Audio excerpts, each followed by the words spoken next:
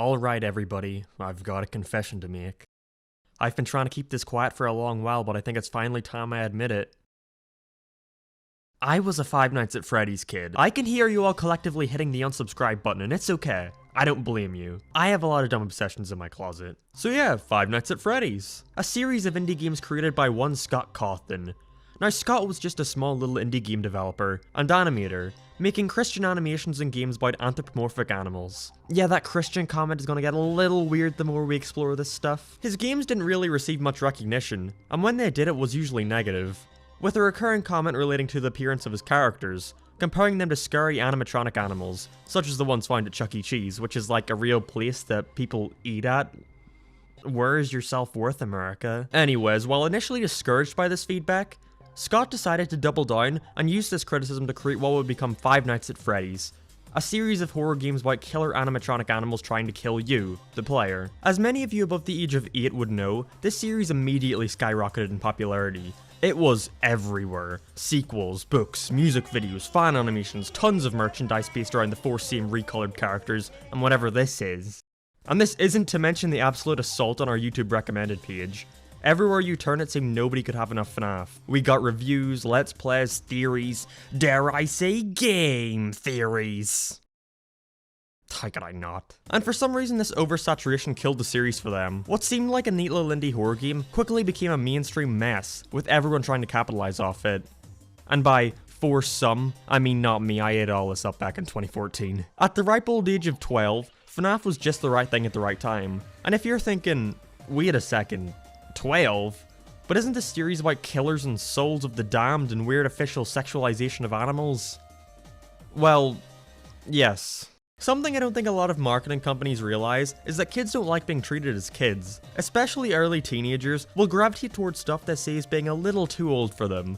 It makes them feel hip and radical. It's actually the strategy used when marketing Sonic the Hedgehog back in the day. And I guess it's kind of worrying that in the 90s what was cool for kids was a wisecracking blue hedgehog, and in the 2010s it's a fixation on characters that hit the kids with the pointy things and the red stuff comes out. So naturally at the time I was obsessed with Five Nights at Freddy's. I'd laugh along with Markiplier's videos, intellectually dissect the lore alongside MatPat, and because I wanted to support them so much, I bought each game on Steam as they're released. And well, after the 4th entry, I thought FNAF was lame and moved on from my life. The trend was over, liking Five Nights at Freddy's was no longer cool, and I shifted my focus back to my other, more socially acceptable obsessions like Sonic.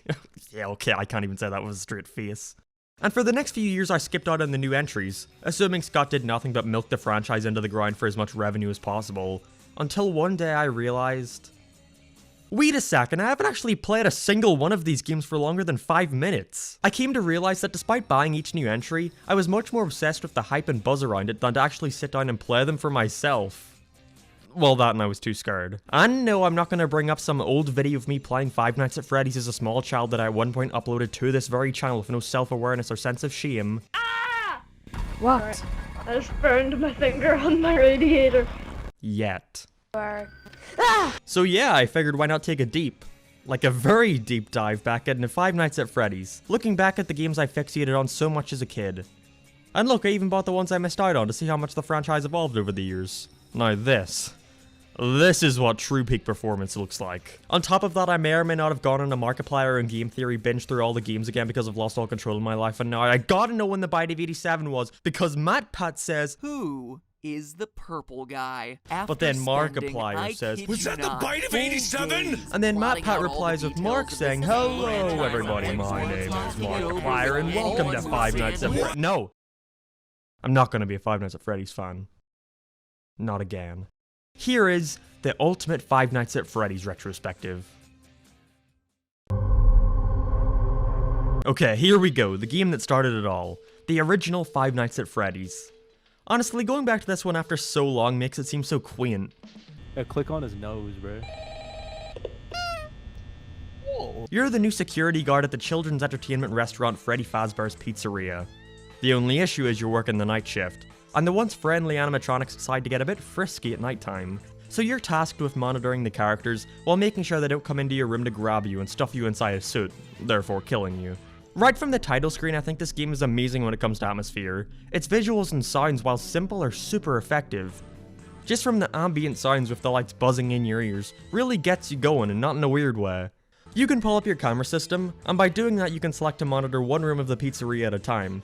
Only problem is there are 4 animatronics, so the game becomes a mad dash to try and find each of them fast enough so you can track where they're headed. And speaking of the animatronics, let's take a look at Fazbear and crew.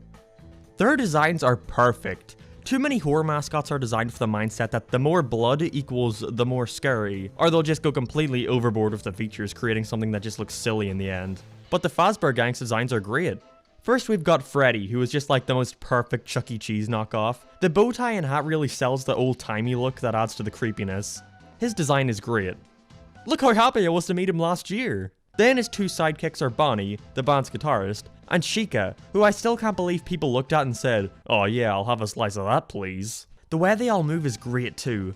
During the actual game they're mostly just still images along for everything else in the game, but the initial trailer for the game has small snippets of them moving around, and it's genuinely really creepy. I wouldn't mind seeing this done more. The 3 start in the main stage and will eventually work their way towards your office, but they're not the only guys you gotta be on the lookout for.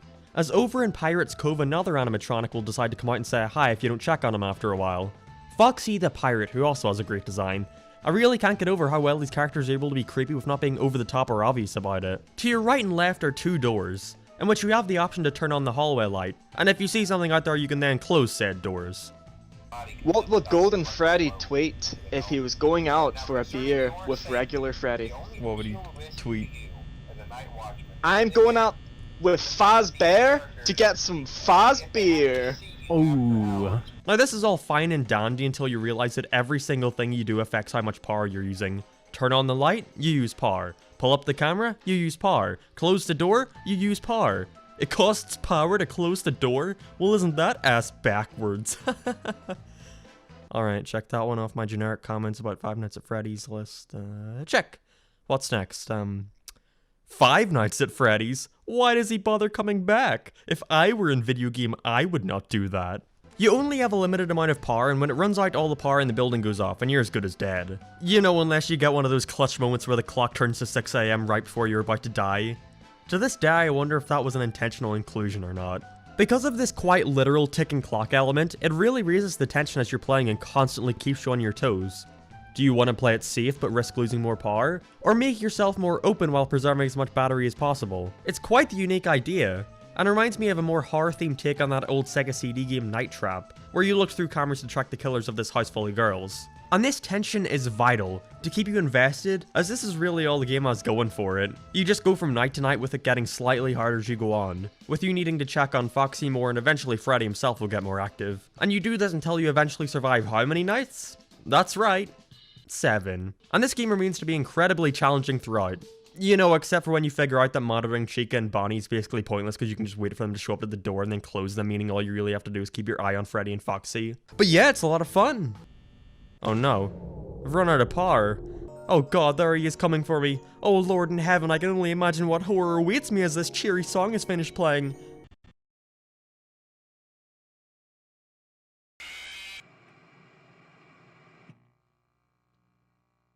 Oh. Jump scares are not scary, there I said it. Now jump scares can scare you, yes, but they in and of themselves are not scary. It's like when someone says they're afraid of clowns. Yeah, they can scare you, but I think you can admit they're not scary. I can much more appreciate something that gets me in the mood where I've got goosebumps and I'm looking around my room in fear of what might be out there. A jump scare just makes me go, ugh. Oh, piss off. In terms of story, it really shocked me just how simple it was kept. In a good way, of course. We all know story is not something this franchise needs to complicate more. During the week, you get calls from this guy on the phone called Phone Guy. Phone Guy is where you get most of the lore from. From how he describes things along with the newspaper stories you can sometimes see during gameplay, it all heavily implies something deeper going on that has ruined the restaurant's image. Something beyond poor customer service. In fact, it instead shows that a mass murder occurred at the premises, when a man dressed in a character suit lured 5 children into a back room and killed them, along with him reporting an event known as the Bite of 87. After this, complaints were made about the animatronics emitting foul odors and leaking blood and mucus from their eyes and mouths. Yeah, it doesn't take a mini MatPat to uncover what happened here. And despite me saying there were only 4 main animatronics, you can actually find a 5th one by chance, Golden Freddy, who can occasionally pop on screen and actually crashes your game. Because isn't it fun to get to 5 AM on night 5 only to have your game crashed by a pissed off golden child? To me, Five Nights at Freddy's 1 is a great game that nails the tone and atmosphere I want out of an indie horror game, with addicting gameplay that manages to have actual strategy to it. With my only complaint being the payoff to it all being a simple jump scare is kinda lame. But that didn't deter people, as the game was still a huge hit. And what does Scott do when he has a certified success on his hands? He releases a sequel only 4 months later. Scott did in fact have a couple other non-Five Nights related games he considered working on, but decided to go back to FNAF for a sequel. I can only assume after seeing the great, big gaps in the lore. The hype around Five Nights at Freddy's 2 was massive. I remember this teaser trailer catching me so off guard. Scott was posting teaser images showing dismantled versions of the old animatronics, compared to the brand new and improved sleeker models. Discussion erupted. What would this game entail? How can we defend ourselves with no doors? Will we be able to boop Freddy's nose? Yes. You could make that in the day, like if you do laboring on a. Well, maybe we should try construction site. earn more money at Five Nights at Freddy's 2, and then it's gonna transition to Yeah. Five Nights at Freddy's 2. FNAF 2 attempts to one-up the original game in every way. There are now 3 vantage points the animatronics can use to attack you, from the middle and your left and right vents. Yep, that's right, there are now vents and they can crawl in them. With no doors, your method of protecting yourself relies on 2 things. Your flashlight, which can deter away animatronics approaching you, or a Freddy Fazbear mask, which once you put on can confuse the animatronics' new security system database and therefore will leave you alone. And to continue with this theme of, let's do the first game again, but more, we are presented with a bunch of new faces to get to know. To start with our main 3, they've all been given makeovers with these new toy versions of them, and whoa yeah, I'll have a slice of that please. Is what some weird people would be saying. She is such a bad bitch, though. I will f the shit out of that robot, man. I'm not even. Foxy's counterpart is Mangle, a mess of parts that kids would take apart and put back together again, which doesn't seem like the safest party activity. On top of all these guys, we've got 2 brand new characters. The first being Balloon Boy. When he comes into your office, he greets you kindly and proceeds to take your flashlight battery from you. And the final character is the Puppet. It might also be called the Marionette, I can't exactly tell, so I'm just gonna go with Puppet since it's easier to say. There's also 2 hidden animatronics known as Shadow Freddy and Shadow Bonnie, also known as RWQFSFSXYC, because that doesn't confuse things at all. Shadow Bonnie has a 0.0001% chance of showing up in your office, but staring at it for too long causes your game to crash. Of course it does. At first my initial reaction to all this was, well, what's just stopping me from keeping an eye on the main 3 attack areas and not even bothering with the cameras? And that's where camera 11 comes in. Oh, camera 11. That's where Balloon Boy and the Puppet reside, but screw him, the focus is on the Puppet. They sit inside a music box, and we can see that we have the option to wind it up to keep it at bay. So now, because there's no Foxy to keep an eye on, this is our incentive to watch the cameras, as if not the box will open and... yeah, that. You will. Thought that was, I guess that was supposed to scare me. Sadly, this game also mostly relies on the jump scares as the main form of attack, which again, is effective for like the 1 second where it occurs but has no lasting impact on the player. And maybe it's just me, but I also don't think this one is as good when it comes to atmosphere. I think the toy animatronics go a bit overboard with the cute factor, and while that's clearly intentional, it makes them not scary in the slightest. It's like Scott hit the perfect balance with the designs in the first one and went way too far astray with this one. And to fall in line with this theming of going too far astray, let's talk about what everyone is slowly starting to care about more than the games. Let's talk about the lore. So in FNAF 2, you also take the role of a different security guard on the night shift, at the new and improved Freddy Fazbear's Pizzeria. As you proceed through the nights, the phone guy discusses some police investigations that's going on regarding the restaurant, and later the location is put into lockdown due to an event we're never told about, and then is eventually closed down. After beating the game, we receive a check that is dated 1987, and this is when all the 10-year-olds' minds collectively exploded. Holy Sunday, crap, this bro, we game got is a ourselves a prequel. prequel, baby. Not only does the game establish 2 separate Freddy restaurants, but implies that there was in fact another Freddy restaurant before this one. The possibilities for lore are truly limitless. And what helps this is the variety of secret minigames you can play after getting a game over, that are presented in this weird Atari style that further adds to the lore. The most interesting minigames are the ones that depict a fun day at Freddy's, as a crying kid outside has a car drive up to them and stabs them. and another that depicts the puppets placing kids' souls inside each of the animatronics from the first game, basically confirming that plot point from the first one. Although one common theme between all these minigames is a mysterious, smiling purple guy that fans have creatively dubbed Purple Guy. And that's FNAF 2. I think in terms of gameplay and atmosphere to step down from the original, but its importance to the franchise can't be ignored, with fan favourites such as the puppet and of course Purple Guy, along with it embracing the ambiguity of the lore for the players, which will be further explored in the next entry, Five Nights at Freddy's 3.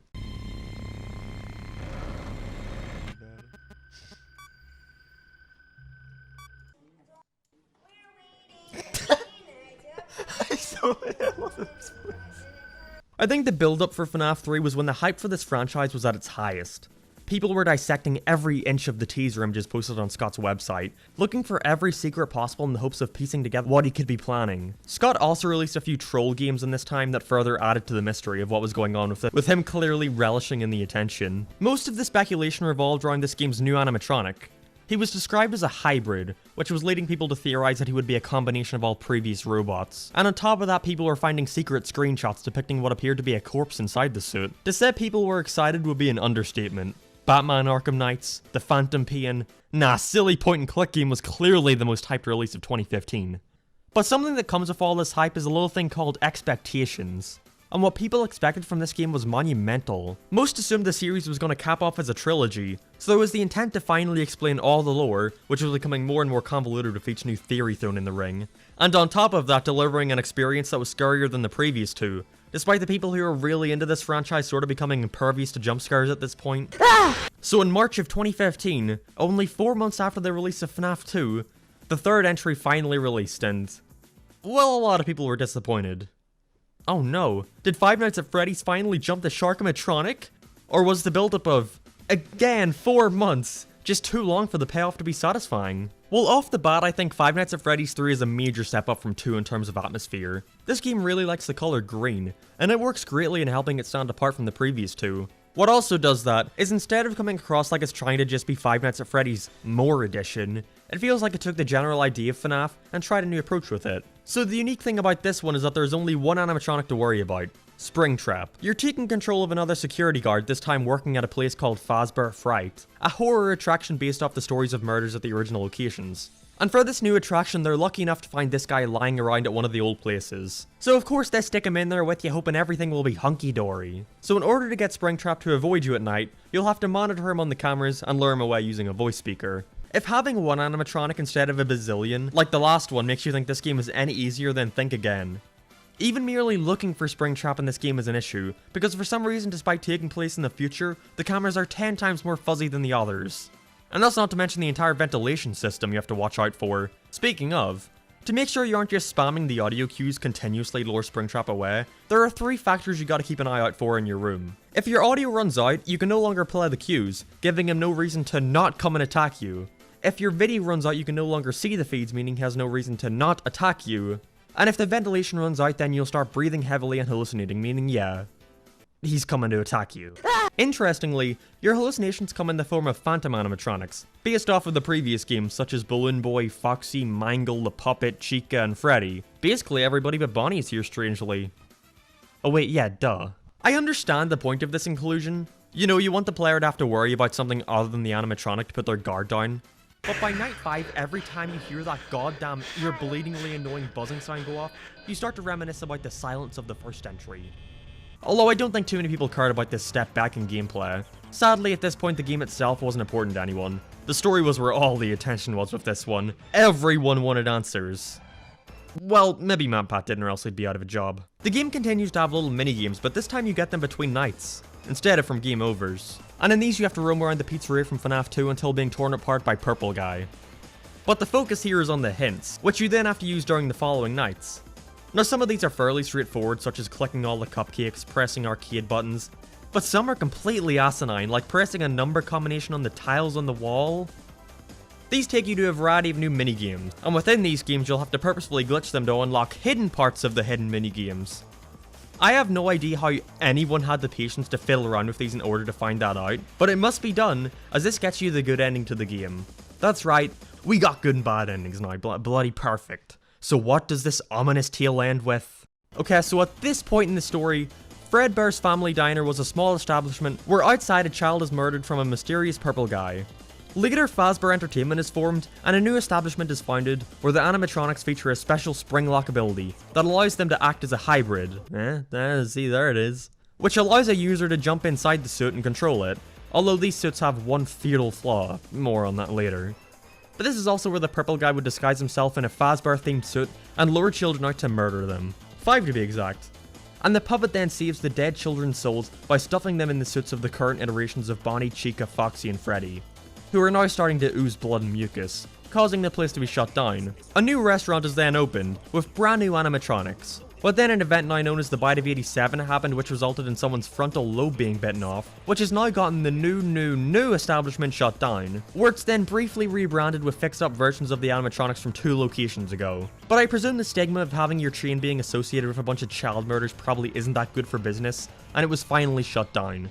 And this is when the purple guy makes his grand return to finally dismantle the robots out of fear of them hunting him, I guess. And the souls of the children escape to kill him. Then he finds the old Golden Bonnie hybrid and hides in it, but because of the flaw I mentioned, the spring locks start to lock when the suit has gotten too damp, and they crush Purple Guy's bones, killing him. Until 30 years later, a horror attraction based on the events is now opened, where they've included the old Spring Bonnie suit now known as Springtrap as part of the attraction. Purple Guy's still inside, and on the last night the building finally burns down due to faulty wiring, where things are finally put to rest. And thus puts a semi-neat little bow on the series. Scratch that, this is not neat in the slightest. Like 1 location we don't see in the games I would accept, but 2, and one of them also featured the same robots as FNAF 1, making this a whole other level of confusing, but you know what? At least it's all over, and as MatPat promised, all the questions are answered. Wait, why are there like 50 more videos in this play? Oh no. So yeah, originally Scott wanted to end the series as a trilogy. He did everything he wanted to do and was finally going to set out on a new adventure. But there was just one road bump in his plan. Yes, it appears that Scott was displeased with the jump scare in Five Nights at Freddy's 3, and I can very much see where he's coming from.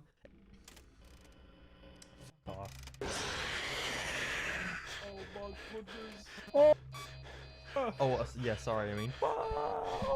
In the others, it either features the characters lunging towards you or manically shaking you, but here it's just, hey, I'm going to McDonald's, you want anything? And so FNAF 4 was put into development. While a lot of people had dropped off the FNAF train at this point, myself included, I still kept an eye on the development of Five Nights at Freddy's 4. And it seems Scott is taking his time with it, coming out on Halloween night, and then it released 4 months earlier. FNAF 4, the perfect summer's game. The teasers for this game had a lot of people hyped.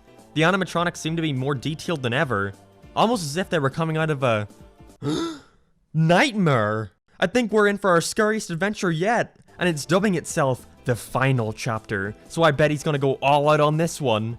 Then the game came out and people got really mad at PewDiePie for not being scared by it.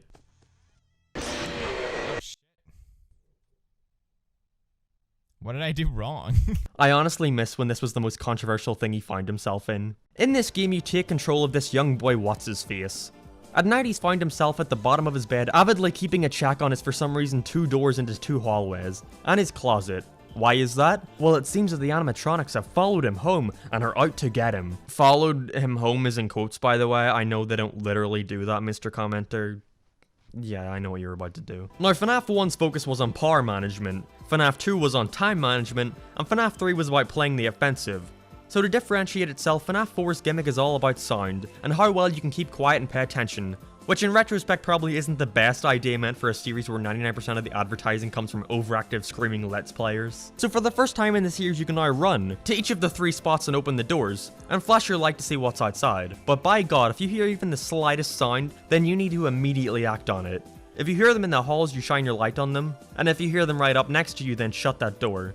While not good for YouTube, I think this idea does wonders of building up the atmosphere of feeling alone at night and just taking in every subtle sound you hear.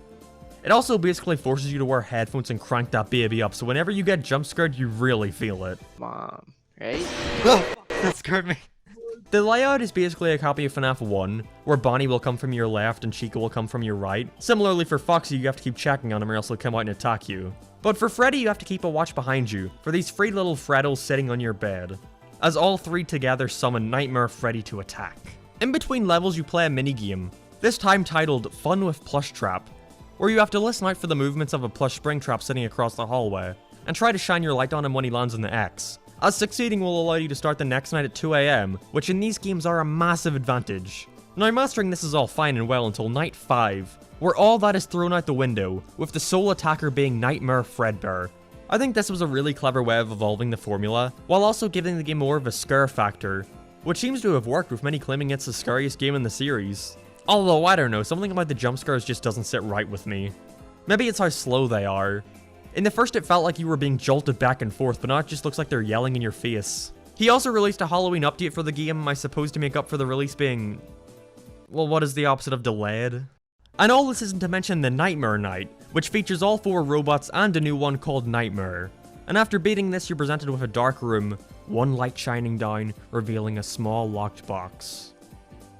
I think we should talk about the plot. So this story is told through the eyes of a child, as his plush friend Fredbear gives him tips and warns him of his brother, who throughout every night progressively reveals just how low he can go, as it goes from simple scars and a foxy mask, to once and for all grabbing him at a birthday party and shoving his head inside the mouth of Fredbear, to where it decides to chomp down and take a bite. Well, that was simple actually. A straightforward story, and we finally get to know who committed the bite of 87? Scott must be feeling generous today. Or was he? Because telling a cohesive story was one line below, make the game more scarier on his to-do list, Scott decided that he'd throw the date 1983 into the ring. So is this really the bite of 87? Or is it the new bite of 83 we gotta worry about? Who are we playing as? The boy living out each night chronologically with the cutscenes? Or is this the brother we're playing as being haunted by the memories of what he did to his brother? And again, that's not even to mention what's in the box. We get the message, perhaps some things are best left forgotten for now. But this is the FNAF fanbase. What are they doing if not endlessly speculating about every minor pixel in these games? And to kill all dramatic effect, let me bring up that Scott has claimed that he originally did have a vision for what was inside the box, but decided against it last minute, deciding to leave it ambiguous, at least until he could find another use for it. You know, I felt that it had all gone kind of too, it had strayed too far from an actual story in a way. You know, it went too broad for interpretation, and that left people unsatisfied. And he kind of said that he thinks the contents of the box changed over the years. You know, and I bet nobody gave that a whole lot of thought, but I saw that and I was like, he's absolutely right. He's absolutely right. The contents of that box have changed over the years because, you know, it's for that very reason. It's because, you know, of what I was intending the game to be when it happened. And then after the reaction of it, I was like, I need to craft this into something better. I just wanted to bring that up in case anyone tries to tell me there was never supposed to be anything there, or what the box contains was really inside us all along.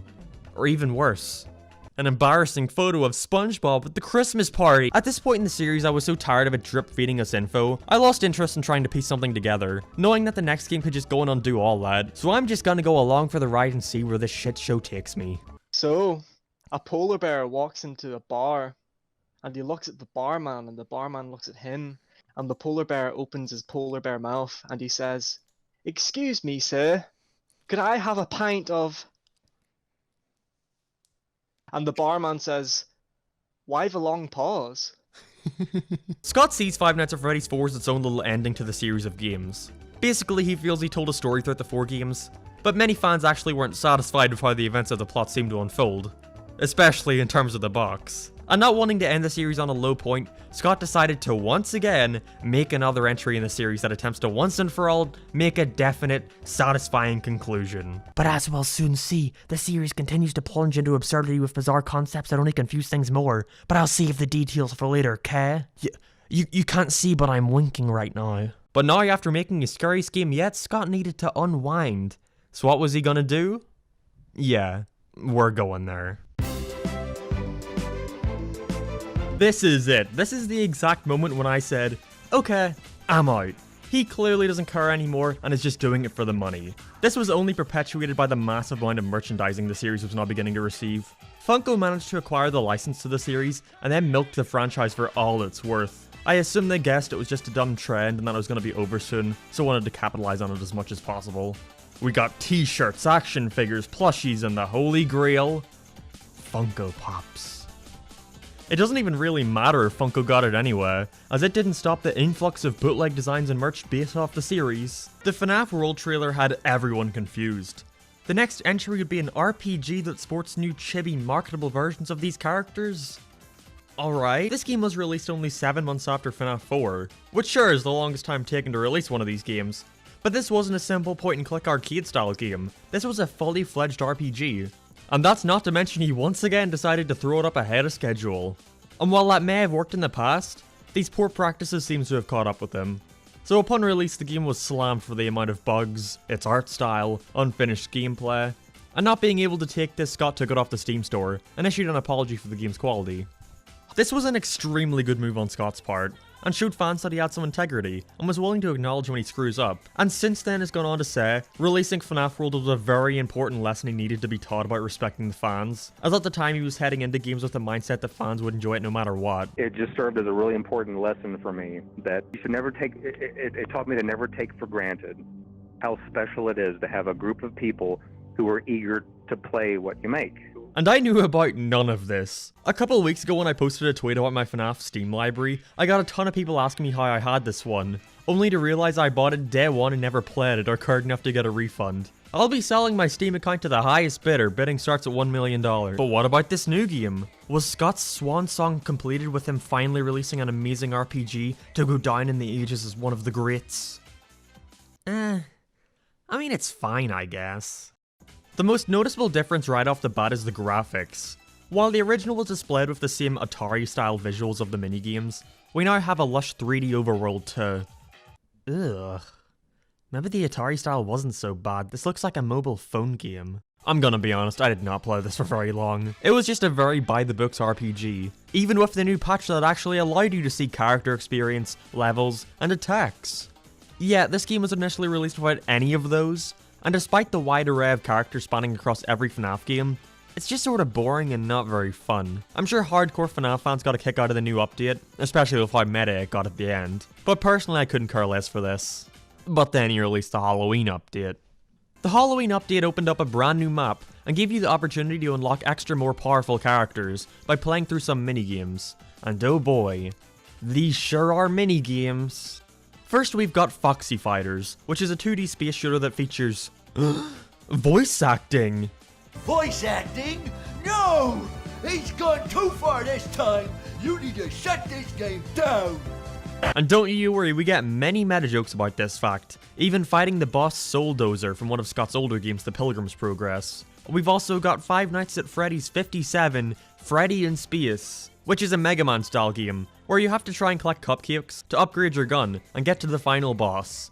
A realistic picture of Scott's face. Then there's Foxy.exe, a not so subtle parody of Sonic.exe, where you walk in the dark. Ooh, spooky. And finally, Scott decided to make his own version of one of those troll games like Cat Mario that just sets it up to kill you and heavily relies on trial and error. If you couldn't tell, and I know the FNAF fans aren't gonna like me for this, but I think the attempts at being meta in this, while charming, are kinda annoying and not very funny. I don't know, I feel like that maybe it just sort of tarnishes the brand a little. I get needing to poke fun at yourself, but it's sort of hard to find these characters in any way scary again after seeing this. But whatever, this series stopped being about the scare factor a long time ago. You cheated! Besides, didn't your mommy ever tell you that you can't count a rainbow? The next time you see a rainbow in the sky, that is me coming to your house! After beating the game, you can enter a house in the main hub, where you find a man sitting at a table, who laments about something becoming a mess, and how hard it's becoming to try and please everyone. Do I need to mention who this is supposed to be? But I guess Scott quickly realized that instead of venting publicly in his video game, that it's best to put a spin on this. And so after beating the Halloween update final boss Debbie Durryberry, we finally get this conclusion. Yep, another game. Yay. In the end, I appreciate what Scott attempted to do with FNAF World. He took a mistake and tried to rework it into a fun meta experience for true fans of the franchise. And even though I didn't enjoy it personally, I know a lot of people loved this angle, so it's good he was able to get back in the fans' good books. And it's definitely a Chad move of him to refund the game and release these updates for free. And after this mess, we'd finally get a glimpse at the true future of Five Nights at Freddy's. This is where I finally had to get my wallet out and start buying the rest of these games. Everything from here on out is unmarked territory for me, so let's see if it was worth coming back to this franchise after all this time. The trailers for Sister Location made it seem like the most different game yet. We got these slick new animatronics with actual voice acting. If you feel you are in danger, feel free to disconnect the interface temporarily until it is safe to reconnect. I can see those Freddy Fazbear pet checks are finally starting to pay off, Scotty boy. Alright, so in this game you take control of Michael Afton, the son of William Afton, who has created animatronics for a sister location to Freddy Fazbear's Pizza. You'd think this means it follows a separate storyline to the originals, but nope. Either way, I'm getting ahead of myself. This new possession posse consists of Funtime Freddy and his puppet Bonbon, Funtime Foxy, Ballora, and the leader Circus Baby. Michael Afton works in the underground facility for animatronics that can be rented out for children's birthday parties. So each night has you doing a different task provided to you by your hand unit, who is this very funny and quirky little machine who says random, memeable quotes such as, exotic butters. And, exotic butters.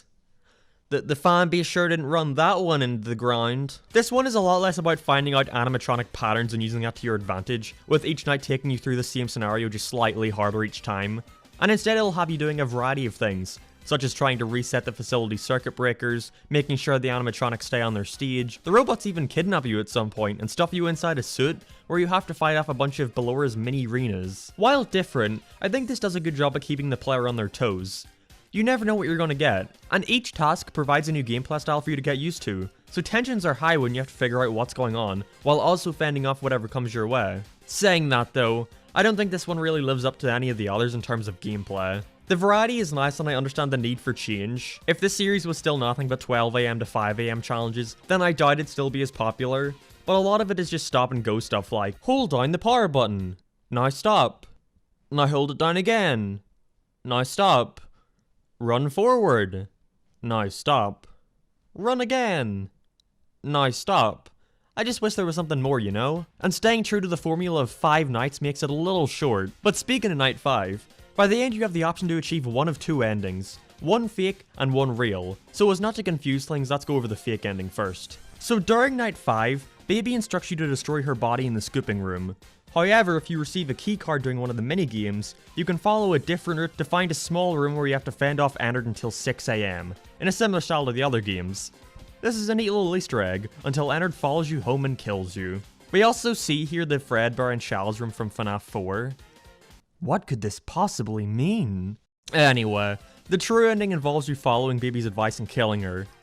She and the other animatronics combine into Ennard, and lure Michael himself into the scooping room, where his guts are scooped out and he's killed. Then Ennard pulls a reverse card, and this time the animatronics hop inside the human skin, wearing it as a suit to escape the place. Well, until they realize, oh yeah, this was like a living thing, with the corpse of Michael slowly rotting, and Ennard escaping into the sewers, where we then see the ruins of Fazbear's Fright from FNAF 3, where Springtrap emerges, meaning Springtrap is Purple Guy, and Purple Guy is William Afton, and William Afton is the guy who built the animatronics in the first place. But where did William even come from? That name wasn't mentioned before now. Well, I guess we gotta get into the books. So Scott for some reason fancied himself a writer, and made a few, well more than a few, books that aimed to expand the FNAF story. So this is the complete FNAF story up until this point. Henry's second name and William Afton become partners and open Fredbear's Family Diner. Because of its success, he then opens some more establishments such as the original Freddy Fazbear's Pizza and Circus Baby's Pizza World. After some children disappear, Freddy's closes its doors, but it's all good, they've still got Circus Babies to fall back on. That is until William's daughter Elizabeth Afton gets a little too close to Baby, and she proceeds to do whatever the robot version of Vor is, and so Circus Babies is closed for good. And William stores the bots underground in a storage facility right under his house. Then, because Karma's a bitch, William's son Michael has his head bitten off with a bite of 83, and he is now going fully insane. I mean, I guess he didn't have all the screws there while kidnapping kids, but you know, more insane. Causing him and Henry to have a falling out. After this, William sneaks into another Fazbear establishment and kills another 5 kids, using a spring bonnie suit to lure them into the back where he... Yeah. After this, the bite of 87 happens to Jeremy, who's the night guard in FNAF 2, and that restaurant also closes for good. Now, William has returned with his goal of destroying the original 4 animatronics, presumably after realizing his daughter's trapped in Baby and is all like, oh shit, you don't think those other guys are pissed I killed them? Unknowingly, all this does is release the kids' souls, and they attack William, who hides in the spring bunny suit only for the moisture around to cause the locks to clamp shut and crush him to death, leaving him as Springtrap. Now Michael, who I think has come back as a robot or something created by his dad William, I'm not sure about that, returns on a mission to save his sister from the soul of Baby in the underground facility.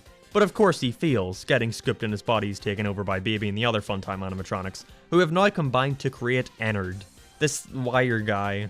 But he finally rots and collapses on the floor, with Ennard escaping into the sewer. But surprisingly, Michael gets right back up and heads on like nothing ever happened because he's gotta find his dad, I guess. 30 years later, Springtrap is unearthed from the boarded off room in Freddy Fazbear's Pizzeria and unleashes him back onto our world until 5 nights later when the building is burnt down and he dies. Or does he? I can't believe there's more to this, but for the sake of keeping this in chronological order as the game's released, let's move on to the next entry. Okay, so I just found out about this game's existence a few weeks ago while downloading the games I missed. I was initially going to skip it because it seemed like just another free-to-play troll game, and yep, this is about just what I expected from a lazy... Oh, come on. So yeah, Five Nights at Freddy's 6. The one Scott intentionally released with little to no advertising, since apparently he felt hyping up another game for months with endless teasers would only cause fatigue within the fanbase. Again, showing how far he's come from FNAF World. This dude put out the finale to his series for free. Again, Scott's a real Chad. After playing this little pizza minigame, you're presented with this, Scrap Baby, where you have to do an audio test on her to make sure she can be salvaged for parts, for your brand new Freddy Fazbear franchise. Yep, you're a franchisee in this game, and you save up money to purchase items and animatronics for your new pizzeria. But of course, while things seem fine during the day, at night is when it gets a little weird. Random animatronics will show up outside, and it's your job to take them in and make sure you're able to salvage them for extra cash. But be careful, as while you take your paper unnecessarily close to your face, the animatronics have the chance to attack you. But you can just send them back to their base positions with a controlled shock. After this, and while the restaurant is functioning regularly, you have to sit in this small enclosed office room, and do whatever tasks and order whatever materials you're going to need to continue functioning. But for some reason, whoever designed this room has cleverly included the feature of open vents right beside you, and since you're bringing in a new animatronic every night, this is practically an open invitation for them to come attack you. You can track where they're coming from and use your audio to your advantage, sort of like an evolution of the FNAF 3 formula, and also turn off your ventilation system to draw less attention to yourself. I honestly think this is the least engaging out of all the FNAF games, but I also think the Pizzeria Simulator aspect elevates it to one of the best games in the series. It's genuinely fun to save up and manage your money, contemplate selling out and taking ads even though it'll make the gameplay more frustrating later on, deciding whether or not to put this really cool item on display despite it having a very high risk of you getting sued, and seeing all the new dumb animatronics this game introduces. So we've got the Rockstar animatronics, which are slight redesigns of the main four, along with this new derpy one called Lefty, but we also have the mediocre melodies, consisting of Happy Frog, Mr. Hippo, Ned Bear, Pig Patch, and Orville Elephant. Wait a second. Oh my god, this man is a genius! There are also some more minigames you can buy with your hard-earned money, like the one where you run around as a little girl only for the visuals to get more and more creepy with the items being replaced by her dead dog and Golden Bonnie looming over her shoulder. And there's also one where you play as a man that's presumably Henry, where you can explore his house and find secrets. But that all feeds into the lore this game expands upon, which I will do so in a bit. So after 5 nights, it's finally the big party day. All the animatronics are geared up and revving to go and... Oh, I got the bad ending. Yeah, this game has multiple endings you unlock depending on how you perform at the pizzeria, like going bankrupt to being sued too much. Alright, this time I'm set up for the good ending. I've salvaged all the animatronics. Springtrap, who's been given a slightly different, and honestly, worse redesign. Scrap Baby, who was actually the original Baby in a new body after being ejected from Ennard after some argument thing, who is now being controlled by Funtime Freddy, who is also just in a new form called Molten Freddy. Look, I said the game concluded the story, not that it made sense. And it's here when all the pieces of the puzzle finally start to fit together, with the final cutscene. You have all been called here, into a labyrinth of sounds and smells, misdirection and misfortune. A labyrinth with no exit, a maze with no prize. And to you monsters trapped in the corridors, be still, and give up your spirits. They don't belong to you. Although for one of you, the darkest pit of hell has opened to swallow you whole. So don't keep the devil waiting, old friend. Okay. So here is the story of Five Nights at Freddy's to the best of my understanding, along with the help of like 50 different Reddit posts and YouTube videos. Thank you, Matt Pat.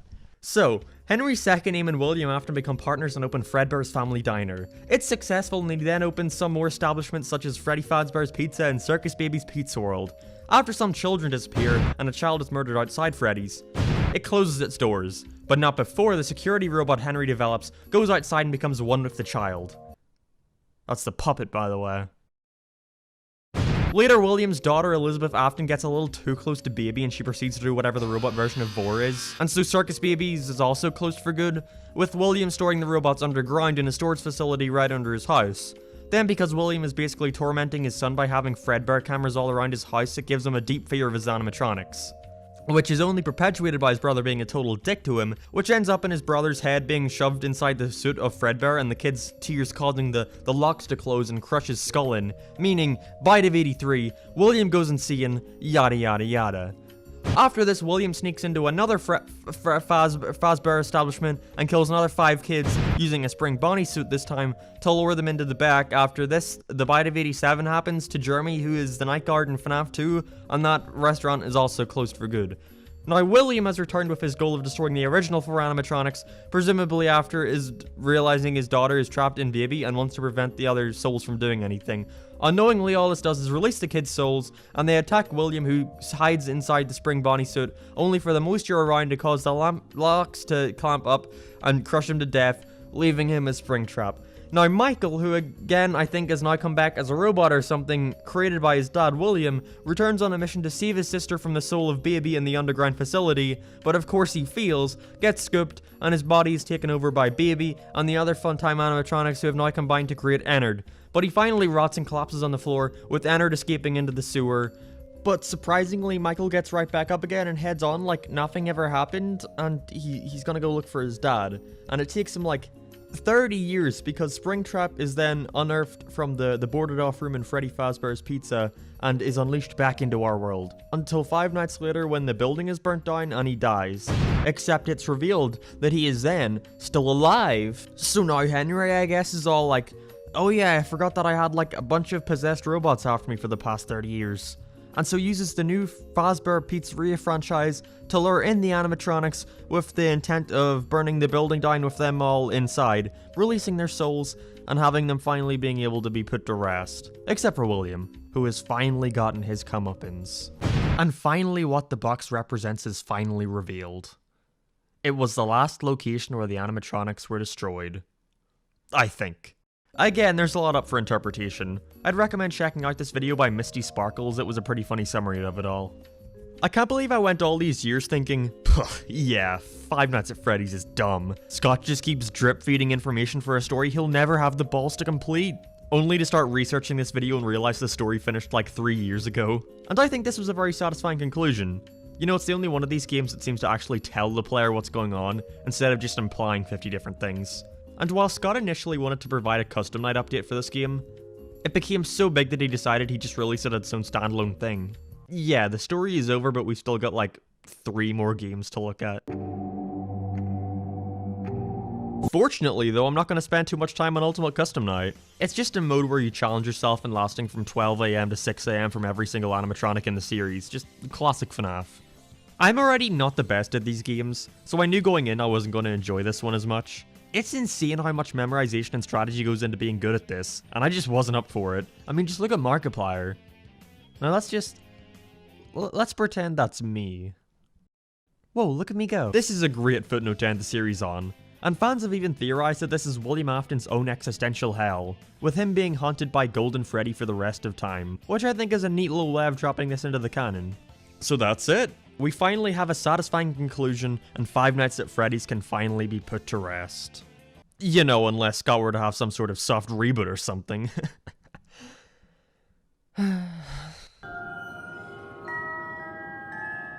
Scott finally handed the franchise off to an actual development studio this time, with Steel Wool Studios developing Five Nights at Freddy's Help Wanted, a VR game that initially seemed to just be a direct remake of the original games and nothing more. So I can just skip this, right? No need to dwell on the games I've already talked about.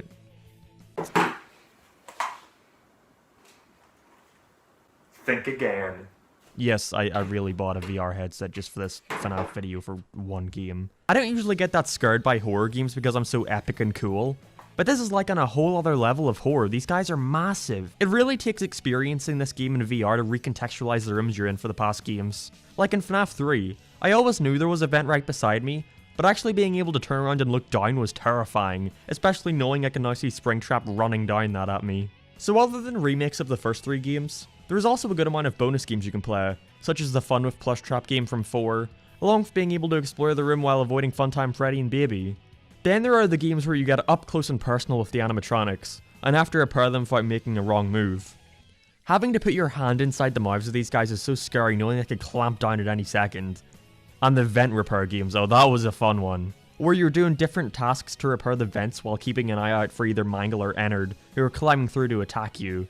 Despite being single player, this is actually the perfect game for a group of people to play. It's so tense, even just watching somebody go through it. And this isn't even to mention the... So what is that? So because why not, they decided this game was going to have a little story of its own. According to this, the events of all previous FNAF games were nothing more than untrue ghost stories, with no actual resemblance to real life events. And to get rid of their bad reputation, Fazbear Entertainment have created a silly little VR game to mock these stories. As you're playing, you can find cassette tapes around each location, and heading to a secret room allows you to listen to developer logs, which warn of a hidden glitch that seems to be affecting the people who test the game. Weren't you making fun of poor creepypastas a couple games ago? Anyway, this is where this guy comes in. Glitchtrap. The lady in the tapes tells you about the previous beta tester, Jeremy. Yeah, they really like that name. Who slowly started acting more and more strange the more he played the vidya, and eventually tries to give you information on how to kill it. Only issue is that as you collect the final tape, you start to realize that the old tester failed at her mission, and instead of killing it, tore apart its code and scattered it all around the game. The same code you've been piecing back together the entire game. The tapes. After this and beating every new stage, a new level is unlocked. Pizza Party. In this you travel around a maze consisting of rooms from each and every FNAF game spliced together, until the ending reveals that this was all just a ploy from the Glitchtrap, to lure you into the back of the restaurant and kill you. Finally, I can be Freddy Fazbear in the IRL. Seriously though, that's just the bad ending. What you can do though, is use the Tape Girl's sudden change of advice, where she now wants you to collect the tapes now, to try and destroy it. And by pressing the button in your main hub area, you finally... feel. The theory behind this is that the more she played, the same thing that happened to Jeremy happened to her, and now she's possessed by the Glitchtrap. Meaning she is trying to then switch places with you, leaving the game on a cliffhanger as they walk off into the distance. Which is strange considering it's still seen as the good ending, despite it being great.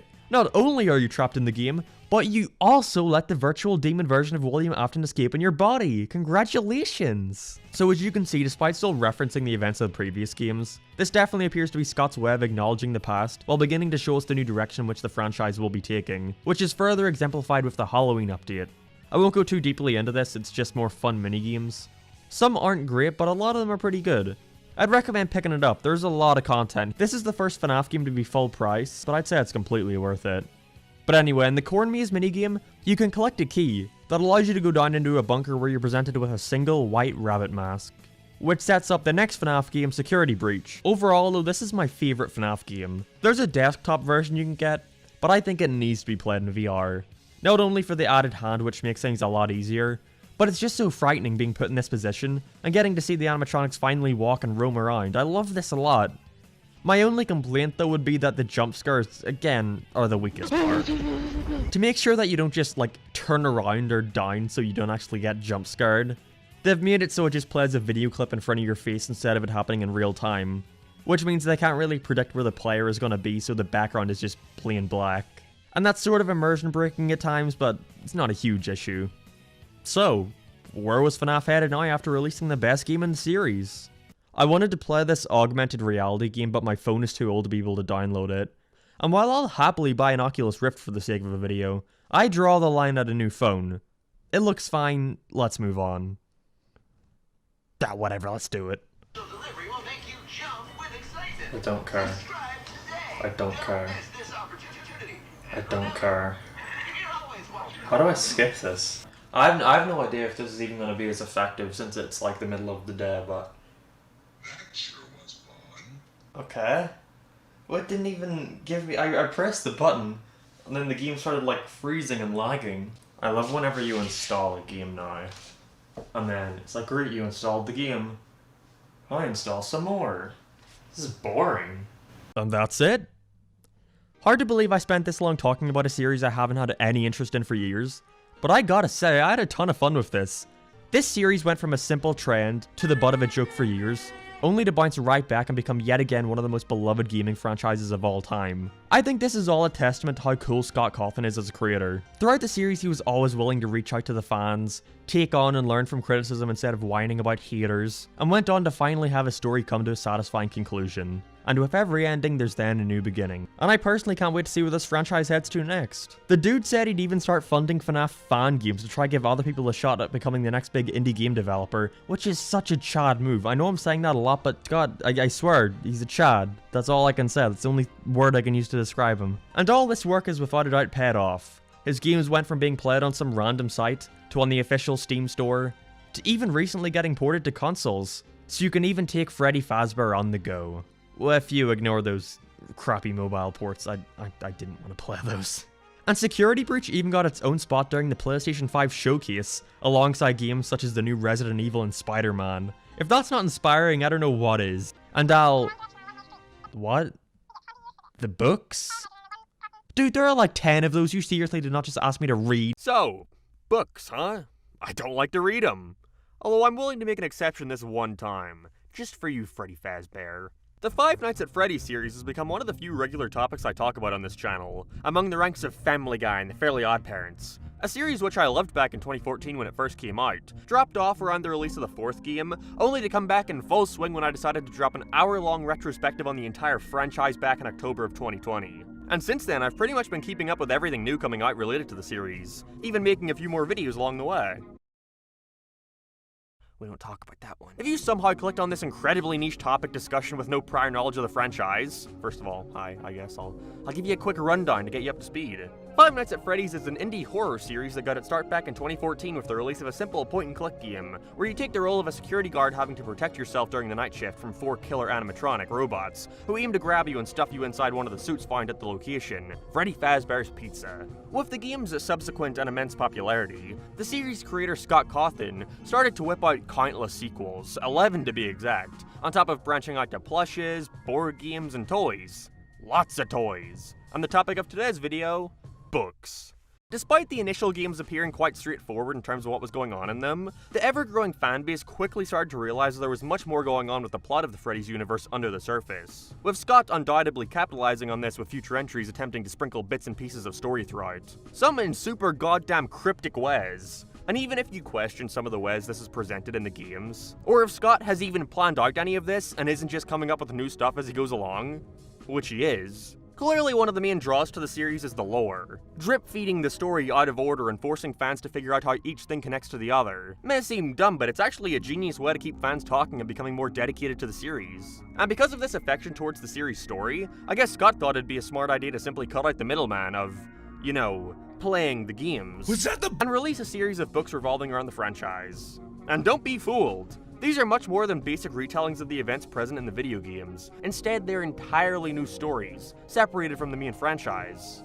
I think, as you're going to soon see, it gets rather confusing as we go on. I'm just going off this quote from the man himself, which reads, "The games in the book should be considered to be separate continuities, even if they do share many familiar elements. So yes, the book is canon, just as the games are. That doesn't mean they're intended to fit together like two puzzle pieces." Yeah, that sure clears everything up. Brilliant. No, I never really paid much attention to these things. My FNAF hype train was going strong for a long time. I was watching all the game theories, all the Markiplier Let's Plays, and getting ready to buy the new action figures coming out. But once they finally hit UK store shelves, I'd already dropped off. So reading wasn't really going to be the thing to entice me back in. It's crazy to think about when these things first released. I recall thinking, oh god, they really jumped the shark here, didn't they? This fad is on its way out. And now here I am owning them all 7 years later. I will say, however, every now and then I'd hear something about them or see people on Twitter discuss the new installments, which started to pique my interest. Not always in the most positive way, like the rumblings of Springtrap Vor or something. I really am not looking forward to some of these. At the time of writing this video, there are currently 21 books released, and by god was this horrible to prepare for. Okay, so not only is there a trilogy of novels, but then there's another series of 11 anthology books, each featuring 3 unrelated stories with an ongoing story happening in each of them, and also a bonus 12th book which you can only get from buying the full set of 11 in a collector's box, meaning I don't just have a couple duplicates laying around, like great, my new chair is a bit wobbly, this'll do the trick. And on top of that, there's a new anthology series, I think, based off the newest game, FNAF Security Breach, as well as 3 graphic novels which adapt the stories from the original trilogy, and then another graphic novel which illustrated some of the stories from the first anthology series, and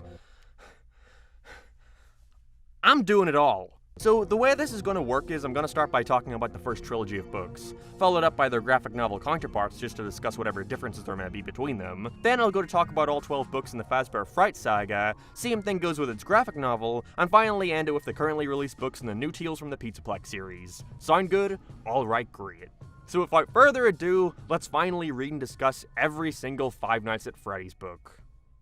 No, I'm not doing the guy. To start off our painfully long endeavor, we have the 2015 release, Five Nights at Freddy's, The Silver Eyes. I mean, we have a lot of great reviews like, best book in existence, other than a lot of other great books. To start on a completely unrelated note, did you ever realize how many books says somewhere on the cover something about being a New York Times bestseller? With this one being no different. You ever notice that literally every single book under the sun says that somewhere? It can't be that hard to obtain. It seriously makes me consider why they even put it on there. It's like your kid proudly displaying their participation medal on their wall. You really think you did something. At first I was starting to worry about how hard it would be trying to keep track of all these books, until I saw they have these handy dandy collections, with this one containing the first 3 novels. Apparently it even has a bonus poster inside. You can take it back.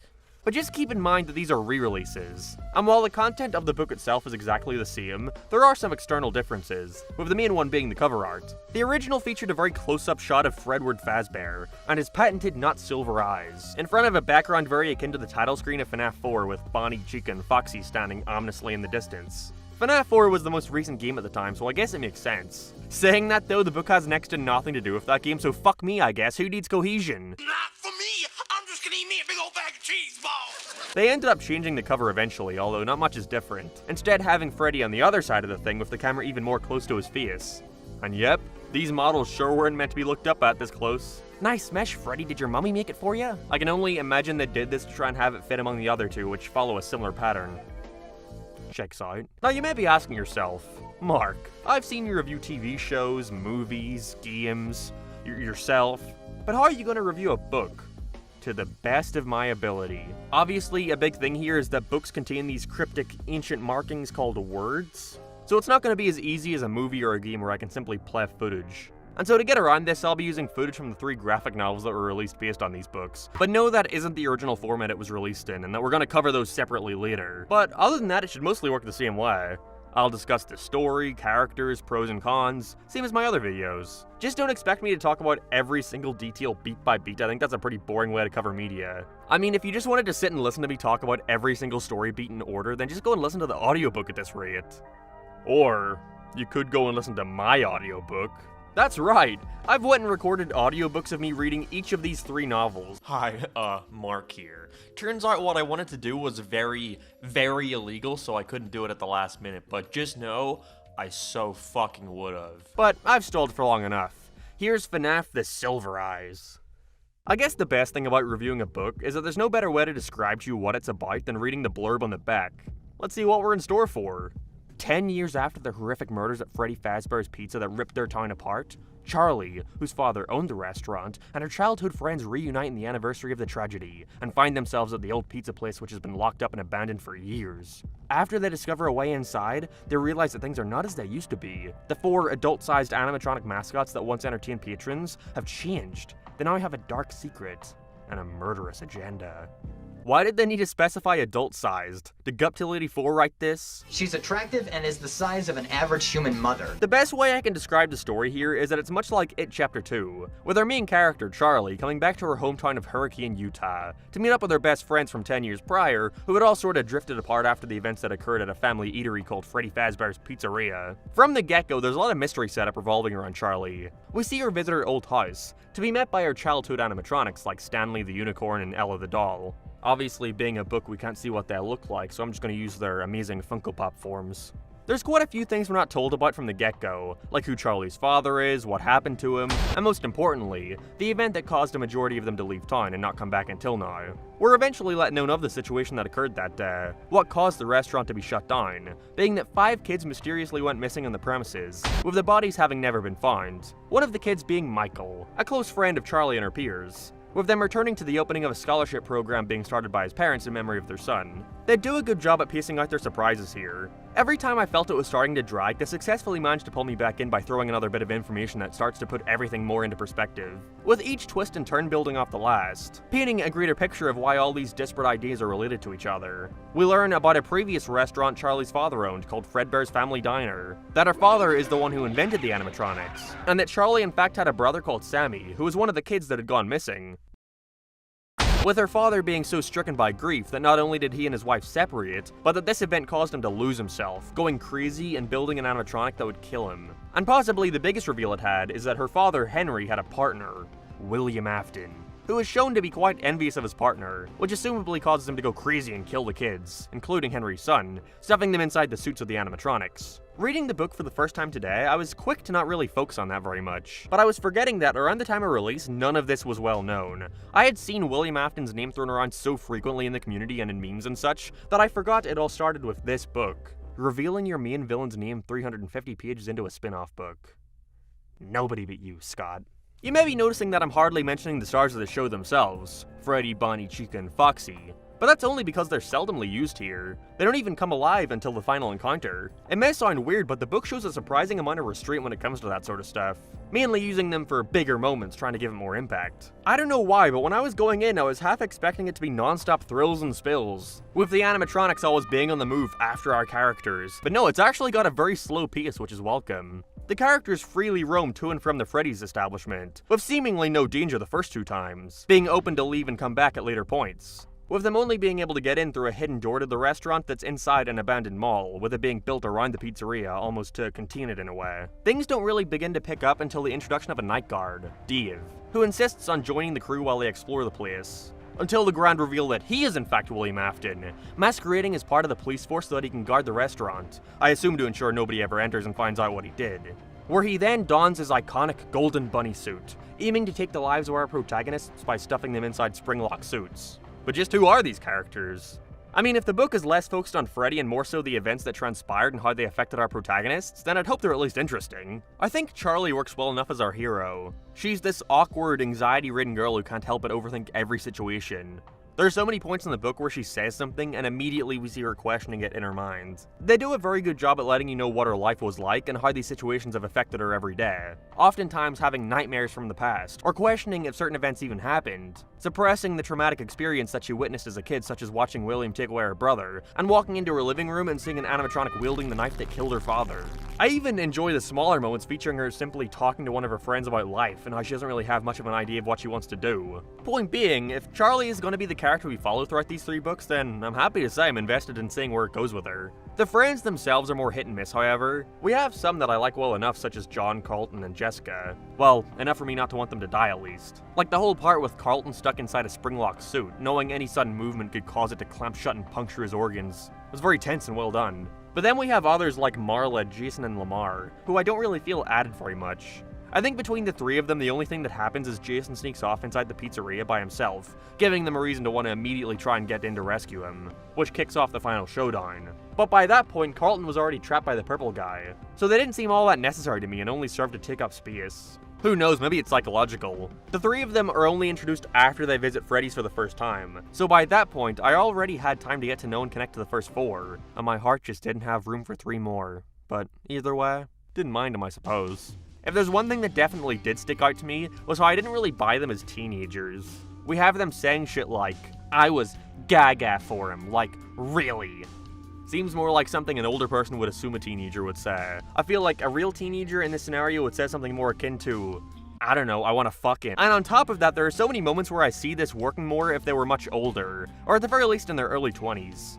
Not only with the way they talk to each other about catching up on their lives, but the scenario itself is weird. I mean, if I were a parent, I don't think I'd trust my 17-year-old kid to go to a different state alone for the memorial of their old friend who was murdered in that town. I mean, I'd join them. Still, though, it's not a huge deal. And they do a lot more stuff that I like than don't, which helps me still have an overall positive opinion on it, such as all the clever integration of elements from the video games like the camera system and elements like the souls of the kids. Golden Freddy even makes a cameo as the spirit of their friend Michael. If anything, I think this book would be an excellent framework for the Five Nights at Freddy's movie, which apparently it was, until Scott eventually scrapped it in favor of something else, and then scrapped that one in favor of who the fuck knows. The book ends with the reveal that the animatronics weren't actually after our main characters, instead only being after them because they've been dead for so long and any adult triggers back their memories of being taken by the dastardly clutches of William Afton, who Charlie kills by purposefully activating the spring locks on the golden bunny suit he was wearing. We all know where this is going. And with that, we're officially done with the first book. I could sit here and point out dumb minor errors like on how page 193 they forgot to have the word "in" be in italics, but who fucking cares about that shit? The only thing worth mentioning in that regard is that while it does a good job at describing things in a way that paints a picture accurately, there are a few odd times where the wording is a bit bizarre. Like, I don't know, describing William Afton as a financially shrewd Santa Claus isn't the most intimidating image. I wasn't expecting it when going in, but I find it to be a thoroughly enjoyable time. Like I said before, I was mostly predicting a dumb baby book, not hesitant to overstimulate you with wacky cartoon characters ripping people to shreds and showering in the blood raining down from their corpses. But this was actually a fairly engaging story about a young girl and her friends uncovering the mysteries of their past. I will say though, I'm curious about where this story is gonna go, as it ends with Charlie and friends once again moving on, implying she has no interest in seeing them again as it reminds her too much of what happened. But I guess one thing's for sure, no matter what, it's gonna be twisted. Wait, no, that doesn't make sense. I didn't show the title card yet. 2 years later, we got the long-awaited sequel to The Silver Eyes, Five Nights at Freddy's, The Twisted Ones. The cover for this one is super cool, teasing at us this blackened, demonic-looking Freddy Fazbear, covered in strangely textured loose wires and bloodshot red eyes. Almost like he's twisted? It's been a year since the horrific events at Freddy Fazbear's Pizza, and Charlie is just trying to move on. Even with the excitement of a new school and a fresh start, she's still haunted by nightmares of a masked murderer and 4 gruesome animatronic puppets. But when a series of bodies are found near her school bearing wounds that are disturbingly familiar, she finds herself drawn back into the world of her father's frightening creations. Something twisted is hunting Charlie, and this time, if it finds her, it's not letting her go. I like picturing these as if they're being announced in a movie trailer. This summer, Freddy Fazbear is gonna get twisted! Also, I just wanted to point out that I'm just now noticing in other regions these books have different covers. Like, look at this fucking abomination that the Turkish were forced to deal with while they waited for the official version. Glad they decided to point out to us that Toy Freddy's dick is an amaler. I hope it gets better. As the blurb suggests, the Twisted Ones quickly gets us acquainted to the new lives our protagonists from the last book are leading, with Charlie going to college for robotics, sharing a dorm with Jessica, and John just so happens to have gotten a construction job over in Hurricane, where there's recently been a storm that nearly demolished Charlie's father's house. It's interesting that they decided to cut out over half the main cast from the last book. Marla makes a small cameo at the end and Carlton is only ever mentioned a couple times, but the rest got the axe. Gotta say, not shedding a tear over this change, honestly. The story for this one involves Charlie being haunted by nightmares of her brother, who if you remember was taken by William Afton when they were young. She swears that a part of her is missing without him and can almost hear him calling for her, like he's trapped in a box and needs her help getting out. There's very much so a theme going on throughout the book of holding on to things, becoming obsessive and needing to let go of the past. Charlie is clearly suffering from memories of her father and what happened last year at Freddy's, with her friends at multiple points questioning her sanity, with her room overflowing with parts, wires, and bizarre contraptions. Almost like she's beginning to follow in her father's footsteps. Something I noticed soon in is that the pacing here is way worse compared to the first. Most likely because that one had a pretty standard and basic concept to get around, but the Twisted Ones feels like it takes forever to start. The perfect example of the book's horrible pacing is that there's this big intense moment near the end where Charlie is eaten by Freddy and is being taken to some mysterious place she doesn't know, any sudden movements triggering the spring locks and resulting in her death. And when John, Jessica, and Carlton's father, Clay, get to the house to try and find something that'll help them know where she's being dragged to, they then, for some reason, all fucking just sit down and let Clay discuss why his wife left him for 4 pages. Charlie's potentially being murdered, and here we are watching a goddamn therapy session. That's all during the end, though. For the first 200 or so pages of the thing, it's got such a slow pace, focusing on the characters and what they're doing in their everyday lives. They explore way more of her interpersonal relationships, with Charlie and John going out on dates and such, which I wouldn't have a problem with if it weren't for the fact that these don't seem like real people. I'm not engaged with their romance. Charlie flat out says they have nothing in common except for Freddy's, and she proves to him that she's nothing more than a crazy lady, arriving to their dates late and covered in muck and bruises. And when he simply asks what's going on, she yells at him like, "I'm surrounded by monsters and murder and death and spirit!" Yeah, I think I'll take the check to go. Don't worry though, this sort of dialogue isn't just restricted to the romance stuff. We get all your classic Marvel one-liners like, "We're not at Freddy's anymore." That is a real line said here. They break up the romance shit with the shocking news that bodies are starting to show up around the place, covered in the same scarring that's caused by the springlock suits, with them eventually finding the pattern that there are these twisted animatronics that rise from the ground at night, walk towards where Charlie's college is, then bury themselves come morning, wanting to strike again. And what's even worse is fake blood was found at the same spot where William supposedly died in the last novel.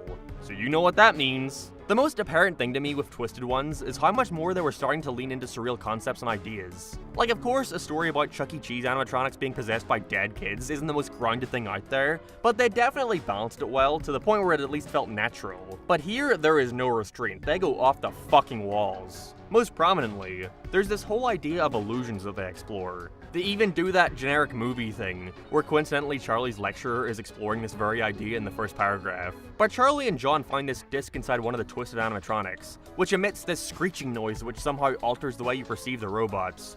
Trying to lure in kids through presenting Freddy and Co. is much more friendly, when in reality they look much more akin to, well, this guy. I'm not really sure how I feel about this idea. See, it's implemented well enough. Within the confines of the book, it makes sense.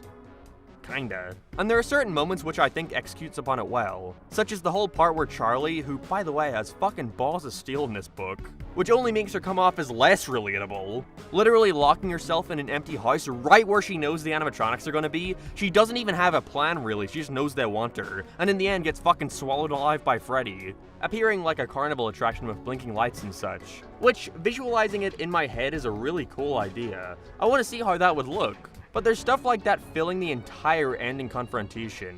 But despite how not awfully it was executed on, there's still something about the idea that remains so dumb, there's no better way to put it. There's this line on page 165 which I think perfectly sums up my thoughts on it, being, "It almost makes sense, but not quite." What's even worse is that by the end it straight up feels like a Five Nights at Freddy's fanfiction. There is so much fan service here that feels like it wasn't necessary. Like, a spooky FNAF book should not include parts where all the robots are fist fighting and somebody says, "It's a Fortnite Battle Royale out there!" Well, okay, I may have added the Fortnite part. Like, there are parts such as, the original Bonnie grabbed the torso of the twisted Bonnie and threw it aside where Chica waited.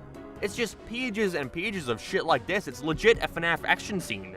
When they arrive at Clay's house, we learn that he actually went back to the same Freddy's location from the first book, taking all the animatronics home and storing them in his basement. And so John has the bright idea to go down to them and try to communicate, hoping for them to somehow know where Charlie's being taken away to. And it fucking works! The whole ending here is a neat concept, with Charlie being locked inside an unknown pizzeria, filled with what she later learns to be illusions of more twisted animatronics, like a twisted Bonnie, a wolf, and a bunch of childlike ghosts, which turns out to be nothing more than silly little balloon boys. But where it started to lose me is through the fact that it drags on and on and on. Every time you think it's about to end, it just keeps going. And this is the shortest book too, with the previous being 400 pages and this only being 300. But while I got through that first one in around 2 days, this took like 4 because it just gets so boring at points. Either over-explaining concepts or details, like when Charlie enters the empty house I mentioned before, and we get like 3 pages just describing how all the furniture is fake. There's world building and then there's just filling pages. Or they're trying to get through like 8 different plot points one after the other with no breathing room, and it just becomes draining. Okay. So, when John, Jessica, and Claire come to rescue Charlie in the pizzeria, and after Claire does the most reasonable thing I've ever seen somebody do in a FNAF setting and fucking shotguns Freddy Fazbear in the head, we hear the sound of a familiar character, after Charlie questions why they brought her here. "They don't care about you. I'm the one that brought you here!" I was very much so excited to see them incorporate my favorite character Springtrap into the book, with William having been fused with the bunny suit as a rotting undead corpse.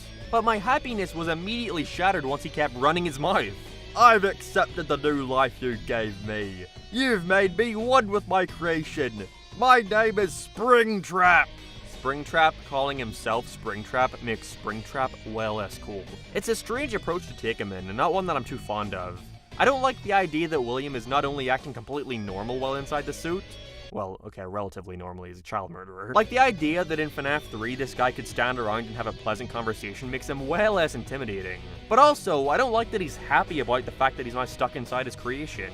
Like, wasn't the whole idea behind him activating the spring locks and dying inside the suit being that it was an ironic death? Being subjected to the same torture he put his victims through? But him enjoying it just sort of undoes all that, doesn't it? I don't know, if you have a different perspective on this, let me know. But in my opinion, wouldn't it be a cooler idea if he instead resented the hand he was dealt? Having a blinding rage towards Charlie for being imprisoned in such a gruesome way? Wanting to put her through the same pain he has to endure every single day for the rest of eternity? I don't know. I'll never know, because it never fucking happened. Nothing is more fitting to me than this page being forever ruined in my book because I accidentally sneezed on it. The ending to this book had me really disappointed. Like I mentioned before, things just keep happening and they don't know when to call it quits. So after a bunch of running around, they defeat the twisted animatronics. Then Charlie starts to go further into the place to chase after Springtrap while it's all falling apart, wanting to know why she took her brother and not him. But then the twisted animatronics actually aren't defeated and get back up chasing them. Then Charlie and Springtrap fight. Then they pull her off where Charlie screams, "Why did you take him and not me?" To which Springtrap looks to her and proclaims, "I didn't take him. I took you." Oh my god. Wait, what? You spent the whole fucking book waiting for this dickhead to show up, and when he finally does, it just leaves you questioning more. But before you can even process that, Charlie thinks that she finds the door her brother is trapped behind, being entranced by it despite the building, again, collapsing. And she finally breaks out of it because John shouts, "Charlie! I love you." And after all this fucking slogfest, she once again gets captured by Freddy Fazbear, who fucking crushes her to death. Yeah, no really, Charlie dies. After this, John, Jessica, and a fellow student already sit around in shock of Charlie's death, with Marla showing up to console him. And while all seems dim, they look outside and see a familiar face walking towards them. It's Charlie. Only for John to look at her, sit in silence, and finally say, "That's not Charlie." What an infuriating book. The first seems so quaint in comparison. Even if it had some neat ideas and cool moments, the twisted ones more often than not had me in one of two states at any given time. Bored or mad. And this ending left me no different. It genuinely put me in a bad mood for the rest of the day. But despite all this, despite all that bitching, I'm not gonna lie and say that I'm not invested. I really want to see where the fuck this story goes. Who's this not Charlie? What did Springtrap want with her? What did he mean when he said he took her instead of her brother? Well, unfortunately, there's only one way to find out.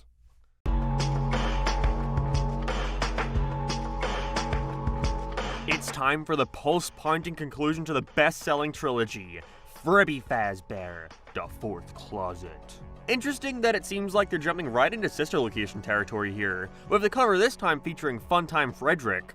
Also, can I just say, whoever decided to call the third book in the trilogy The Fourth Closet, fuck you. I don't know if it's just me, but the book somehow feels cheaper here compared to the other two. Perhaps it's the texture that feels different. Either way, this one came out only a year after the last, which has me a little worried. Was it a rush job wanting to cash in on the hype? Let's press forward. What really happened to Charlie? It's the question that John can't seem to shake, along with the nightmares of Charlie's seeming death and miraculous reappearance. John wants to forget the whole terrifying saga of Freddy Fazbear's Pizza, but the past isn't so easily buried. Meanwhile, there's a new animatronic pizzeria opening in Hurricane, along with a new rash of kidnappings that feel all too familiar. Bound together by their childhood loss, John reluctantly teams up with Jessica, Marla, and Carlton to solve the case and find the missing children. Along the way, they'll unravel the twisted mystery of what really happened to Charlie, and the haunting legacy of her father's creations. The story for The Fourth Closet takes no break. They immediately get into the thick of it. It's been 6 months since the last book, and John has been traumatized over what happened to Charlie with her dying. I mean, not to say I told you so, John, but that's what you get for falling in love with a crazy lady. Not only that, but he ends up running into a brand new pizza establishment that opened up in town, along with a new batch of kidnappings to boot. I'm sure those couldn't possibly be related, could they? After a bit, John runs into Jessica, and after a bit of small talk delivers the line that fucking hooked me. "I miss seeing you around." And so does she. Oh fuck, that's right, Charlie supposedly didn't die. This just got interesting. With the book as a whole feeling like one big third act, it's a little hard to analyze bits of the story in a certain order, like the characters, writing, or whatever, without simply just talking about the reveals and discussing those. Because a majority of this book is exposition and building off of elements set up in the first two. First of all, I'd love to point out how much I love Charlie and John's interactions in this one. What was once my least favorite part of the previous book is now my favorite here. They bring back Marla and Carlton for this one, who along with Jessica are ecstatic to see Charlie wind up alive, clearly being in some kind of denial as John doesn't believe it for a second, being the only one to have watched her die right in front of him. The way they interact with her having some of Charlie's memories but clearly missing a couple details here and there, along with John constantly flip-flopping on whether or not he thinks it's the real her, makes their conversations way more engaging, with him noticing all the little inconsistencies in her appearance or personality, seemingly not caring about any of her dad's creations anymore and wanting to get away from it all, moving out of Jessica's dorm. They do a good job at keeping you questioning if it's really her or not, by switching to her perspective every now and then. Questioning why John doesn't believe it's really her still makes you feel attached to her and not know what to believe. When we aren't looking at this, we're hearing the experiments of an unknown figure, who seems to be working on something big with the assistance of a tall, lanky girl animatronic. Spoiler warning. It's this fuck ugly thing. Things really begin to kick off when John and Jessica find out where Charlie's Aunt Jen is, who seems very unwilling to divulge any info regarding what's going on. Not before they sneak upstairs in her house and open a large box only to find the real Charlie, where the now proven fake Charlie enters the house and proceeds to kill Jen where she stands. From here, the book is non-stop action, where not Charlie starts to catch on to the fact that John and company are aware she's fake, and now has to find the real Charlie at all costs. But just who is this not Charlie? Who sent her? And how did she manage to look so much like the real thing? I think we all know by now that no matter what, the answer has something to do with William Afton, who is miraculously still alive, and is experimenting on this big amalgamation of parts with his robot sidekick. I will say that I'm glad that they retroactively went out of their way to backtrack on the way he presented himself in the Twisted Ones, being much more collected here, aware of his mortality, and acknowledging that his newfound life and strength that he gained from being inside Springtrap made him act that way. Even scaring Jessica in the fourth closet through an illusion of Springtrap, who acts much more like the theatrical version of himself from that book. We see a different side to William here. He's old and decrepit, clearly on his last legs of life, nearing death, where he admits that his mortality terrifies him, being afraid of hell, which, you know, probably isn't helped by all the child murder. From the way he describes it, he fears death more than the excruciating pain he's put through every day, which is why he's so overjoyed by being in the spring Bonnie suit. It was like he had cheated death. Metal is supposedly a strong conductor of this stuff called remnant, and so his soul had fused with the machine. And since he escaped from the suit, he's once again trying to cheat death, by slowly having his assistant take apart his organs and put them inside of the strange amalgamation, which is later revealed to have been the combined remains of the robots from FNAF 1, Freddy, Bonnie, Chica, and Foxy, with the dead children's souls still being trapped inside. That's already a lot to take in, but I assure you, it gets more complicated. This is all leading up to the astonishing reveal where Charlie is confronted with William Afton's assistant, this sleek figure that looks like Baby but more humanoid, who has not only been using the disc illusion thingies to look more like the cartoony Baby seen in the games, but also like Charlie. You were right, John. That other Charlie was an imposter! We're then met with the bombshell that our Charlie isn't even the real Charlie herself. Our Charlie is nothing more than a ragdoll built by Henry, given memories so that he could cope with the loss of his real daughter who was kidnapped by Springtrap. He surrounded his house with the illusion-creating devices and went mad, not being able to discern what's real and what's not. And stricken with grief and shame, Henry built an animatronic with the purpose of killing him, leaving Charlie in the care of Aunt Jen, the only other person who knew the truth behind what Charlie is. A robot. I have to say, they present this idea in a way that's, yes, convoluted, very convoluted, but somehow works in context of the story. But I'm getting too far ahead of myself. The way the book is pieced out means all this shit is revealed in varying orders, but for the sake of simplicity and understanding, I'm gonna start at the beginning and go in order. Okay, so you're gonna want to sit down for this. Before getting into the story, I first need to explain to you what Remnant is, since I mentioned it earlier. I have to thank my good friend Allison for explaining all this to me. This shit's a nightmare. Remnant is a concept that's teased as far back as the Silver Eyes, with the line, "Memories, I think they'll linger, whether there's someone there or not." The house, her old house, was imbued with memory, with loss, with longing. It hung in the air like humidity. The walls were saturated like the wood is soaked in it. It had been there before she came in, and it was there now. It would be there forever. It had to be. There was too much, too great and vast a weight for Charlie to have brought it with her. Basically, in the FNAF series, a soul is not something you're born with, it's composed of your experiences, your memories and the emotions that come with them. A soul is crafted and built over time as you continue to live life. It's important to know that Charlie, despite being a robot, had a soul and was just as human as the friends surrounding her. She made her own memories and felt real emotion. Got all that? Okay, great. So, William Afton and Henry Emily, nice surname, loser, team up to create Fredbear's Family Diner, a fun-filled place for kids and adults where they have these innovative spring-locked suits on hand. William dons the spring Bonnie suit to lure and kidnap Henry's daughter Charlie, killing her. William kills Charlie out of jealousy of what he perceives to be Henry's perfect family. Henry never finds out what his partner had done and quickly goes mad. He moves to a new house in Hurricane, and while not flat out stated anywhere, it's heavily implied that Henry's wife and son Sammy move away from him, as he's apparently been going crazy, surrounding himself with these experimental illusion lights and discs, which only allows him to see what he wants to, blocking out the real world and no longer being able to discern reality from fiction. He tries to fix this by using his deceased daughter's ragdoll toy to build a robot duplicate of her, recording memories and placing them inside of her mind, so that she's none the wiser of what's happened, having closets in a room that contain future, older versions of Charlie, presumably to let out when the time comes. One of these Charlie robots is Baby, although Henry had given up on her once he realized what he was doing was fucked up, and so she remained incomplete in his workshop. Sometime around now, Henry and William also open up Freddy Fazbear's Pizzeria, by the way, with new animatronics taking center stage. William, from his perspective, basically sees Charlie come back from the dead, in the form of this new robotic version of her. He's fascinated by the idea that Henry could give his life to something out of grief for what he had lost. Henry poured his love and anguish and all of his emotions into that doll, which gave it life, at the cost of leaving a part of himself behind. His emotion. William completely misses the point of this. He has no love or grief. All he wants is the possibility of immortality, finding life in something inanimate, something that's never been seen before. And therefore, in 1985, starts experimenting with the children, murdering 5 of them, including Charlie's childhood friend Michael, and stuffs them inside the animatronic suits, which along with the bad press of children going missing on the premises causes Freddy to shut down. Henry goes even more mad, and after realizing that he'll never get his real daughter back, and can't move on, builds an animatronic to murder him. He hides the older Robo-Charlie in a closet, buries the twisted animatronics, and leaves a note for Aunt Jen, asking her to burn down his house with Robo-Charlie in it, so she can never get out. Aunt Jen could never do this though, recognizing the life that Robo-Charlie now had. It would be like killing any other human being. Aunt Jen took Charlie away, protecting her from the secret of what she really is. Through killing the kids, William realizes that one spirit follows through flesh, but also the pain. He considers the possessed animatronics his perfect family, a family he always sought after. That's not to mention though that William actually had a family, a daughter named Elizabeth. That's right, purple guy fucked, what's your excuse? William was very much so neglectful and abusive to Elizabeth. She was always living in the shadow of what was to become his greatest creation.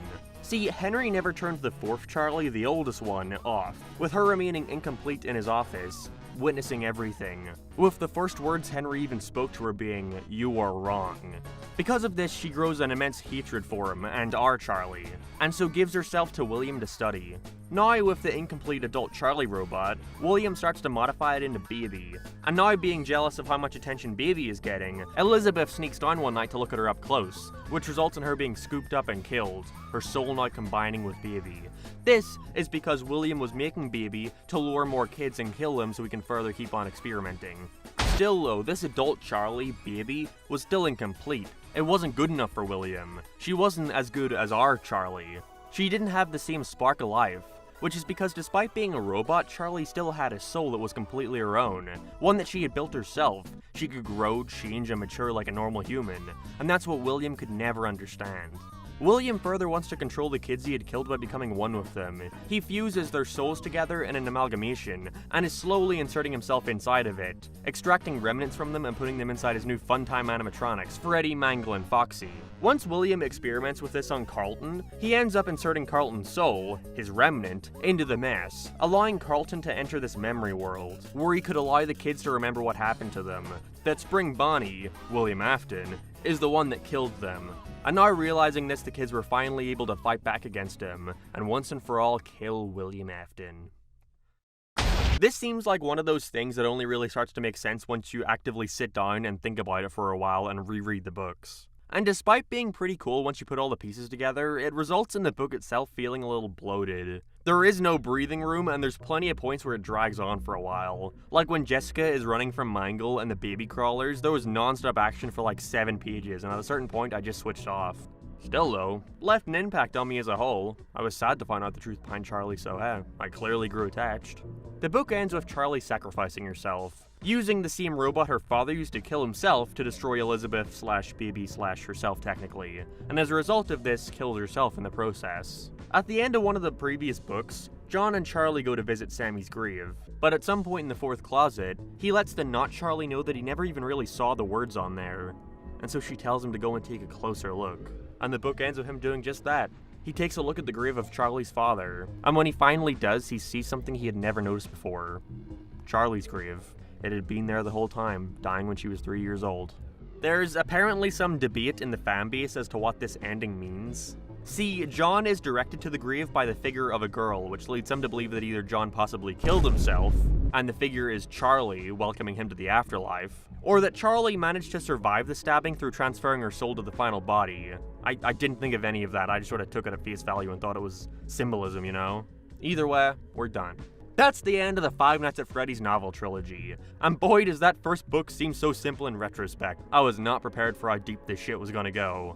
But I gotta say, if I take it for what it is and don't question how outlandish some of this stuff can get, I really enjoyed myself here, and was engaged a majority of the time with these characters and their lives. I am glad that they quit here though, and didn't attempt to continue the story any further, instead opting for the next series, Fazbear Frights, to feature an entirely different set of stories. But that's still not the end of the novel trilogy, however, as in 2019 we got the graphic novel adaptations of all 3 books. So hey, let's give them a quick glance for fun.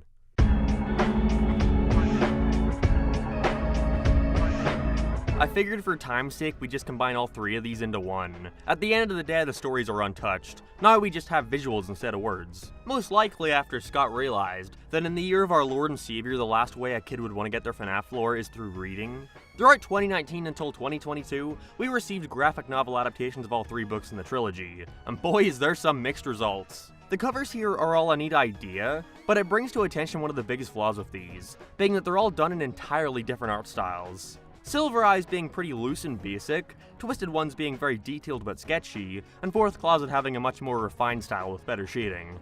Speaking of these covers, did you know that one of the artists behind these books actually attempted to redo that god-awful bonus poster we got at the start of the video? And what do you know, it looks 10 times better.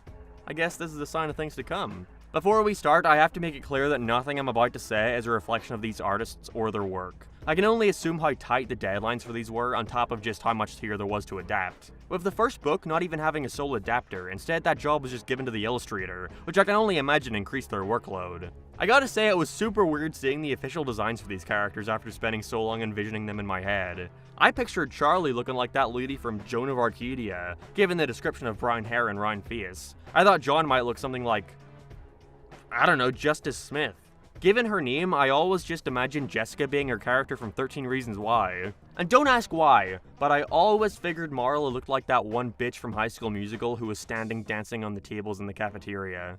That's my headcanon. Instead, there's some weird differences here that took a little getting used to, such as Jessica being a blonde, despite her description claiming she had brown hair. Although that was most likely done so that not all 3 of our female protagonists would have the same colored hair. William Afton, though, I was not fucking prepared for. He looks so fucking dumb, and not intimidating at all. Although, that may be a direct result of the first book looking so fucking bad. I'm sorry, there's no way around it. The Silver Eyes adaptation is awful. At first I thought it was simply a directed rip of the novel. Almost everything is word for word, which you'd think would be a good thing, but not at all as a matter of fact. Not having any descriptions for these locations, not having those beats where we see the characters think to themselves for a bit, allowing us to grow more attached to them is completely removed. It's basically just like we're seeing the first book, but only the text boxes. I got through this thing in like an hour because there's nothing going on. You can really see the artist struggling to rush through and condense this thing. There is no stopping here and it seriously hurts the pacing. I wondered how they somehow managed to shrink it from an initial 400 pages to only 200, and then that's when I realized that they actually were taking creative liberties here, but took out some stuff that's integral to later reveals. Removing segments like the friends calling a policeman to Freddy's who drives them back to meet Claire for the first time, I understand. It doesn't add a lot other than showing the adults don't believe them, which is already shown through the later interaction with Claire, fine. But then they remove shit like near the beginning of the book, where John asks about the differing sizes of closets in Charlie's room. Okay, so keep in mind how we later learn that the different robot Charlies are behind these closets. Remember how Charlie spends the entire second book looking for it. Remember how the fucking name of the final book is The Fourth Closet. Now let's see how the novel treats the first mention of this thing versus the graphic novel. The closets had been built to align with the slant of the ceiling, and there were 3 of them. Ella lived in the short one, which was about 3.5 feet tall. Next to it was one a foot or so taller, and a third, closest to the bedroom door, with the same height as the rest of the room. She smiled, remembering. Why do you have 3 closets? John had demanded the first time he came over. She looked at him blankly, confused by the question. "'Cause that's how many there are," she said finally. She pointed defensively to the little one. "That one's Ella's anyway," she added. John nodded, satisfied. Charlie shook her head and opened the door to the middle closet, or tried to. The knob stopped with a jolt. It was locked. She rattled it a few times but gave up without much conviction. She instead crouched low to the floor and glanced up at the smallest closet. Her big girl closet that she would someday grow into. "You won't need it until you're bigger," her father would say, but that day never came. I remember showing these closets to John. "Why do you have 3 closets?" There's no more, that's it. They even keep in the same dialogue later, where John refers to it as her big girl closet. That line no longer makes any sense because you cut out the moment where she calls it that. And also, they put next to no emphasis on the closet here. It makes their inclusion later feel way more thrown together. That comparison is the perfect description of the Silver Eyes graphic novel. It's the first book, but sliced in half with genuinely terrible, terrible art. It ruins so many of the best moments here, because whenever I was reading the words, I could at least envision it in my head and picture the best version of what it could look like. Like when William Afton creepily explains to Carlton what will happen if he moves in the Springlock suit. I didn't need to know that he was standing in a brightly lit room smiling and crossing his arms. That ruins it! Again, no shame to the artist. I understand this probably isn't what they're truly capable of, but this does not look official. It seems more like a DeviantArt fan comic. Thankfully, the Twisted Ones and Fourth Closet hired somebody to actually adapt them, meaning actual time was taken to figure out what should be kept or shortened or changed altogether, while still keeping the story intact. I'm really not that into the art style changing so drastically between them, but honestly, I'll take it if it means I don't have to look at any more of this. Already there's a massive improvement with the Twisted Ones. The speech bubbles look formatted better, we actually get to see Charlie's thoughts again, and despite every now and again they rely too much on weird gradient backgrounds, there's way more creative and better looking shots in here. It's not amazing, the sketchy style isn't my favorite to be honest, and it made reading these back to back pretty jarring, but it works better for certain scenes, especially with the twisted animatronics. Allows them to show a lot of detail while still being able to cut some corners. And boy does it feel like corners were cut. For every cool illustration we get, like the reveal of Springtrap, we get shit like Balloon Boy's introduction. Hi. Something definitely different you get from reading these over the novels is that the foreshadowing becomes way more apparent. You know, given we can actually see what the characters are seeing. Which makes it easier to pick up on certain stuff, like a childhood photo of Charlie where she's wearing the exact same outfit as Ella. Or her visions of being trapped in a box making a lot more sense now, knowing that in the Fourth Closet she quite literally is trapped in that same box. Speaking of, this foreshadowing is only further exemplified with the Fourth Closet. There was a bunch of neat details here I picked up on that I didn't realize until now. Either because I simply missed them, or it could be the fact that this adaptation is a lot more direct with the reveals. They point out the obvious a little more, which is a good thing because I'm a little slow and didn't pick up on some of this stuff before. Around the beginning of the novel, a mysterious woman approaches the junkyard, where she asks the owner to show where he had heard children screaming from a previous night. I'm not sure if they mentioned it in the book when I just missed it, but in the graphic novel, Carlton flat out says that the FNAF robots were thrown in the junkyard by the police, and now we can visibly see that the lady is baby. And knowing where all this was gonna go when I read it now, I finally realized that this is where they find the FNAF 1 robots to bring to William so he can fuse with them. Or there's the part where Jessica confronts William and how he survived Charlie activating the spring locks on him in Silver Eyes, with Charlie finding out in the Twisted Ones that fake blood was found on the scene, presumably being William's, he faked his own death. However, William turns down the claim, letting her know that he bled real blood that day, just like any human. At first I figured this was a forgotten detail, something they were never gonna come back to. but most likely to help stupid people like me. The Fourth Closet adaptation includes a line where Aunt Jen is talking to Henry, saying that just because he can make a doll that bleeds doesn't mean he can bring Charlie back, showing of course that it was her blood they found on the scene that day. There's also minor details I enjoyed here that weren't in the original, such as how John actually asks Charlie about Artie, who at the end of the Twisted One said they were dating. If you couldn't tell already, I've got a much more positive opinion on the Fourth Closet adaptation.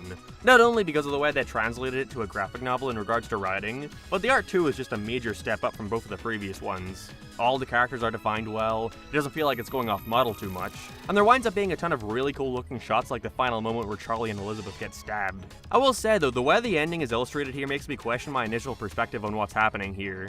In general, the symbolism is much clearer to grasp, like seeing Elizabeth walk up to the robot William is turning into Baby. We can see that it still looks like Charlie, which makes it easier to understand that Baby is a weird combination of all three, but this ending had me fucking stumped.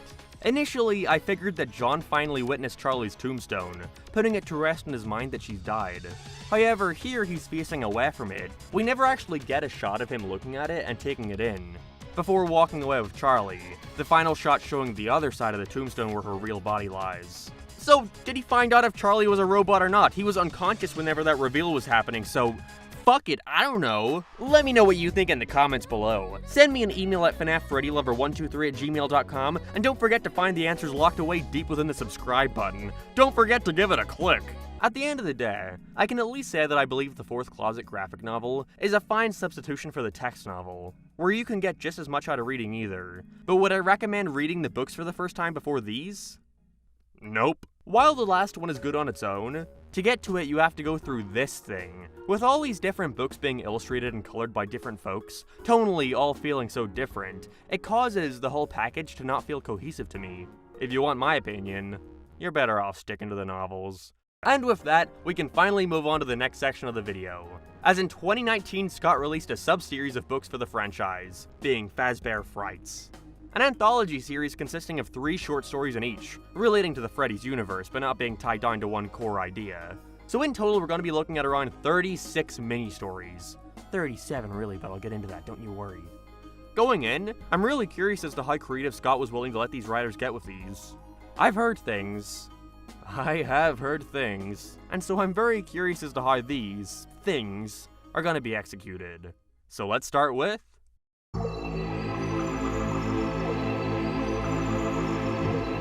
First of all, can I just say that I hate that the collection containing all these books brings attention to how all these spines don't line up correctly? Come on, it couldn't have been that hard. How am I supposed to set this on a shelf now? Right off the bat, I love the cover here. The imagery of Spring Bonnie hiding underneath a ball pit, seeing nothing but the human eyes staring up at you is genuinely cool imagery. I hope the book manages to live up to it. So here we go. Fazbear Frights. Into the pit. Fazbear Frights. Into the pit. Fazbear Frights. Into the pit. Nothing. Table of contents. Fazbear Frights. Into the pit. Into the pit. Trees died for this. I'm not sure if it were intentional or not, but each of these 3 stories here follow along a similar loose theme of wishing for change. The back of the cover brings attention to it, but I'm not sure if that were just realized after the fact and tied together for a neat little blurb, but either way. Our first story sees a young boy named Oswald. He grows up in a very not well-off family, with his only real friend having moved away. Given it's the summertime, his father sends him to spend his days at the library, and he goes to the local pizza store, where there's this mysterious abandoned ball pit. Something was clearly here before the famous Jeff's Pizza. What could this possibly have been? I appreciate that the first mini-story brings you into some familiar territory, probably to ease in the viewer and get them ready for the more bizarre concepts they get into later. But for what it is, I appreciate that Into the Pit remains a fairly simple idea that isn't expanded on very much. Or at the very least, it doesn't need to waste your time drowning you in endless lore reasons for why this shit starts happening. With Oswald entering the pit, only to realize that when he arises, he finds himself in Freddy Fazbear's Pizza back in 1985. How does this ball pit allow him to time travel? Who cares, it's Five Nights at Freddy's. Due to it being so short, only less than 70 pages, we don't get a ton of time to really grow a connection to our protagonist. I mean, what do we really learn about him? He likes manga? Hey, I think I found out why you have a friend issue, buddy. Speaking of, With it not needing to worry itself with fitting into the opening story of the games, it means that it can take place in the current day. Very weird seeing a FNAF book talking about smart tablets and YouTube and CGI discussions, but again, spin-off book, who cares? Things start to escalate once Oswald finds himself in Freddy's the day that the purple guy is caught in the Spring Bonnie suit, with him somehow managing to follow Oswald to the future, where he takes his father down into the pit. The best part of this story has to be the aftermath, where Oswald sees that Spring Bonnie has assumed the role of his father, appearing in his home where his mother doesn't see what's going on, making him feel like he's gone mad. But I don't like how quickly and unceremoniously this ends. He sneaks out of the house, so away from Spring Bonnie, and goes back to Jeff's Pizza, where he finds his dad still floating in the pit. And when the rabbit comes to kill Oswald, he literally just fucking kills himself by getting tangled on some netting and hanging himself by accident. Yep. William Afton versus a 7-year-old, and a piece of rope somehow wins. Still though, his dad then wakes up and they walk home, the purple guy never returning again. Or does he?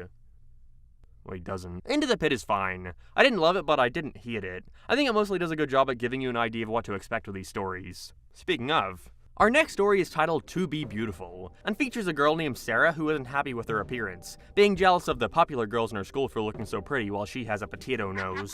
One day she walks by a junkyard, and winds up rescuing this strange humanoid robot named Eleanor, who in return for Sarah saving her is willing to grant a wish for her, with of course her wish being to look like the other girls. I like this one much more thankfully, although it isn't safe from some issues. From here, they mostly just repeat the same kind of gimmick over and over. Eleanor gives her a necklace that every day will make her more and more pretty, but is sure to warn her to never take it off, although it doesn't really give her a reason as to why. This is followed by us seeing Sarah's day by day. While I get what they're going for, I think the message is a little too on the nose, with her eventually having the necklace fall off in front of everyone, and is exposed for no longer being human, her legs being nothing more than robotic gears and wires. This is then met with the reveal that Eleanor each night has been removing Sarah's unfavorable parts, and replacing them with perfect robotic ones, with her ultimate plan being to use her body parts to give herself life, running away and taking on the role of Sarah, with the real Sarah turning into nothing more than trash. Again, a little obvious, don't you think? Of course, a big issue here is, if I was Eleanor and secretly wanted her to take off the necklace, why would I make such a big deal in warning her not to? I would just tell her to put it on for a week and then take it off. How the fuck would she know what would happen? But this is of course some big commentary on unfair beauty standards. You know, it's not what's on the outside that matters, it's what's on the inside. Despite Sarah having an artificial appearance of beauty on the outside, on the inside, she's nothing more than a heap of trash. I think that commentary aspect of it maybe overtook the scares a bit. I mean, this whole reveal and ending only happens in the span of like 3 pages. I think maybe we could have treated for a more impactful ending in exchange for one of the many scenes of her at school relishing in her new life. I will say though, I'm surprised that they ended it with her dying. No real fanfare or anything. In that regard, I think the lack of impact is neat. Simply ending on the line, she felt sadness, and then she felt scared, and then she felt nothing at all. Saying all that, I'd probably still put it above Into the Pit. Didn't take as long to get into the plot, whereas Into the Pit spent a lot of the beginning establishing the state of Oswald's family. So let's see if they manage to top themselves with this final entry. Count the Ways has us follow Millie. She's goth. They really want you to know she's goth. Her wish is that she wants to disappear, and from the very first paragraph it seems that she's about to get that wish.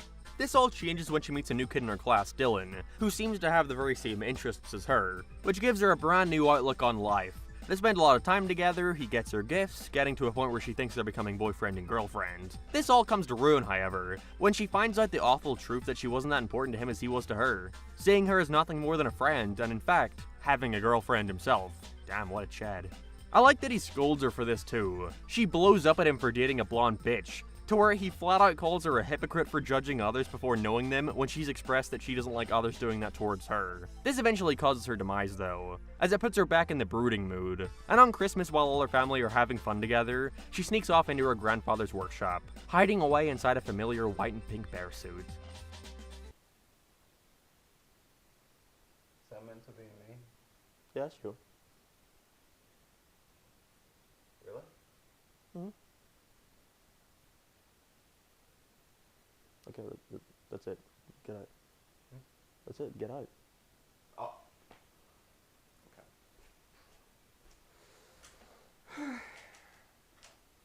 Okay. This is when we get the reveal of the voice talking to Emily throughout the book, naming all the gruesome ways in which she can die, taking great pleasure in the idea of such, was him giving her the options of how he's gonna do it. He even calls her out too. Everyone gangs up on her. He's like, I thought you wanted this, I thought you always said you wanted to die. To where she pussies out saying that she never would have actually done it. How is Funtime Freddy still haunted and out for blood? Who cares, it's a spin-off. I enjoy seeing these characters put in new, unrelated settings like this, not bound to pre-existing rules. He's fucking cool here as well. She tries to bargain with him to save her life, and he's just like, I like to kill people, and you'd like to die. He's ruthless here. The writing still isn't the best. Like To Be Beautiful, their message is very on the nose. It's a pretty basic, not taking things for granted story, with Millie in the last few pages showing such remorse for the way she had treated everyone, wishing for her parents to come back so she can tell them how much she loves them. But fucking dead. The ending is very well done. I love that it describes her family in the other room celebrating Christmas, not wanting to disturb her in her brooding, and saying that she can open her presents when she gets back, not realizing that she was just murdered in the other room. Reminds me a lot of the Billy and Mandy episode that scared the shit out of me whenever I first saw it as a kid. Overall, this was a very interesting start to the Fazbear Fright saga. I wouldn't say any of these stories are groundbreaking, or had me on the edge of my seat, but I think they set the foundation pretty well for what's to come.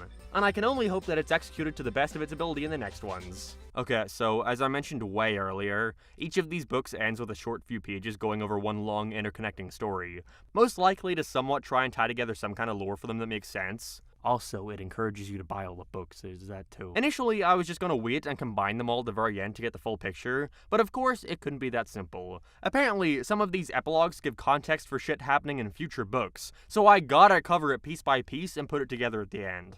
Perfect. In the first one, we get details of a detective named Larson, catching up on some reports since his wife had filed for divorce and he's nothing better to do, lamenting about how he's been such an absentee father for their son Ryan, focusing too much on his work. We hear about this supposed urgent legend called the Stitch Riff, with Larson being assigned to the case after something in the news has called its reputation as fiction into question.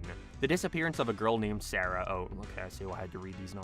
There's a strange cloaked figure roaming the streets, having an obsession with trash and dumpsters, with 5 bodies recently turning up, all with blood streaming from their eyes like a bad creepypasta. The segment ends with him seeing security cameras describing the figure, not looking human with a white face and black marks on it, like a child had drawn them on, pulling out what appears to be a mannequin from a dumpster, and it turns out they've got a match. And you're not gonna believe where we got it from. In conclusion, I don't know what this is alluding to. They're clearly keeping it as vague as possible so you'll keep reading, but tied it to the Sarah story to pique your interest. So with that, it's time to move on to the next set of stories to see where this is taking us.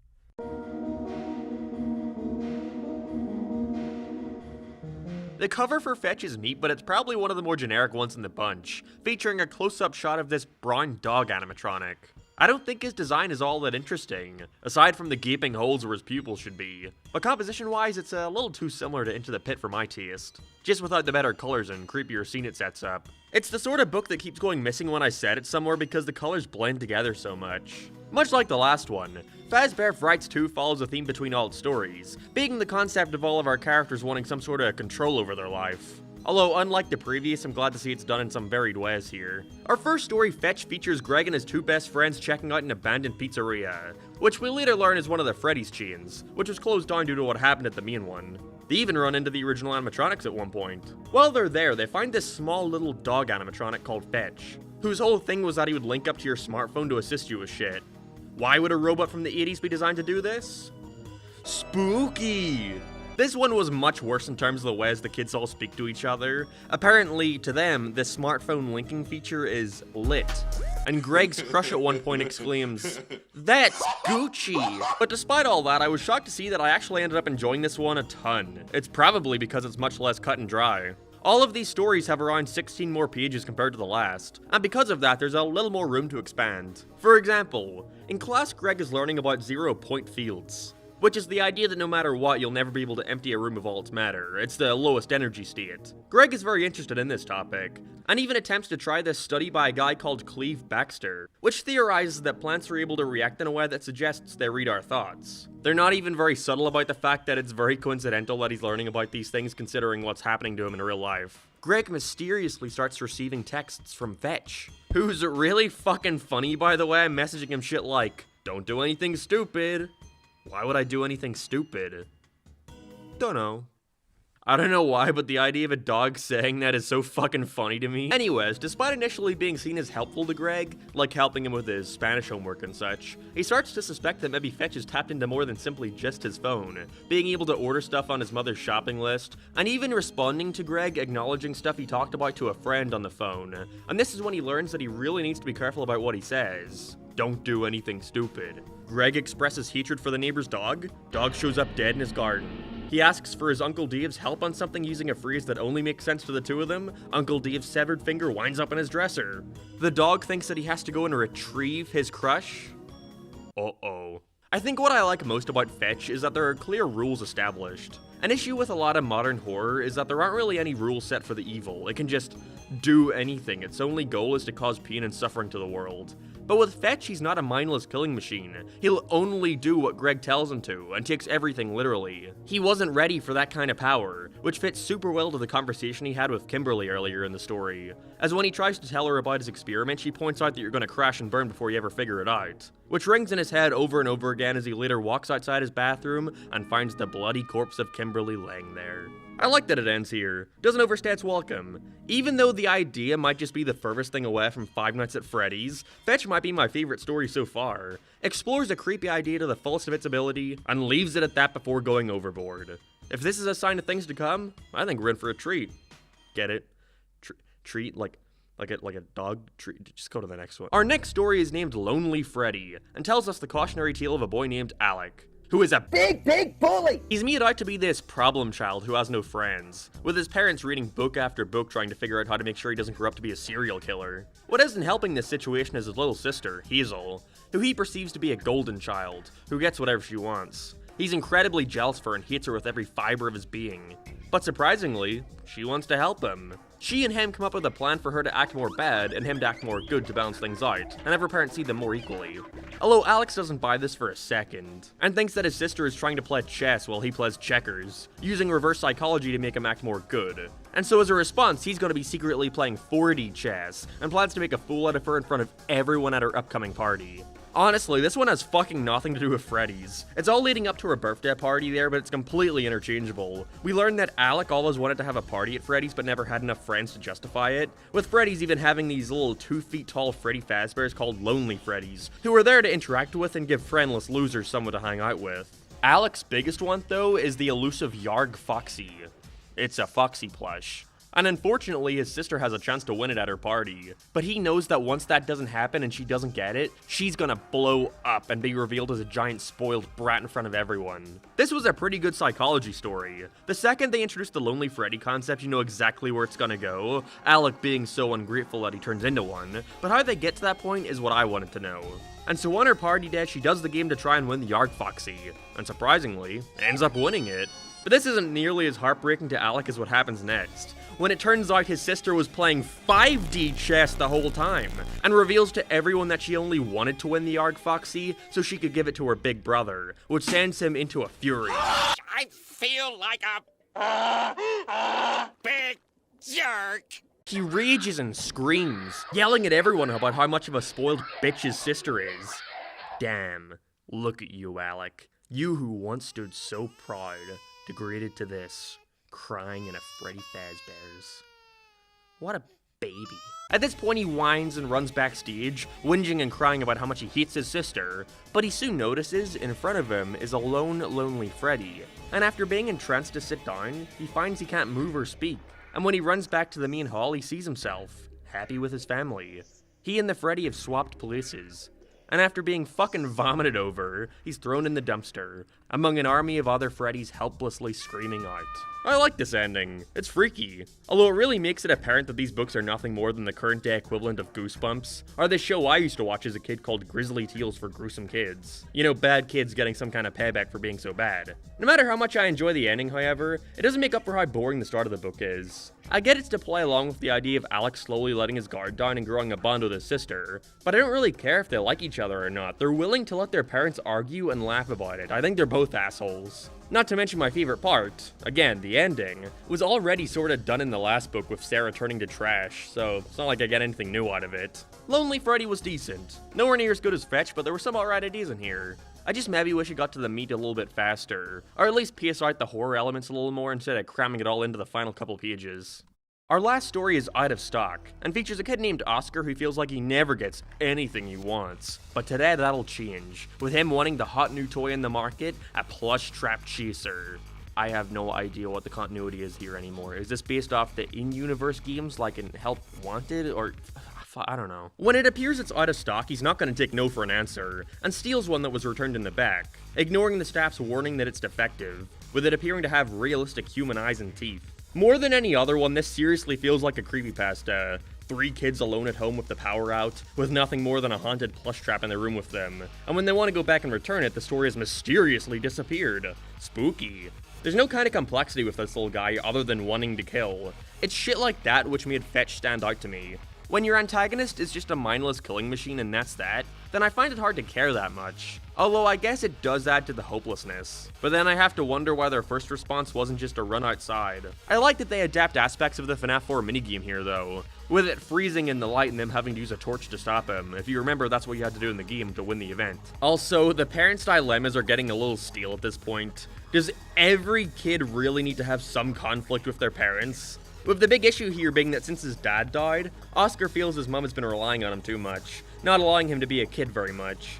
And it is sad when he calls her, and not only admits that he stole from a store, but also yells at her about his dad dying, saying he's not him. But it is a little weird what led to this, was his mom suggesting that he might be a little too old for Halloween. I was sure this was building up to Oscar being killed by Plush Trap, ending his life in regret as that was the last thing he said to his mother. And at first that seemed like what they were going for, as they lead him up to the nearby train tracks, and for some reason he just stands on the tracks to lure it. I'm sure you just could have taken a step back. But either way, Oscar gets hit by the train, killing him in Plush Trap. Except no. Fucking somehow he wakes up, still on the tracks with his friends there. Doesn't go to the hospital or anything, he takes it like a champ, damn. The story ends on a good note with him and his mum reconciling. What a lame story. Overall, I have a much more strong opinion on Fetch over Into the Pit, but the Fetch story itself is doing most of the heavy lifting there. In the first book, despite clearly having a favorite and most hated, they were all on a pretty similar level of quality.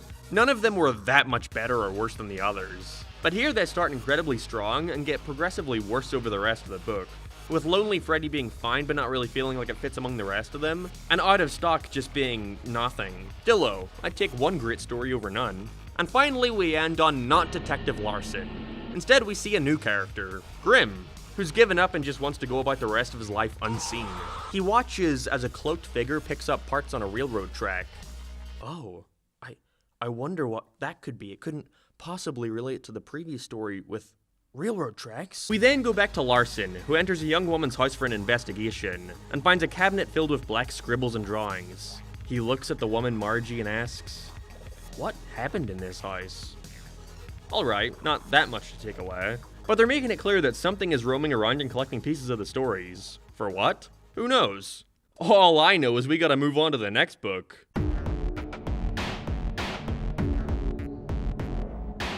You like that segue? I'm running out of them. 1:35 a.m.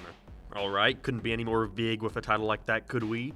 I guess that's the issue in titling each book with the first story. It kind of lessens the other two in your mind, which I guess is sort of why they'd put their best foot forward with them. This is the first time the cover is focused on something not animal-like. Sure, we had Baby in the graphic novels, but the focal point here is instead on some weird doll with time to wake up in one of its gaping eyes.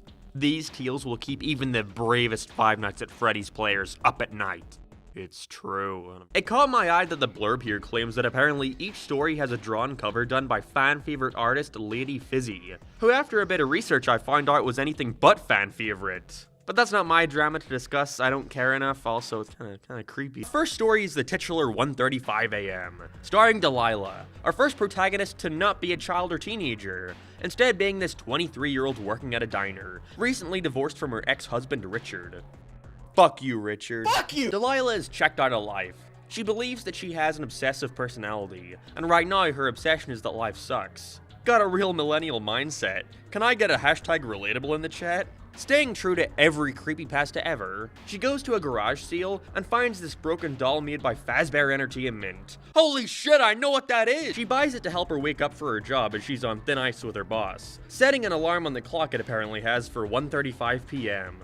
But oh no, even after throwing it away, she's consistently woken at 1:35 a.m., going mad as she believes somebody's out to get her. It was a fine enough starting point for a story, but they don't go anywhere with this. It's clear the goal of this one was to be less overtly scary, like, ooh, blood, and aim to be much more psychological with it. But I don't know, I don't think they go far enough with that aspect to justify how downplayed the scares are. Things get worse and worse every night, thinking somebody is outside, then in her house, under her bed, then touching her, and when she tries to be around other people around that time, it's made clear that nobody else can hear the sounds of the doll. Even blowing up at her best friend Harper, accusing her of doing it, the doll is clearly tormenting her. I was fairly intrigued as to where they were going to go with this. She gets in her car and goes near a bridge, which led me to believe she was going to try and take her own life to make that endless suffering stop. But instead, she makes the bizarre choice of action to run away from society and crawl deep within a vent, making sure she can't easily get out and that nothing else can come in. The end. It's just a nothing ending. Why can't the doll get in the vent? If it's made clear that this doll has a supernatural element to it and can traverse wherever Delilah goes to, then why would a measly vent do anything? Is it coated with anti-Freddy Fazbear repellent? The doll also doesn't do anything bad here. It just wakes her up and creeps her out at 1 in the morning. At that point, I'd either just put up with it for the rest of my life or kill myself, simple as. I can appreciate what they were trying to do here, have a more psychological horror, but 1:35 a.m. really doesn't do it for me. It didn't help this has been the longest story yet at 90 pages. I guess to contrast that, Room for One More, our next story, is the shortest yet, only being around 65 pages. Sadly though, I don't really have much to say here, not because it's bad or anything, but because I could predict the ending from only a few pages in. Stanley has recently been dumped by his girlfriend. He's starting to let his life go. Which doesn't help that he has a security job at a factory, despite never seeing anybody there. His only instruction is to not let anything out. Huh, that's strange. Aren't security guards meant to stop stuff from coming in? On the job, he consistently has nightmares. Something about seeing a street called Fazbear Avenue, then some about Funtime Freddy. But consistently on each day, a tiny ballerina robot sits on his desk, asking for him to take them home. The sister location comparisons were rampant. If you know anything about the mini arenas in that game, you know where this is going. Each time he wakes up from a dream, the robot is missing, appearing again the next night only to do the same thing again. Huh, strange. It's almost like there's more than one of them. They're secretly crawling inside his body at night so he can take them home. I was right in my assumption. The most interesting part of this one was seeing how Stanley's body slowly gets worse over the course of the story, his face becoming more grey, his body begins expanding. All of this, of course, doesn't help in eating you to predict the ending, but at the same time, I enjoyed it. It was like seeing a different take on the secret Michael Afton endings to that game where we see him walk down the street every morning slowly getting more and more fucked up, and everybody thinking he's a freak. Except instead of the son of the purple guy, it's a chubby incel. Altogether though, the way I describe Room for One More is short and sweet. It knows it doesn't have the most deep concept out there, so it doesn't waste your time repeating the same ideas again and again, just slightly different. Sorry, but because of that, I don't really want to waste your time either over explaining it, he says in the 2-hour-long YouTube video. It is what it is, and what it is might just be my second favorite story in the whole saga so far, just under Fetch. Lastly, we have The New Kid, which shows a kid named Devin. Let's go through the checklist real quick. Poor? Yep.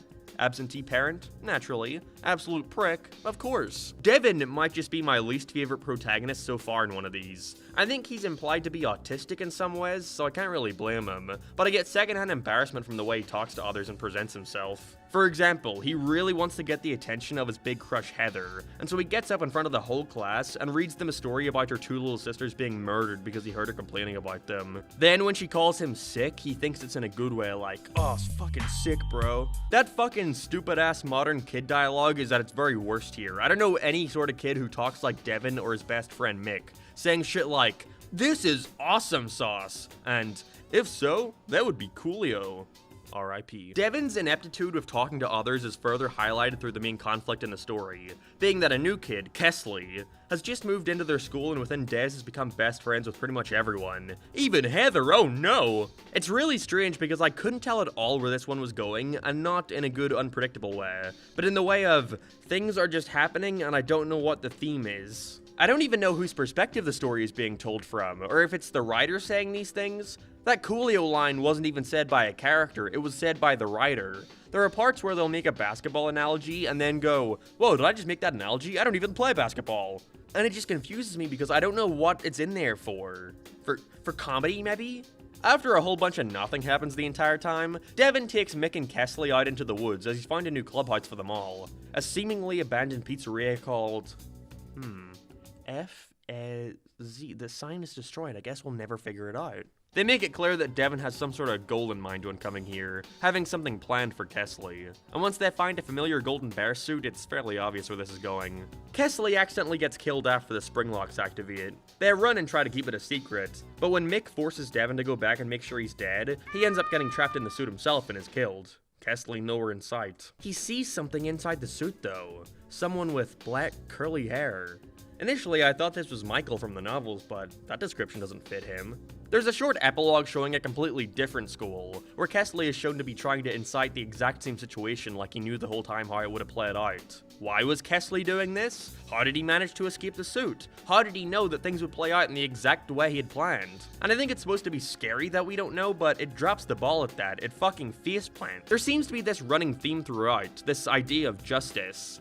They do their favorite thing ever, apparently, and have this be the very discussion they're having in class around the time. Where when asked about what happens when you try and incite justice and end up causing an accident, Heather simply says, "Accidents can happen." I get what they're going for, but why is she saying this? It doesn't even work in context of the story. Like, sure, an accident happened when Devin supposedly killed Kesley. You know, he didn't know the locks would fail, he just wanted to spook him. But he wasn't doing that out of any semblance of justice, it was out of the idea of jealousy. And when Kesley Uno reverse cards it and kills Devin, it wasn't an accident. It was in fact very calculated. So this deeper meaning they try to attach onto it completely fails. The new kid is my least favorite of any of these stories, hand down. The idea of a prank going wrong is fine, but the villain sucks and has no motivation. And the deeper meaning doesn't apply. Hated it.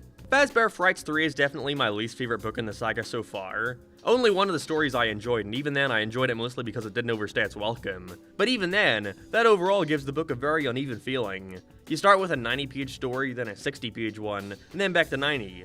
I much prefer the author's approach of 3 decently sized adventures. To end with the short mystery going on, we follow a story featuring a man named Dr. Phineas, talking about EDA levels. Some shit about being able to protect yourself from negative emotions by manifesting a shield. And as he studies the paranormal, he has a room full of items that he believes are energized by agony. Sounds kinda like the whole Remnant thing from the initial novel trilogy. Funnily enough, in The Silver Eyes, when they describe lingering memories, they say, "The walls were saturated, like the wood had soaked it in."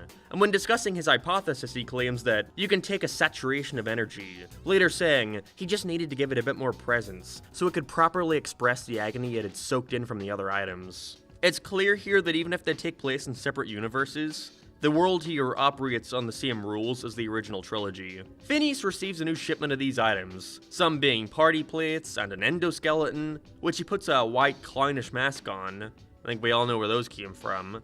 There's even an animatronic dog that's apparently responsible for some great agony. I can see how all these books are starting to tie together. When someone goes to check on Phineas, he's dead, his gaping mouth open and eyes gone. Amongst all this, the Stitchwraith dons a dark cloak and moves on. This is apparently a prequel to the whole story with Detective Larson, showing where the Stitchwraith came from. So we learn a lot here, but nothing from before is continued. Things are definitely beginning to pick up here, and I'm starting to become interested as to where it's all headed. Especially how they're going to integrate Remnant back into this somehow.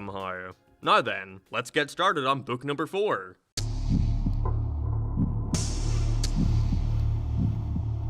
Okay, so I've been trying to work on this video throughout the month of October, and because of that tight schedule, I've had to start reading like 2 of these Fazbear Fright books a day, and at this point, it's beginning to consume so much of my time that I'm dreaming about my own Fazbear Fright stories. This is becoming a problem. The only thing worse was when for like a week straight last year, I was consistently having FNAF-related dreams where I was trapped in a Saw-like setting with each room and trap revolving around one of the animatronics. I need to stop doing this to myself. The cover for this one might just be my favorite so far, featuring Foxy hidden behind his iconic staged curtain, prominently showing us his glowing yellow eye and hook. I don't know, it paired along with the fitting title of Step Closer makes it stand out a bunch. These 3 stories have a theme of isolation, and how it can create a void in oneself. Let's see if they do anything interesting with it. Our first is Step Closer, and it opens in a very similar way to The Silver Eyes actually, recounting a climatic moment later in the book where Foxy is sticking a hook into our protagonist's eye and gouging it out. I thought opening it like this would have some kind of point later on, but when we get there, it's literally a nightmare sequence. I don't understand why someone felt it necessary to begin the book with that, other than for spooky sake, I guess. Ever since Pete's dad left, His mother has been putting him in charge more and more of his little brother Chuck, babysitting him at Freddy Fazbear's Pizza. Where's the room for him to be a kid and socialize, when he's been given responsibilities he didn't ask for? Well, today, he's gonna get back at him with a little prank involving Foxy. When Pete takes Chuck to the maintenance room where Foxy's out of order, things go horribly wrong. When his hook snatches Pete's shirt, and his music box getting stuck on a line about needing to lose an arm and an eye. And ever since then, it seems like karma's starting to rear its ugly head. Most of the story involves Pete trying to go about his day by day while freak accidents happen that are most definitely aiming to do what Foxy is saying. A scalpel nearly cuts his eye out, a butcher's knife nearly chops his arm off, and things seem to only be getting worse and worse. When a fishing hook cuts close to his eye and a saw blade on a construction site cuts his arm. They do a good job at building Pete's paranoia, with him not wanting to believe this is the case before having to unfortunately face the fact that everything is happening for a reason. I like his relationship with Chuck too. It's actually the first in one of these stories that actually managed to come off as genuine, with them arguing a lot but clearly still having a bond. Showing that his disdain for him is less about Chuck himself and more the fact that his parents expect him to take responsibility for him. His dad too, I like the talk they had on the fishing trip, before all the jabby eye stuff. The finale is built up to very well too, with the school conveniently having a pirate carnival day, because of course they would, where Pete acts like a freaky psycho and yells at everyone, realizing that he has to go back and beg Foxy for forgiveness, leaving his brother a voicemail to meet him at Freddy's, and in all this hullabaloo he runs out onto the street and gets hit by a fucking truck. He dies.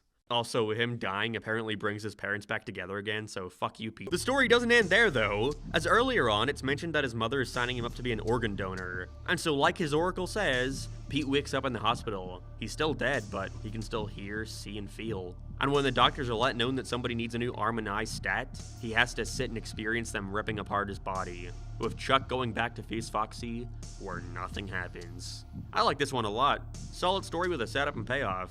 Although maybe Pete could have done something worse to justify literally being killed, I don't know. He was just kind of being a dickish older brother, that was all. Fucking sue him. These books, though, are hopefully starting to pick back up. Our next is the new contender for shortest yet, at a measly 54 pages. But coincidentally, just like the previous short one, I think the simplicity works in its favor. Dance With Me sees Casey and her friend Jack going into Circus Baby's Pizza World.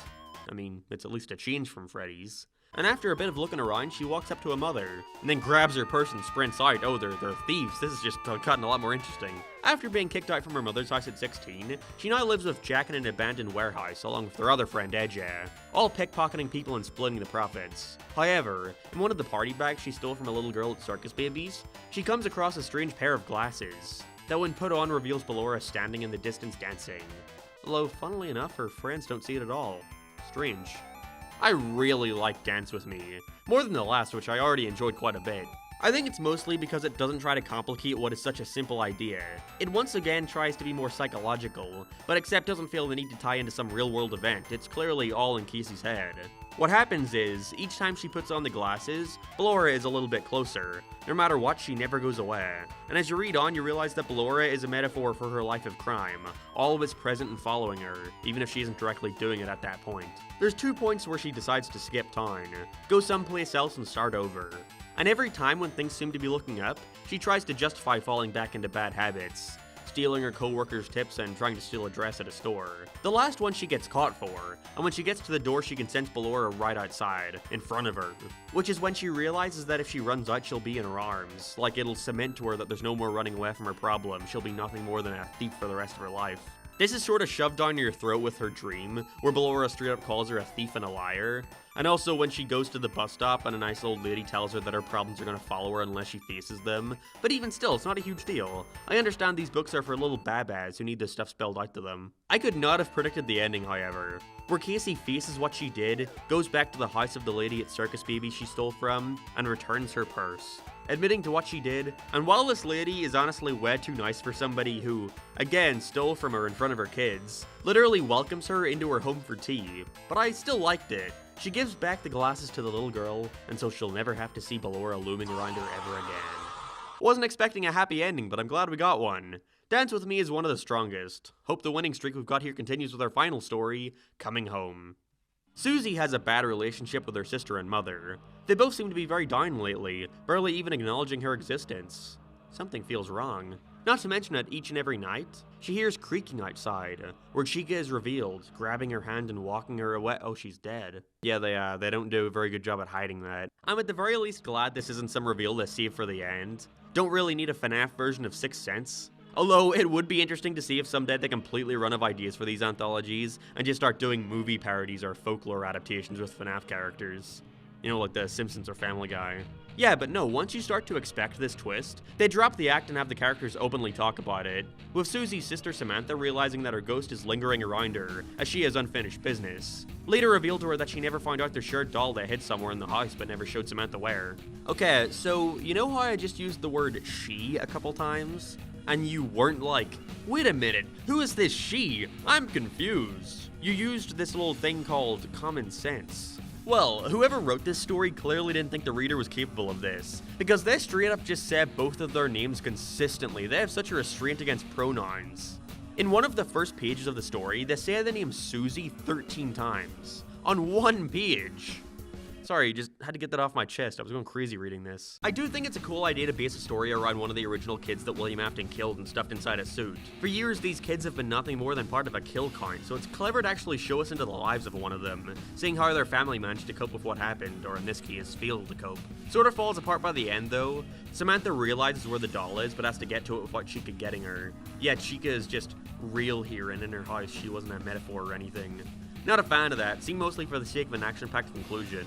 Also didn't like how once she got the doll, the ghost of Susie came back to talk to her, with the promise of showing up to their family again in the future as a happy ghost. A theme of moving on would have been preferred in my mind, but whatever, Casper's here, hooray. Altogether though, coming home is an alright idea. Wouldn't mind seeing more of the kids' families be explored here. Expands the universe a bit more, which is very needed as these books are becoming very repetitive. There's clearly a formula I'm starting to realize. Book 4? Probably the most solid one, yeah. There were stories I preferred from the other books, but as a package overall, this one has consistent good ones. Happy to see the quality improve. Finally, once again, our epilogue shows someone named Jake, recollecting on his past life, and how it compares to having come back as this metal thing, being in what appears to be a garbage truck with another kid, Andrew. Andrew clearly has a lot of anger built up, expressing how he wanted somebody to hurt, doesn't know who though. All they can assume is that he was inside an animatronic dog, Fetch. He even says that he remembers being inside someone who hurt him, not wanting to let him die so he could allow him to suffer, but we never learn what that is. They end up killing the trash man just by trying to touch him, like they sucked his soul out, just like what happened to Phineas from before, which Andrew claims is probably from him. He wanted to do it. Jake then sets out to find everything Andrew has infected with his hate, wanting to right this wrong. Okay, so what I interpret from this is that it's all coming from the Stitch Rift. That's why they were after the Sarah Trash and the Plush Trap Chaser. They're trying to find all the items with this strange energy Phineas was talking about, and so with that, I guess we gotta see if I'm right in that assumption. Probably. Bunny Call is a very cool cover. I love the colors especially, with the orange rabbit and hint of blue lighting. Although I think it's funny that the theme for this one is something as serious as rage festering when left in darkness, paired with such a silly image. I'm glad to see that eco-friendly Scott has emerged though, with them removing a whole 2 pages from the start. Now the table of contents is on the left page. But I got used to the old way and now I don't want change. Bunny Call's another unique story in that it stars an adult, Bob. He's going on a trip with his wife, Wanda. I could make a very easy joke right now. And their 3 kids, Cindy, Aaron, and Tyler. They're going camping. Dude, Bob might just be the biggest prick so far in one of these. For the entire first half of the story, it's just him bitching constantly at the state of his life, feeling like he has no time for himself. Boo-hoo, I have a loving wife and kids, woe is me. The guy literally says that he loves his family, but recently has been liking them less and less. Fuck you. He's so pissed that he's got to spend time with his family that he decides to play a silly prank on them, opting in for the camp's feature of having a giant bunny called Ralpho come into the cabin at 5 AM to scream and slam his cymbals together to wake everyone up. What a silly prank. I was not having this one for the first half. I did not give a shit about Bob or his family. But somehow, halfway through, they managed to rope me back in. After a terrible day of camp activities, Bob gets ready for bed with his wife, and when everything is quiet in the night, he comes to realize that he really does love his family and cares about them. Makes you in turn care about him more, and recognize that he was irrationally saying those things out of irritation for having to go somewhere he didn't want to. But oh no, The bunny call! He runs out of the house trying to predict when it's gonna come, and winds up having a pleasant conversation with another man in the exact same scenario as him. I love this talk. They discuss their own parents, things they regret having done in the past, and coming to terms with the fact that they're becoming just like their own fathers. And with that, Bob knows he needs to go back and protect them from the bunny call. The rest of the story is great. It plays out exactly like a FNAF game. None of these have really attempted to do that so far, with Bob having to look all around the house to the different entry points where Ralpho was attempting to come in, not even coming off as human and having blood splattered on his hands. Again, I would really want to see a fan game based off this scenario, with him having to keep Ralpho out of the cabin from 5 AM to 6 AM. And what makes it even creepier is he doesn't even know what'll happen when the bunny gets in the room. He's acting on pure instinct. It ends with Bob having his "It's a Wonderful Life" moment. 6 AM comes, the bunny leaves, and he lets his family know just how much he loves and cares for them. Aww. It's a new day and the camp counselor is making an announcement. My apologies to those who signed up for a bunny call. The bunny calls couldn't be done this morning, because the counselor who usually does bunny calls overslept. Ralpho wasn't able to make his rounds today. Wait a minute. So what was trying to get into Bob's cabin? Oh my god! Bunny call was solid. It's nice to see them try and take a break from being interconnected to the FNAF lore and have a one-off that's unrelated to Freddy and gang. And unlike some others, the lack of explanation makes things creepier. Bunny call is a good. I suppose to balance it out though, our next story in the flesh has to be the absolute worst shit ever conceived by man. Oh yeah.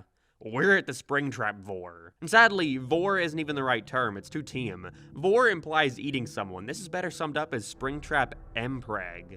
Not an improvement. And possibly our most meta story yet, Matt is a game dev working on the biggest project of his career, the next installment in the Five Nights at Freddy's franchise, the VR game Springtrap's Revenge. From the get-go, the wording here is very obvious in what direction they're about to go, with them describing Springtrap as a child of Matt's rage. Yeah, a child? That's how you want to word that? Okay, cool. Matt might take the cake for worst protagonist here. At least Bob had some sort of turnaround by the end, but Matt has to be one of the most unlikable characters in any of these books so far. First of all, the guy keeps dying when playtesting his own game, and starts raging like he's some kind of angry video game nerd. He dies so much, again, to his own fictional game, that he screams and throws his coffee mug at the wall. What a baby.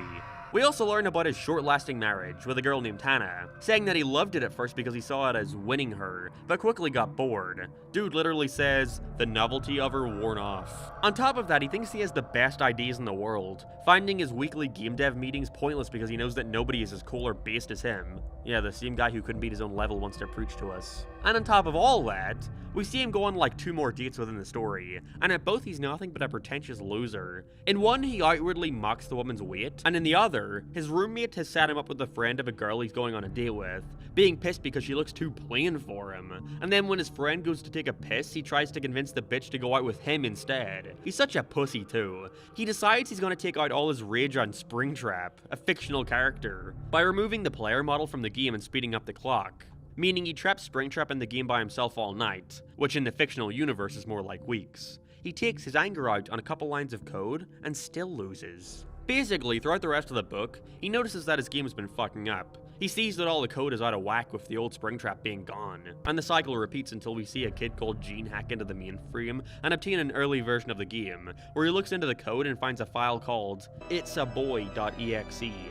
Great, we almost got halfway through the novel series before EXEs were brought up. From here, Matt's health starts to degrade. His roommate has left him all alone, he has no friends, no one who cares about him, and while his tummy starts to get bigger and bigger, they even have him stuffing his face with tons of food and clarify how gassy he feels. Ugh. He feels something crawling around inside of him, and in so much pain he lays down on the ground and slices his stomach open. And what emerges is an infant-sized Springtrap, whom crawls over to Matt, strokes his head, and calls him Daddy. That was everything I had expected, and I'm still in shock. I have no idea how this idea was approved. I get that maybe they wanted to try their hand at a bit of body horror, but there's no way that Scott looked at this and didn't think about how this was going to be perceived by fans. This was by far the Fazbear Fright story I heard about most before going into the video. So hey, if his goal was to rile up fans and have them talking about the book series to drive up sales, then okay, I can see why. But still, In the Flesh is the worst one, by far. I think we've reached rock bottom. Rock bottom. But hey, never say never. The man in 1280 is the complete opposite of the previous one, focusing on an elderly priest named Arthur, whose job it is to visit dying patients and talk to them about the afterlife. Today he's visiting a special case, a man who's turned to nothing more than a charred skeleton, being on life support for years. And when the hospital finally decides to pull the plug, there he lay, still breathing, sitting there dormant, in room 1280. I like the relationship Arthur has with one of the new nurses, Maya, who he has an almost fatherly role for. You see, get it? Father, like a priest? Sorry, I mean, woo, Freddy Fazbear, funny Markiplier gifts for everyone. The nurses claim that the man is evil, saying that after a brain scan, they found there were two entities living inside the tortured soul, tormenting each other endlessly. And when the priest tries to talk with him, he directs him towards Fazbear Entertainment Distribution Center, signaling that he wishes to go there. I gotta tell you, reading like 40 pages of this serious-ass story, only to have the word Fazbear dropped in was total whiplash. I was not ready for it.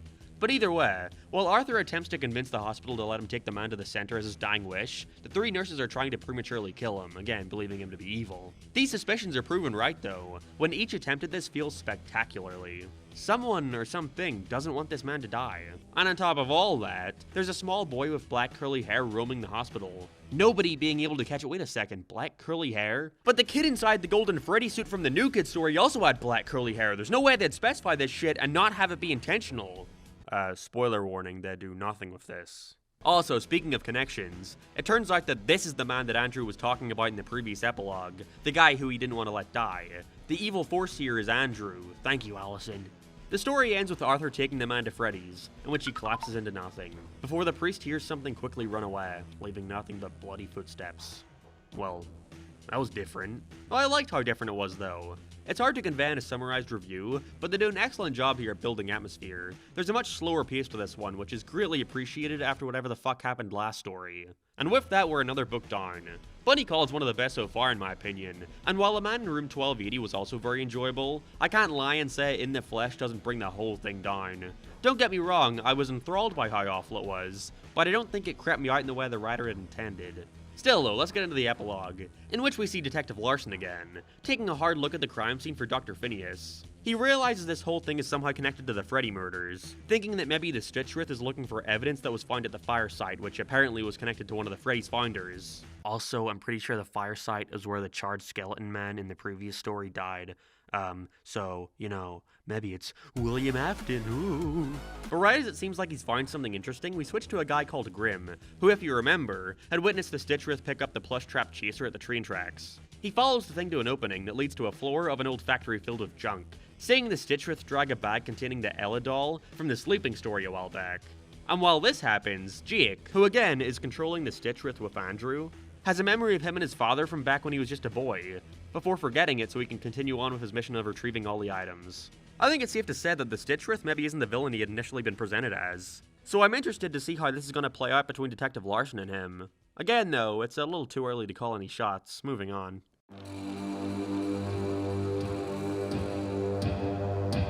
I love how experimental I've been getting with these covers. Blackbird is super enticing, with this completely black feathered figure with solid little yellow dot eyes, staring into your soul. I appreciate them taking more risks and creating a cover that's cooler, in exchange for probably not being as appealing to the kiddies as a, big yellow rabbit. The imagery very much so fits the theme of the book, being haunted by the past and such. So either way, let's start with the opening story, Blackbird. Sam and his friend Noel are both in college, and are tasked with creating a horror movie, so they create this creature based off a blackbird, with it forcing you to tell it your secrets, in which afterwards it'll stalk you as punishment. So, coincidentally, Sam asks Noel what his secret is. I wonder where this is going. Noel lets Sam know that back when he was younger he was a bit of a bully, especially picking on this one girl called Charlotte, being a large reason why a majority of students would make fun of her. But I'm sure this'll never come up again anytime soon. Sam gets hit by a train. Yeah, no, Noel finds out that his good friend Sam, who he had argued with the previous night about the bullying thing, was hit by a train and is missing. Black feathers scattered around the tracks. And from here, Noel can't shake the feeling that he's being watched everywhere he goes. I enjoy their argument at the beginning about whether horror needs to be all bloody and whatnot, and if that added to the creep factor, with Noel thinking it was necessary, only for him to realize that later on he's basically having a horror movie play out before his very eyes. No blood. It's all scenes of him almost falling asleep before seeing that something is in the room with him, driving him mad, and running out into the street screaming. his guilty conscience poking its head out as he begins unknowingly saying his thoughts to people. From here, he realizes what he needs to do and has to apologize to Charlotte. I love the scene of him having to confront her parents about what he had done, with them remembering what he had done to her. They sell the awkwardness very well with him seeing the consequences of what he did, even realizing that she's doing way better right now, saying that the bullying almost helped her in a way, made her work for what she currently has. Which is fine for the story and all, but isn't the best message. I'm sure there are kids out there reading this book that have been fucked up from bullying. She forgives him and all as well. The blackbird disappears and Sam is even okay. Apparently he survived the train hitting him, and he was just being a silly little guy and not looking at where he was walking. Oh, Sam. There's a line near the end of the story where Sam reveals a secret, saying that he got back at one of the jerks who bullied him. And I'm not sure if that was just a throwaway line or whatever, but is it implying that Sam was the one behind all this? I mean, it wouldn't make sense for him to fake his death and shit. I don't think I'd put my family through that for the sake of trolling. Not to mention, I don't think Noel and Sam went to school together when they were younger, since him being a bully would have been a secret then, but either way, I enjoyed Blackbird. Considering a lot of the other stories have been very high in my bar so far, it doesn't stand out a ton. If I were doing some sort of ranking, it'd probably be around the middle of the list. Maybe a tiny bit higher, but still good. Could this be the first book to have all the stories be of a high quality? Let's hope to God with The Real Jake. Going back to the hospital theme from last book, except this time there's no priest. Instead, a little kid called Jake, and from what the nurses are saying, it doesn't look like he's got much hope of improving. He's stuck in bed all day under the care of a nurse named Maggie, who's gotten very attached to his family, mainly Jake's father, who's usually away as he's in the army. Not the mum though, because this is a FNAF book, and there's some sort of unspoken rule that at least one of the parents must be dead. Things aren't all bad, however, because every night Jake's friend Simon visits him. Instead of asking Jake about all the stuff he really did all day, you know, laying in bed and peeing into a pan, he has him make up a day filled with fun and friends, helping Jake cope, and in a way makes these wishes come true. Only issue is, Simon lives in his cabinet. I was not expecting this Simon shit to go in the direction it did, with him refusing to hear Jake saying anything other than his fabricated day, and even claims that he did all the same stuff too, saying that whenever Jake is all better, he can finally go to the cabinet and see Simon. I thought it was gonna be like a demon or something that becomes free once Jake lets him out, but the real twist? It's fucking sad. Every time Jake mentions a detail of something that did that day to Simon, when he's sleeping, Margie comes in and opens the cabinet, where it's revealed that Simon is just a blank white doll. And she sits and adds little details to represent the activity. Jake mentions scraping grass on his knee, Margie adds it to Simon. Jake talks about eating popcorn, she'll draw some in his teeth. And what's even sadder is Simon's voice is provided by Jake's dad while he's out in the army, feeling like his son would be able to connect more with someone that seemed like more his own age. It appears to really help Jake cope with his worsening situation. Acting like he did all those things almost makes them real in a way. Although one day Margie gets a phone call that changes everything. Jake's father, Evan, has died in the army, and has to sit Jake down and let him know that Simon won't be visiting that night. And before she can even give him the news of what happened to his father, Jake died. There is no horror in this story at all, but that almost makes me like it more. There was nothing tacked on here to try and make it more frightening for a FNAF fan. It's just a sad, real story of a father trying to make a sick kid happy. And that's really special amongst these other ones like Springtrap, Mpreg, and Texting Dogs. That is up until the end, you know, they gotta tie it in somehow. When Margie rushes into the room to see Jake has died, across from him sits the cabinet where Simon was waiting, except the door is open and Simon is gone. It took me a sec to realize what happened here, and by realize, I mean I asked a friend. Thank you, Allison, again. Remember how I said in the FNAF universe a soul is composed of memories, and how talking with the doll almost made them real to Jake in a way? Well, it turns out that by doing that, he did make them real, and so once Jake died, his spirit went and possessed the doll. And to further integrate it to the ongoing plot, it appears that this doll, Simon, is the exact same one that Dr. Phineas received in the epilogue story from a couple books ago. If you remember the one from the Stitch perspective, the kid talking from within it was called Jake. So yeah, this Jake is the Stitchrith.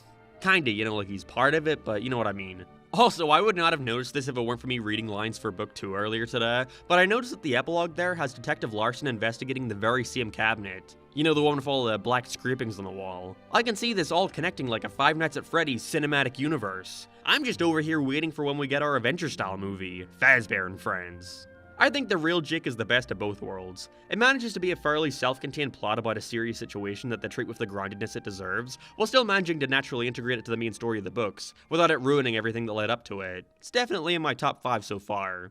Alright, here we go. Can the final story, Hide and Seek, give us 3 for 3? Let's see what we got here.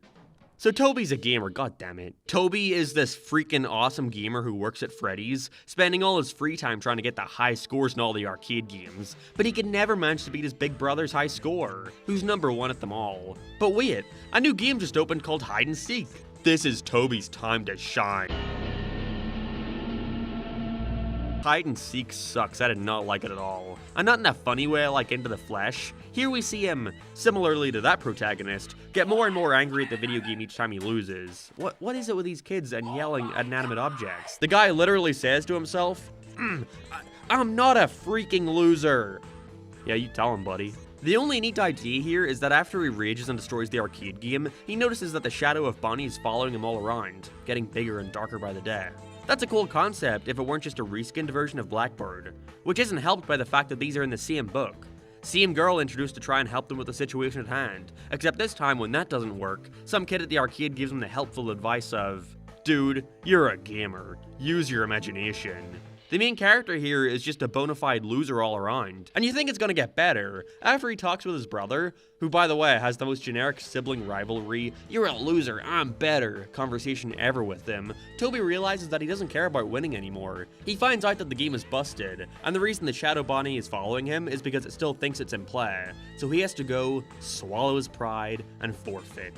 He knows what a normal person would do. Instead, when he hovers over the forfeit button, he says fuck humidity and hits continue, which kills him. Great, killed yourself for an arcade game you still lost anyway, you deserve to die honestly. Hide and Seek leaves a bad taste in my mouth, but I still thoroughly enjoyed the first 2 stories in this one. We end with Larson approaching the factory, where he soon realizes something is in there with him. He watches as the Stitchwraith empties a garbage bag containing Foxy, and as Larson makes his presence known, we see the inner turmoil of the thing, with Jake trying to stop Andrew from killing them by escaping down a chute. Jake can feel himself setting free, moving on to the afterlife, but he can't leave Andrew who's being dragged down by this strange force. Wait, no, it's not a force, it looks like a creature from hell with rabbit?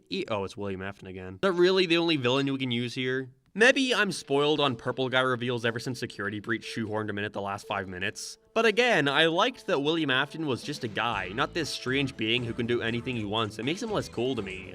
But anyway, Andrew breaks free, but Jake doesn't. Larson takes away the trash and laments how he needs to spend more time with his son, as back in the factory the discarded trash rises from the ground and assembles into a 15-foot tall mess of parts. It rejects a part of itself, tossing it aside, and looms right over the detective. Dun dun dun! Okay, I'll give you this, that ending roped me back in. It's weird that it seems like they're gearing us up for a finale when we're only halfway there, but still, I'm curious to see where they take this.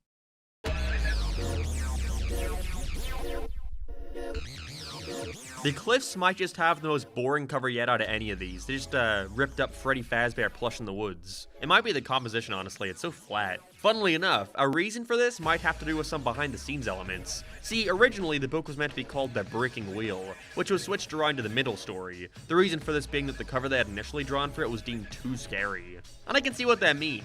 Suppose it's a neat bit of body horror. And I don't just mean the way this kid was drawn. But still, aren't these the same books that plaster all over the covers how scary they are? How they can make any hardcore FNAF fan piss their pants? I kinda miss when the franchise wasn't directed towards kids this outwardly, but at that point its history is long, long past. So instead of starting with the Breaking Wheel, we have the Cliffs. A tale which features a man called Robert. Would you believe me if I told you his wife was dead? With that, he's left alone taking care of his 2-year-old son Tyler, living in a house situated on a cliff, with one of the points being known as prime real estate for suicides. We see a lot of how the death of his spouse has affected Robert, and I think it's the highlight, honestly. Like most of the other stories around this length, about 50 or so pages, it's structured in a very simple way where the first 40 or so mostly just establishes day by day, with the last being jam-packed with spooks. But if you've noticed a pattern so far, it's those ones that I find benefit Fazbear Frights greatly. I really liked Robert and feel for his dilemma, not feeling like he's enough to take care of his kid, and just wants to be there for him, but being too closed off to let anybody else in, not even talking to Tyler about who his mother was. Sorry, anyway, let's get into the Freddy involvement. At the store, Robert buys Tyler a tag-along Freddy plush, which has this wonderful feature that allows Freddy to text you updates about your kid. This appears to be a very helpful tool at first, keeping track of Tyler even when he's at work and such. When Robert leaves his son outside with Freddy to quickly grab his phone, he receives a text. Gone. The fuck do you mean, gone? I'm not sure how I feel about where they go with this. In some ways I like it, in other ways I don't. While the police are doing investigations for his lost son, the Freddy continuously texts Robert, saying repeatedly, "Why don't you go to the cliffs?" Even when he burns the thing, it still somehow manages to text him the same thing. Robert takes this as the Freddy toying with him, encouraging him to go jump, kill himself. Now! And when he runs up the cliff to throw Freddy across the edge, he hears crying.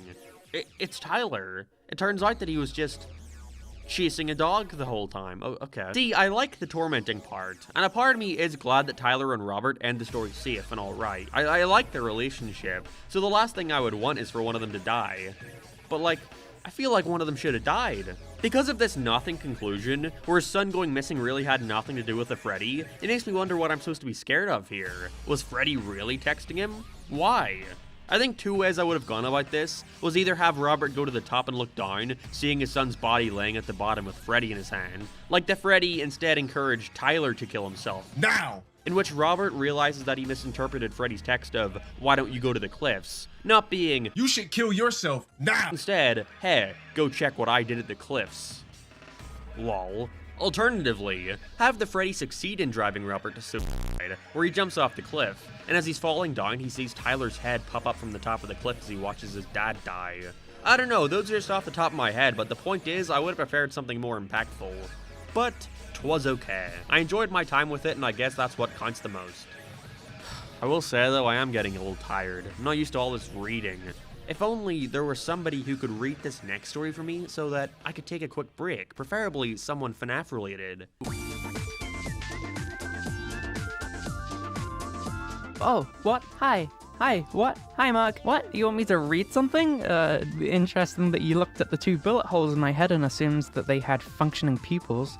But I'll bite. What the hell is this? Scott Cawthon? Oh my god, that's my favorite movie. Let me dig in. The Breaking Wheel. Here we meet Reed and his genius twin best friends Pickle and Shelly. They're all freshmen dicking around in a robotics class that Reed doesn't want to be in or has much interest in, making him a prime target for teacher's pet and school bully Julius. This guy is the bee's thyroid, the jack of all ball sacks, and when Julius activates the highly advanced exoskeleton he built for a goddamn school project in order to brag to Reed, it short circuits and Julius almost fucking dies. Taking advantage of his potentially electrocuted classmate, Reed slams shut the exoskeleton, says sayonara to Julius, begging to be freed from the metallic calamity, leaving him in the locked classroom for dead, basically. Reed catches a bus home, letting his guilt catch up to him as Shelly reads up about torture devices, the Breaking Wheel the most noteworthy of which, at which point the story takes the opportunity to start describing in excruciating detail the idea of somebody's bloody, mangled, tentacle corpse. This happens like 3 times. Did I mention the comprehension level here seems to be designed for children around 10 years of age? Reed hangs out with his friends at their house, also their 6-year-old brother is there, and they're all working on gadgets and school shit when the kid brother starts messing with a remote for a robot that keeps ramming into a replica of the very house they're all currently inside, except the remote also controls the exoskeleton Julius was trapped in or something. Something about an IR or an RF remote that was foreshadowed in the beginning of the story, I don't really remember. It's voodoo robot shit, don't think about it. Fast forward, Reed, believing that the noises are real and not just a figment of his guilty imagination, declines to go out with his friends to get soda, instead staying around the house trying to find Julius. And Reed has this incredible premonition like, ooh shit, Julius is definitely mangled up inside the exoskeleton and he's a big old zombie now and everything, which is an obviously exaggerated idea of something that would not actually happen to Julius, and he chills out for a bit messing with the replica house, only for Julius to pop up behind the replica house looking exactly like Reed imagined, which was the opposite of scary, in my opinion. Anyway, so this hideous zombie corpse chases after Reed, fuses with him, and yep, I checked, this is a 12 and up. Okay, so with the varyingly simplified writing style, barrage of extra characters, and general not good pacing of the story as a whole, I can't pretend it was very easy for my ADHD inattentive ass to follow along with most of the details here, but to me, this felt like a very bare-bones tale aimed at younger readers, with an uncomfortable amount of tonal switches, flipping from a very awkwardly written bullying scene 1 minute, and vivid descriptions of the bully's bones popping and flesh tearing the next. It's not creepy or scary really, just weirdly unnecessary in a universe already happily populated with child death, thank you very much. And please, do pardon my being 21 years old, but I never found this very suspenseful either. I was genuinely too caught up in trying to keep myself interested enough in menial and often unnecessary descriptors of what was going on here to keep track of the damn main story. It's very much not for me, but outside of that, the breaking wheel reads to me as a confusing mess that loses sight of why the concept of dead kids was so effective in the first few Five Nights games. It was because you knew so little. The discomforting aura from ye old lore came strictly from fear of the unknown. It implies that the purple guy stuffed a bunch of kids' corpses into animatronic mascots, and that's enough to leave the imagination wondering, shit dick. All I gathered from this was a series of overly illustrated torture descriptions, and the main character's anxiously cooked up depiction of his bully's potential fate just realized right in front of him, which is what happens, by the way. Somehow Reed just totally fucking nails how he feared Julius was going to end up, so adios to any kind of interesting reveal either. I don't know, I think overall it just felt so flat for me, and that I'm honestly glad I'm hanging out in sewage water rather than actively engaging in this video game series anymore. Heyo! Alright, back down I go. Don't forget to throw a couple food scraps down here sometimes, Mark. I'm kind of dying of starvation. Bye. Thanks, dickhead. I can only hope now that they've saved the best for last. He told me everything. The main character here, Chris, reminds me of Matilda, living in a house with a mother obsessed with her looks and a dad who works with cars, being sort of brash and defensive. Only difference here is they can never top Danny DeVito. Listen, you little wiseacre. I'm smart, you're dumb. I'm big, you're little. I'm right, you're wrong. And there's nothing you can do about it.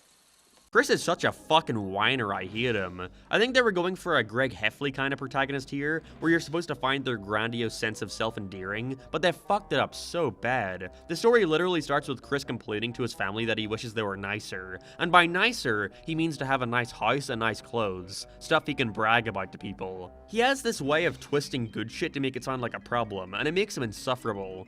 Like, when he wanted a purebred dog because they're fancy, his dad gets one from the pound. Sure, because they're cheaper, but also because it means they're rescuing an animal shelter dog potentially from death.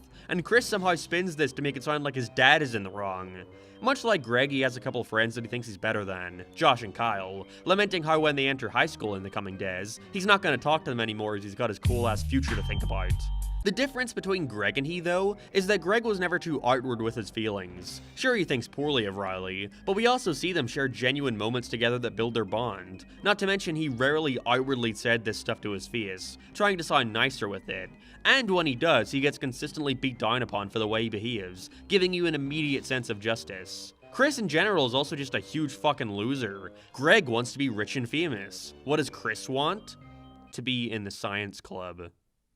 Dork. Thankfully, this is where it begins to pick up, but not in a good way. Chris's eccentric science teacher, Mr. Little, is having a lock-in, where students who are interested in joining his club have to come after school and prove they're worthy. Although not everything is as it seems, with Josh and Kyle hearing rumors around school that it's like some sort of cult. But Chris thinks so lowly of his peers that he doesn't give a shit, and this is his big chance to transform, as the teacher puts it. From here, the thing takes a complete 180. Mr. Little informs them that, and this is real by the way, that their experiment involves each of them being given a Freddy Fazbear Mad Scientist kit, taking out some Faz goo. Again, this is real. And from there they have to grab some pliers and physically pull a tooth out, and place it in the Faz goo. Then wait and see what happens, a mental change apparently. What is Faz goo? Well, apparently it's a substance that will somehow make your tooth not realize that it's no longer a part of your body. It'll grow a new mouth and then say something to you. What do you mean that doesn't answer what Faz goo is? Being squeamish, Chris cheats by using an old baby tooth of his instead of plucking one out. And from here things go horribly wrong.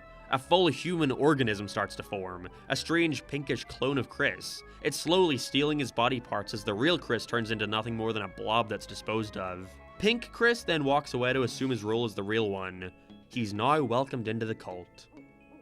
What? I think they imply this is what happened to all the kids, so using his baby tooth had no real consequences. But either way, this shit is dumb as hell. There is no explanation for why any of this happens, pulling shit out of their asses and hope you don't question it. I've heard from folks that the books start to get worse and worse from this point on, so I certainly hope trends like fucking Faz goo don't become common. Finally, our epilogue, which are only getting longer and longer as these go on. This one is like almost half the length of the Cliff story.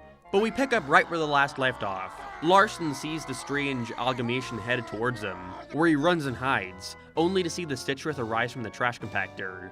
Yeah, it was the thing that William Afton rejected. The old Eleanor endoskeleton is here too, trying to fight Jake, absorbing the bad energy from him. A lot of the animatronic debris around him wants to be part of the mess. Afton's amalgamation beats down on Larson, stabbing him in the stomach, not realizing that he's now been infected with that spirit. Larson notices the trash bag he's been carrying the whole time starting to move. He opens it to see a mask with red, rosy cheeks and purple tears coming down its hollow eyes. The puppet! It wants to be taken to Afton. After a failed attempt to defeat him, William looks down at Larson and proudly exclaims, "I am agony!" Again, some real Sonic.exe territory here. But before he can make his final move, the puppet causes all of the animatronic debris to separate from Afton, weakening him. He falls back into the lake as it swallows every piece, leaving just one, the floating puppet mask. From here, Jake heals Detective Larson, getting rid of the bad Afton energy in his body, and just when he leaves to retreat back into the factory, he has a realization. William Afton wasn't the main threat, and whatever it is, it was much, much worse. There's more! This shit seriously felt like an alright conclusion. Was getting a little silly with the giant robot William Afton, but I would have been satisfied if they called it quits at this point. But no, apparently this was just the beginning. So let's see where this shit show takes us in.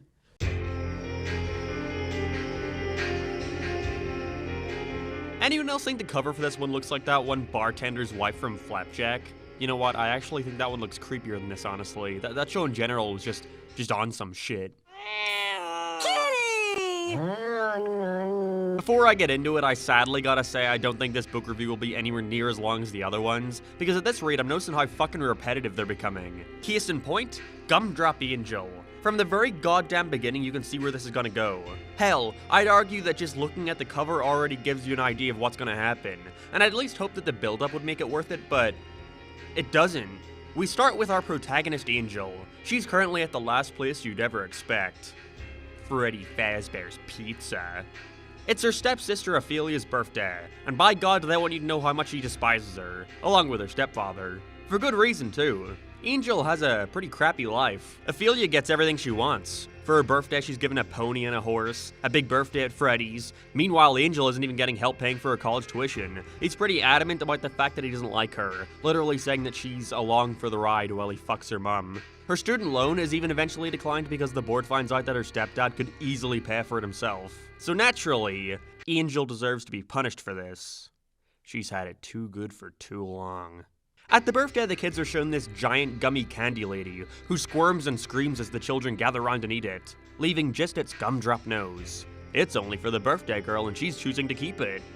You can see where this is going. Again, Angel really doesn't do anything wrong here, unless I'm supposed to believe her rightfully calling out her stepdad on his favoritism, and her own mother doing nothing about it, is her being entitled in some way. Really, the only thing she has going for her is her great singing abilities, in which teachers tell her, audiences are just gonna eat you up. Yeah, I'm sure they will. Yada yada, Angel has a fight with her parents, and in retaliation goes and eats her sister's gumdrop nose. But oh no, she's starting to feel funny. She starts to get a strange squishy rash all over her body, and nothing can be done about it. And when she's directed to go back to Freddy's for help, she's placed inside a box, only to feel herself being lowered down more and more, before being welcomed by blinding colored lights and screaming children. The announcer then tells the kids to have at it, as Angel is eaten alive. Yeah, bitch, that'll teach you for, calling out your oppressor, dumbass. If you couldn't tell already, I'm not the biggest fan of Gumdrop Angel. I just can't believe that we're 8 books in at this point, and they're still doing this concept that they've already covered. In a worse way, too. At the very least, Lonely Freddy wasn't so overt from the get-go, but here I just felt nothing. I want to care about Angel's mistreatment, but because you can tell exactly what's going to happen, I find it hard to want to connect with her, knowing that she'll be dead by the end of it. The biggest pro here is that the concept of being eaten alive is very scary, but that's about it. Maybe Sergio's lucky day can put us in better spirits. Sergio's just been promoted at his big architecture job to project manager, but despite all the praise he's getting for his hard work, he still struggles to be happy about it. He's unsatisfied and only wants more. He's upset that his father still expects more from him. He's upset about all the extra work he now has to do, without that much of a pay rise. And he's very upset that he doesn't truly love his girlfriend Violet. Although you could have fooled me with the way he talks to her, saying shit like, "You look sexy as heck, babe." Love is clearly in the air at the Dominguez house. As the title would suggest, however, things seem to be taking a turn for the better when he finds a Balloon Boy toy on the ground one night. Except it's not exactly Balloon Boy, instead being Lucky Boy, who tells Sergio that it's gonna be his lucky day. And he's right. He wins the lottery, buys a car and a watch, goes to buy a house and start up his own architecture company, and so quits his job, even breaking up with Violet. All from the suggestions he's being given from Lucky Boy. The main issue with this story is that where it's going is fairly obvious. Like, yeah, no shit this is gonna backfire spectacularly. But I gotta say, I enjoyed where they go with it. I just think maybe they could have built up to it better. It's clear near the end that Sergio is going a bit crazy, putting all his trust in a toy. But they don't build up to his insanity very well, at least given the ending, which I'll discuss in a second. But I think maybe they could have cut a bit of the establishment at the start, in favor of focusing more on his breakdown, because he goes from just being a little too protective of the doll, like trying to keep hold of it while driving, and so swerves and crashes, getting sued by the lady in the passenger seat, which, yeah, is bad, but kind of makes sense since it was giving him all this good fortune. But they then go to him wanting to look perfect at his high school reunion, to woo the girl he liked back then. So much so that he grabs a razor and a knife and starts cutting away at his imperfect features like his nose and ears, all because Lucky Boy told him to, ending the story with him entering the thing as a mangled bloody mess but not really noticing. That's a really cool ending, I loved that. The idea of him giving so much mental power to a doll, to the point where he does all this stuff to himself, is creepy, but I feel like they were maybe missing a section where they more gradually show him reaching that point. And again, that's mainly an issue because a lot of the beginning was spent showing him in his current situation. Or hey, if you wanted to keep that, maybe you could have cut out one of the times he buys a car. Yeah, he buys a car, drives it to work, it gets stolen, then he just buys a cheaper one. Like, cool, yeah, that was needed. Either way, I still enjoyed Sergio's lucky day a hell of a lot more than the last, so I can at least appreciate that fact. Now the last story, What We Find. It had me the most interested. Given it's a direct adaptation of Five Nights at Freddy's 3, we don't really get many straight-up game stuff in these stories anymore, so I was excited to see how they tackle my favorite, well, visually favorite at least, FNAF game. Not well. Well, okay, it's not awful or anything, but I can't lie and say I'm not at least a little disappointed at how it ended up. But that just might be down to, again, this being my favorite FNAF game, story and aesthetic-wise, so maybe nothing would have satisfied me, who knows. Hudson is the security guard at the new Fazbear Frights attraction. His dad is dead. We learn about his tragic past. Once his father died, his new one, Lewis, would beat him and break his bones, constantly tearing him down as a kid. Although we eventually learn of the horrors that caused not only his stepdad, but also his mother's death, being a house fire that many believe Hudson himself started. Spoilers, he did. This has made Hudson a bit of an outcast, being bullied at school, no girl wants to fuck him because they think he's a murderer. No time to worry about that though, because a new attraction has just been brought into the place. A real one. Hudson's only friends hang the new greenish rabbit animatronic onto the wall, and leave him there to guard it for the next 6 hours. What follows is Hudson experiencing a bunch of mental torment, having nightmares from his past come into reality to haunt him. The animatronic is now missing, traveling up in the vents somewhere as he constantly hears the voices of people judging him, the teacher calling him stupid, a girl asking him if he were responsible for killing his parents, even visions of his stepfather beating him, which appears to be taking effect in real life, being bashed into toilets and having his wrist broken for peeing his pants. He takes a real beating here. We're never really told whether or not it's the case, I guess it's up for interpretation, but by the end when his friends return, Springtrap is still in the same place, not moving. There's the implication that Hudson was just going crazy the whole night, his mind playing tricks on him to relive past trauma. But if that's the case, I don't know, that's fucking lame. How are you gonna adapt FNAF 3 and not have Springtrap doing shit? They make it clear there's a corpse inside the suit too, so clearly William Afton is around here somewhere. I guess maybe you could give the excuse that the bad remnant coming off of Afton is causing the hallucinations, which I am glad to see appear here. It took me a bit to realize, but it was a clever way of approaching the phantom animatronics we see in that game. But still, it was whatever, I wasn't hugely into this one. It ends with Hudson hiding in the kitchen oven, only for it to heat up and burn him alive. I figured that's how they were going to cover the building burning down. You know, being what causes William Afton's corpse to become charred, winding up in the hospital back in room 1280. But no, they avoid that obvious connection for reasons I can't tell. Spooky, it was a mixed bag for sure. Sergio's Lucky Day was definitely my favorite, and even then I still didn't love it or anything. It was sort of the best of a lackluster bunch. What We Find definitely had the most potential though. I just wish something different were done with it. Although I can't exactly think of what that might be. I don't know, if you have any ideas, let me know in the comments. What I'm most curious about is what they're going to do with these epilogues now, given the seemingly climatic ending and cliffhanger we ended on last time. We catch up with Larson, who's waking up in hospital after the events of what William and Jake had done to him. Eventually when home, he starts experiencing weird visions of the past, memories that weren't his own, with the one constant thing between them being a ball pit. He knows that he has to find it to finally fit the puzzle pieces together. We then follow Jake, who's been hiding ever since the incident, soon finding out that he can now touch people without killing them like before. He finds out that he can go into people's memories and make them think of it. Oh, hey, I just realized that's probably what was happening in the What We Find story when he touched Springtrap. It was giving him those memories.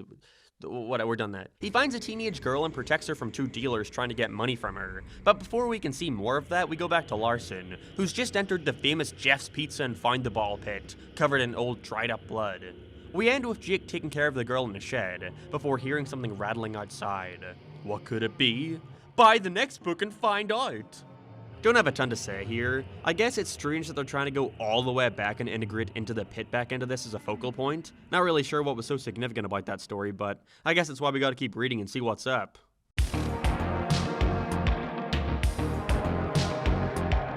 What a lousy cover.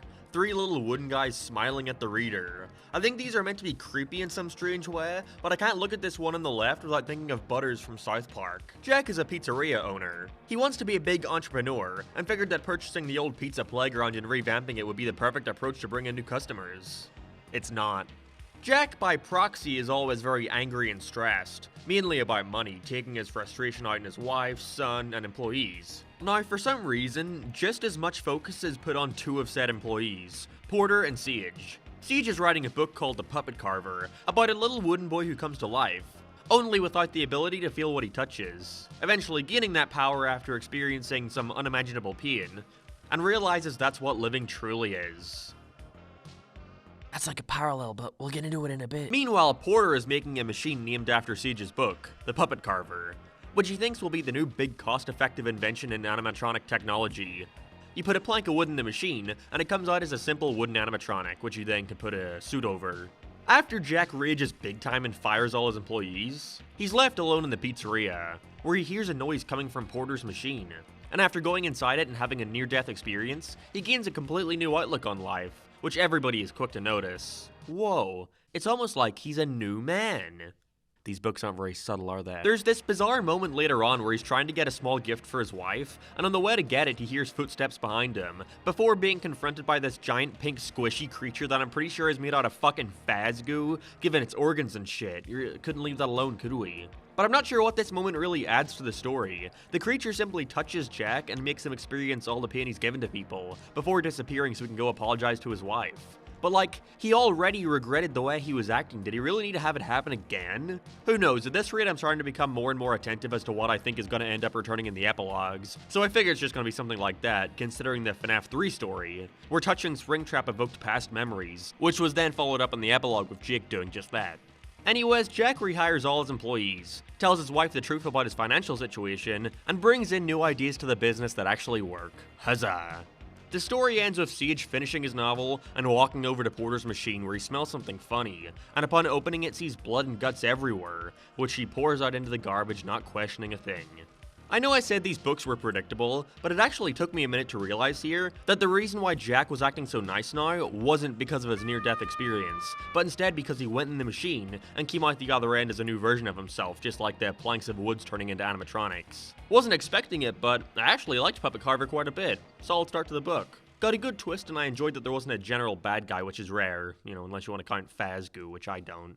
Next up is Jump for Tickets. We get the best first impression possible, with the introduction of our main character Colton playing an RPG in his computer and calling kids squeakers like he's making a Minecraft trolling video.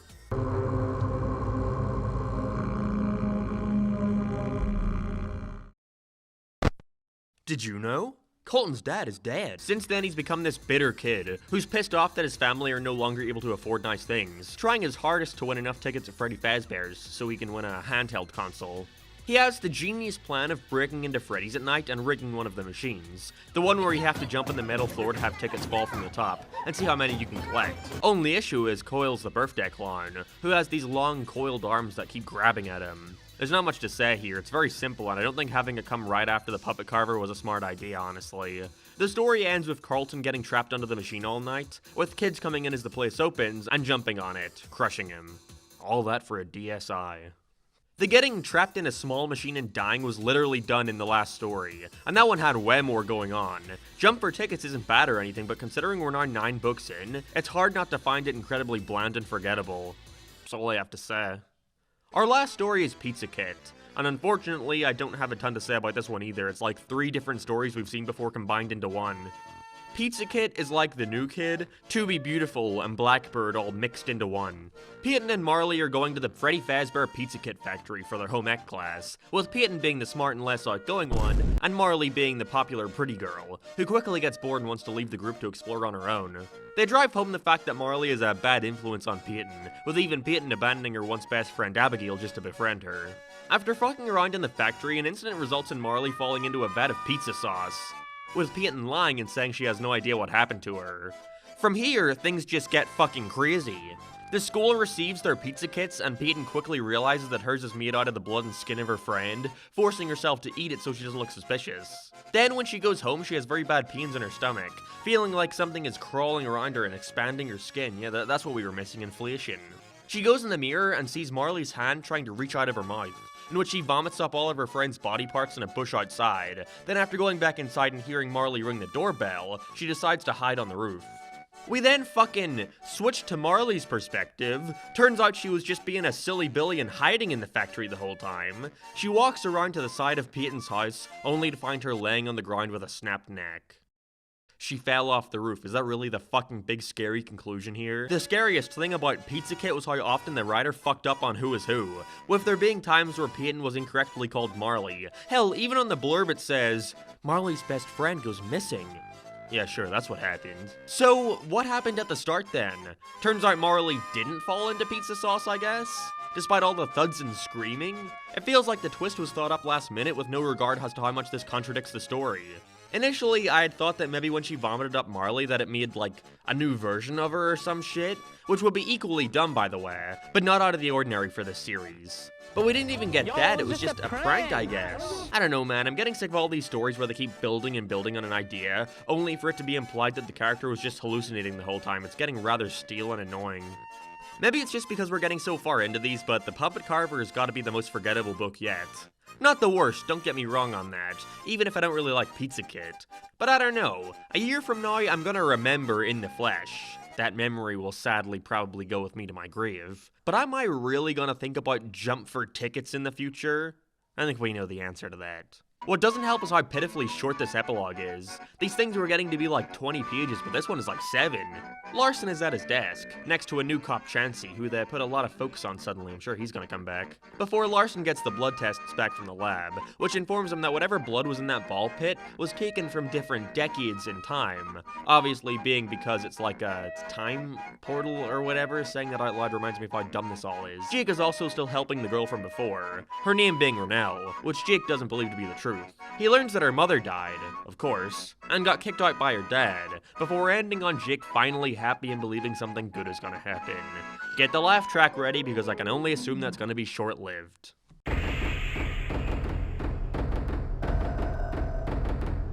Okay, this now takes the cake for the most freakish cover yet. What the fuck is this thing? I could have never predicted what this plot was gonna be just from looking at this, so let's just get into it. Friendly Face stars Edward with his best friend Jack. Edward is quickly set up to be this big klutz who needs to pay more attention. Pay more attention, Edward, because you never know when Freddy Fazbear is gonna rear his ugly head. Sorry for calling you ugly, Freddy. The friends find a kitten, whom they name Faraday. Named after some guy I can't remember, who cares, because 20 or so pages later, this fucking truck hits not only the cat, but Jack too, sending Edward into this ultra-depressive state, not leaving his bed for weeks on end. They do that thing where he's watching TV at the exact right time to get a commercial for a product that just so happens to cater to his current situation. Being an ad of Freddy Fazbear letting you know about this brand spanking new thing they have, where you can send in your pet's DNA, in which they'll send you back an animatronic version. What are the odds? Okay, so an issue I'm starting to see with them trying to branch out more is that they still want to involve Fazbear Entertainment in some way. But because of that, they turned what was initially a little small pizza chain restaurant into this giant mega corporation with state-of-the-art technology, with custom pizza factories and science kits. Can't forget the Fazgo. And I don't know, it takes me out of it at times. Freddy's can just be anything the writer wants at this point. Anyways, he runs to the place that died, collects some DNA, and sends it in. But oh no, when it's sent back, it's revealed that Edward accidentally sent in Jack's hair instead of the cat's. Whoa! So he now has an animatronic animal with the face of his deceased best friend. Whoops. Should have been more careful, Edward. I like where they go with this. He can't believe what he did and tries to hide the evidence. And I don't even mind the retread of Blackbird here, with him seeing the robot everywhere he looks. He gets so stressed out of it following him that he runs away, and not paying attention, he too gets hit by a truck. Perfect, car wrecks for everyone. Okay, so ignoring this was the exact same ending as Step Closer with the Yarg Foxy thing, I actually enjoyed the reveal that the cat wasn't even evil. It just thought they were playing. Edward's demise came as a result of the guilt he felt for what he had done, so in the end, Friendly Face was decent, solid story. Sadly, the same cannot be said for Sea Bonnies. Yes, it's exactly what you think. Mott, what kind of fucking name is Mott, is annoyed that his little brother Rory has gotten these strange sea monkeys from Freddy's, except they've been genetically engineered to look like tiny little see what I mean? What shitty low-tier pizza chain is going out of their way to genetically engineer fucking sea monkeys? It's so outlandish. What follows are the creatures continuously insulting Mott and getting in his head, throwing such offensive insults at him like, scaredy cat. Damn, Mott, you need some ice for those burns? Things progress more and more, when he finds out that the Bonnies have attacked the goldfish they share a tank with. Having gone inside it and eaten it out, eaten it from inside out, there we go. After hastily flushing the things down the toilet, he drinks some water. But wait a minute, that water felt a little funny. Yep, we got another eating something that upsets the main character's tummy story. How many is that now? 3? And the previous one was like 2 stories ago. He feels himself being eaten from the inside. Stuff is crawling around his skin and tormenting him wherever he goes. Before one night he's completely absorbed by the things. His flesh is gone and replaced by sea bonnies, until they take over him entirely. Great. I think my main issue with Sea Bonnies, other than the ending we've seen too many times at this point, is how it blows its load way too early. All of the stories in this book are over 80 pages, and I have to wonder why, because this idea does not warrant being that long, or at least in the way they went about it. After he swallows the thing, it's followed by page after page just giving you the same information, going back and forth from the doctors with nothing being done. The impact of his flesh being taken over by Bonnies is nullified, not only because they draw it out for so long, but because they spoil it with going into detail about what happened to the fish. That would be fine as a setup if the ending weren't so drawn out. You've already told us what's gonna happen, so the surprise is all gone. We just want to see it happen at this point. And for that, Sea Bonnies is without a doubt one of my least favorites so far. I can only hope Together Forever brings this book back up, because so far, pretty weak. Jessica and Brittany are the most epic and popular girls in school. They've got sweet boyfriends, and Jessica was even voted prom queen or some shit, despite not even being in that grade. Everything's going great for them, except for one thing. Well, more like 2 things. Mindy and Cindy. There are these 2 annoying girls who transferred a year up in the school for their robotic skills, and keep getting in the way of Jessica and Brittany. They keep trying to insult the girls, but they never seem to be affected at whatever they throw, even claiming that the 2 bitches are simply projecting how they feel about themselves. Luckily enough, they've got a chance for revenge, when their robotics class are all given old broken Freddy's animatronics, to fix up as an assignment. Jessica and Brittany get Rosie, this pig animatronic who seems to have an opening in its stomach, featuring some familiar spring locks. This is their chance. They're gonna program it to grab Mindy and Cindy and shove them inside as a funny prank. The opposite happens. How this was one of the longest stories in the series baffles me. I have nothing to say about Together Forever. It takes a simple idea and drags it out for eternity. And the horror doesn't even save it, because we've already seen a kid be killed by the springlock suits back in the New Kid, so it isn't even new ground. The one thing I can give it is the descriptive language they use when describing what the girl's mangled corpse looked like in there, with their blank severed faces staring at each other for all eternity. But that one line at the very end doesn't save how utterly bored I was throughout this thing.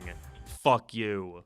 Sorry, I've got nothing. Our epilogue sees Larson trying to track down not only the previous folks who owned the pizza place, but also what murders happened around the same time the blood samples are from, with the help of Chansey, who he's still not crazy about. He not only finds a photo of Eleanor from the To Be Beautiful story, but even a report from a man named Dr. Talbert, who studied remnant, revealing it to be this bubbling liquid mercury, although nobody ever managed to get a sample. He realizes all he can do now is try and locate the Stitchwraith, who's actually managed to find Renell's father, who it turns out was Dr. Talbert. But wait a minute, she doesn't look anything like the girl in the pictures. Larson approaches the same house, seeing Renell quickly turn into the same girl from the photos. It turns out that the whole time, Renell was Eleanor. Whoa. It's implied that Eleanor was present for all the victims in the Fazbear Frights books, being around when they met their demise. But while this is going on, Dr. Talbot reunites with what he thinks is his daughter. Jake attacks her, but the doctor shoots him. He's going to give the not Renell some remnant to heal her wounds, not realizing that's exactly what Eleanor wants. Okay, I'll admit I've been roped back in. I find it odd that Eleanor was the big bad guy these books have been building up to, given her whatever introduction, but the idea that she's been the mastermind behind all these stories, or at least most of them, is a really cool idea. I wonder where they're gonna go with this in... I'm joking! Stop! The break! Stop! Well, here we are. The last proper book in the Fazbear Fright Saga. I know we've got another book to check out, but that's treated more like a bonus thing. Like I said, you can only get it for purchasing the big collector's box. I feel like I need to reiterate that because sometimes I forget that because of the sheer length of this project. I last mentioned that like 2 hours ago, so maybe you forgot. The cover here sucks. It's an awful way to go out. I like the idea behind it. A lone guy wordly walking through a hallway with mysterious creatures to his left and right. But it's brought down entirely by the bad artwork. This is the Five Nights at Freddy's fanbase. It seriously can't be that hard to find a decent artist. Our first to last story, Prankster, stars Jeremiah. He's working at a game development studio that was recently bought out by Fazbear Entertainment, who wants them to work on their brand new VR game. Oh shit, I was not expecting a Help Wanted story. At first I felt like this wouldn't have much in relation to the game given the first 30 or so pages, instead being this pretty focused story of Jeremiah trying to win over the only girl in the studio, Hope, having an unspoken competition with another employee, Parker. Jeremiah is like the opposite of our other game developer guy from the Baby Springtrap story. This guy is a complete simp. He's always trying to tell her jokes but fails each and every time. She laughs along when Parker fucks around with him, and his big attempt to win her over is to try and be as nice as possible. When will you learn, Jeremiah? Nice guys finish last. One day he decides to go home early, while Hope and Parker test out the game, being afraid that they're gonna end up fucking in his absence. What's even worse is tomorrow is his birthday. He goes into the office and sees a big banner placed on the wall, but no one is around. A voice from a speaker tells him that they're gonna play a little game to find his friends. He has 30 minutes to look for them, or else something bad's gonna happen. It's like a saw trap or some shit. When he eventually gets to the end, he finds a VCR, and after turning it on sees a video of the two of them, laughing maniacally amongst a room full of knives, before he's directed towards a closet which is beginning to open. That's where it ends. It's up for interpretation, but I personally think what happened here is that when the two of them were testing out the game, they got infected by the glitch trap, which is like Code William Afton if I remember correctly. But it forced them to cut themselves up, now being after Jeremiah, killing him. I was really surprised it wasn't a more direct adaptation of Help Wanted, given the girl on the tapes in that game referring to a fellow developer, Jeremy, who had been acting differently after testing the game before killing himself, but either way, I enjoyed Prankster a good bit. My biggest issue with it is the length, being the shortest story yet at only around 45 pages. Unlike others, I feel like there was a lot more here that could have been explored, or at least expand upon his race to find them in time. It's just sorta, go to this room, immediately solves puzzle, go to the next room, immediately solves puzzle. Feels like they're rushing a bit. Given the fact that the next two stories are around 80 pages, I can only hope that they had a reason for keeping Prankster so short. But still, I enjoyed it well enough. Kids at Play is next on the list, featuring Joel. He's a fucking asshole. He's this 18-year-old who's got a pretty sweet life. His dad lets him work at his gardening store at above the regular wage, buys him a car, giving him a free ride basically. But he's such an entitled shithead. He gets fired for consistently leaving work early and then just whines for his job back, which works. He complains that his mom doesn't cook enough breakfast for him. He wants no boundaries. Even his friends call him out in his shit to no avail. Things take a turn, however, when one day he runs over a Kids at Play sign, warning you not to speed on the road as there's Kids at Play. Later that night, he evidently ignores that sign's wishes as he fucking hits a kid into a ditch, fleeing from the scene of the crime. From here I dropped off. It's yet another guilt trip story, where he simply starts to see the sign everywhere he goes, his guilt rising more and more as the whole town starts searching for the boy to no avail. The ending is kinda cool, I guess, where he's lifted from his bed and walks all the way to where the body is late at night to face what he did. I can only imagine this works like the one SpongeBob episode. And the story ends with his body parts falling off. His eyes, his hair, his hands, everything, only for folks to hear crying from the ditch as they find the young boy, A-OK apparently, laying beside the very same Kids at Play sign. Well, that's lame. I mean, I love the horror element to this one. The whole guilt angle is done really well. I thoroughly enjoyed all that stuff, as well as the descriptive text at the end detailing what's happening to his body. But for that to be the ending after already retreading the same sort of middle act as Blackbird and the Cat one, it's a weird way to go out, honestly. You think they'd want to go guns a-blazing considering it's the final-ish book, but alas. Finally, we have Find Player 2, starring Amy, the quiet girl, and her good friend Mary Jo, the more crazy one. I really enjoyed it. They play in the hiding maze at Freddy's, which is only designed for 2 people at a time, with the hider having 2-way mirrors around the tube system so they can watch the seeker as they try to catch them. Although they notice that as they're playing, there's this creepy guy watching them. Huh. After getting scared by him and leaving the game early, we cut to 10 years later. Apparently he kidnapped Mary Jo, and Amy has been ridden with guilt ever since, and so she's finally gonna go and confront him. Turns out he was nothing more than a red herring though. He was simply looking for his daughter, and so Amy decides she's gonna go back to where Freddy's was to find some clues. From here she goes in the back to find the Mia still intact, and after entering sees that the game was still in play, meaning Mary Jo had been locked in there for 10 whole years, being nothing more than a mummified corpse. Amy now meeting the exact same fate. Okay, so, ignoring the idea that after she went home from Freddy's that day, not only did Mary Jo's foster parents apparently not look for her, or ask Amy where they last saw her, not only did Freddy's apparently close down the second she left, leaving everything abandoned, but also, nobody ever decided to check inside the tubes for 10 years, despite there clearly still being a game in play? So like, why wouldn't somebody have gone in to see what's up? Despite all that, I still liked it well enough and felt it to be a satisfactory final story, sorta. They built up to it well, but much like Kids at Play, I don't see why it needed to be so much longer than Prankster. That was the one I felt like had the most room, but whatever. Sorry again that I don't have a lot to say here. It's mostly because the more we go on, the more repetitive they're all getting. But just know that it's good. Our final epilogue. What happens to Larson and Jake? Do they defeat Eleanor? I don't know, I haven't read it yet. Right off the bat, I was super confused. Jake is in a dream made up of false memories and Larson is in some field somewhere. He goes to Freddy Fazbear's to find the ball pit portal so he can get back to reality. He jumps in and winds up near a junkyard. He opens the trunk of the car only for Eleanor to lunge out at him. He has the idea to throw her in the trash compactor before waking up right where he left off. He keeps going through different time periods, repeating the events again and again of fighting Eleanor and going into the ball pit. Meanwhile, Jake is fighting present-day Eleanor. They're fusing into each other just like how Jake was with Andrew. He defeats her in an honestly pretty anticlimactic way, and Larson reunites with his son, spending more time with him.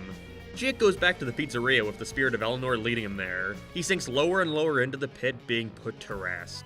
We cut to someone called Millie, who goes back into her house to hug her grandfather on Christmas. Wait a minute. That's fucking Millie from back in the first book, the one who was crushed by Funtime Freddy. I guess Jake is giving all the agony-filled spirits a happy memory to latch onto, a happiest day. It ends with Larson going back to Dr. Talbert, asking what Remnant really is, who claims it's like mixing the tangible with the intangible, handing Larson a pendant he made to help his daughter when she was sick. And... oh wait, that's it. The fuck? Okay, so aside from that pretty weak ending, feels like it wrapped itself up way too quickly, I figured I'd give some insight as to what I'm pretty sure is going on here.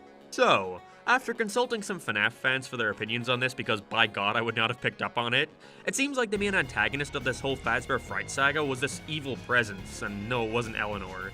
It seems like it's instead this thing that fans have dubbed the Shadow. I've also heard it's been referred to as Dark Remnant since it's pretty much the opposite of it. The whole theme here is about legacy, which is the exact inversion of Remnant. Remnant is your own memories and emotions, while legacy is the memory others have of you, and the emotion that your name evokes in others. Your legacy can linger. It outlives you, and therefore can influence others. The William Afton amalgamation was him, but not quite. It was more so the memory of him, his soul trying one last attempt to regain power, the embodiment of his evil, which is so sinister that it can infect other people, which is why Jake had to suck it out of Larson. The ball pit represents the energy of all of Afton's dark remnant, his legacy. It's tethering souls inside of it as one singular entity, creating such a strong energy that it can influence other entities or souls with the same evil that powered his spirit, which explains all the supernatural shit going on in Fazbear Frights, they were infected. Jake was able to withstand all this because he was composed of good memories and emotion. They give him strength over the negative ones that were powering Eleanor. Agony is another important aspect. The idea of having the same intention is what caused you to suffer. Like Andrew, for example, killing the garbage man, they're continuing Afton's legacy of murder. The Spring Bonnie from all the way back in the first story, Into the Pit, wasn't really William Afton. It's a reflection of his legacy, it's the memory of him. Oswald is experiencing a memory so strong that it feels like he was really there. There was no actual time traveling going on. They were all just experiencing super real memories. The reason why all the victims' souls from the other stories ended up in the ball pit is because it's the last remaining thing from the restaurant, the only memory of it. That was the Freddy's location where it all started, where Afton murdered those kids. Did any of that make sense? By God, I hope so. I will say, I do still miss the realness of William Afton just being a guy, you know, a child murderer. He's way scarier that way to me. But I can't lie and say if they want to lean more into these sci-fi elements, then this was a pretty interesting way to go about it. I was really glad that they added this whole epilogue to the series. Not only does it give us greater insight for all the supernatural shit going on in the franchise now. Well, okay, it gives you greater insight if you're willing to read it all 20 times and read between the lines, but still. I think it ties everything together well.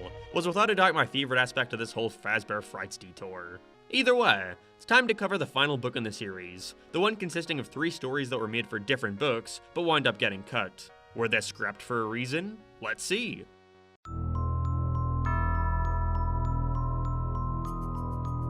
I like the cover for Felix the Shark. May come off a little dumb, but for a bonus book filled with extra stories, I don't mind it being a little stupid. I think I even made an offhand joke about a shark-matronic in my original video back in 2020, so I guess we've come full circle. Felix the Shark sees Dirk. He's telling his only friends how he wants to start up a Freddy Fazbear Club, so that people can get together and discuss their memories of the place. He's even found his old Felix plush to go along with it. But that's strange. Seems like nobody else remembers there being a shark. They especially don't remember being able to swim in the tank with it like he's saying he did. Right off the bat, this had me hooked. That's a great idea for one of these stories. Just what did he see back in the day? He sets out on a journey to find his Freddy's from his childhood, in which he learns about why this specific restaurant had an addition to its cast. Apparently, the owner of it had a son who drowned one day, being perched ashore by a shark, and so to pay his respects, or grieve I guess, he added a shark animatronic in memory of his lost son. There's a lot of drawn-out mystery stuff in between these reveals, by the way. This is an 80-page story, so it's not like Prankster where they skimp out on the second act and have the protagonist speedrun getting to his destination. He visits diners, meets up with the owner's daughter at one point, who gives him a pendant that when taken to the place where Freddy's used to be, reveals the remains of the old restaurant. Dirk hops inside and finds it. He wasn't crazy. Felix's tank is here. But no Felix. Strange. Well, guess there's only one thing left to do, and hop inside the fucking tank with him? That sure sounds like a solid plan. He gets in the tank and quickly realizes he can't get out. Whoa, he forgot that someone from the outside had to open it. What a silly mistake. So there he remains, spinning around in a tank with the very thing he sought after, nobody even knowing he found it. I enjoyed Felix the Shark, but it wasn't perfect. Some of the foreshadowing is way too on the nose. He realizes that the owner's daughter was the author of some book that he really liked, the book containing more clues for finding Freddy's, and they keep referring to this story of a man going on a great hunt to find something, but when he does, it causes his own demise. I don't see why they needed to so blatantly spoil the ending, but hey, who cares, it was scrapped. Still though, I don't really see why it was cut. Honestly, I'd say it's of a higher quality than like half the stories that made it to release, but whatever, they must have had their reasons. Let's just move on to the scoop. I really hated our main character here. I sympathize for her just as much as I despise her, and a big reason for that has to be with how meta this story is, more than any other in the series. Mandy is bullied at her private school for being a freak, which you know is sad and all, I wouldn't wish that upon any kid, but like, she's writing Five Nights at Freddy's fanfiction in class, of course people are gonna make fun of her. She spends her time playing FNAF 3 on her phone and goes on FNAF forums to look at posts about real-life cases of missing children, trying to fit them into the FNAF lore like a psycho. They reference game theory like twice, by the way, I'm telling you, this shit's meta.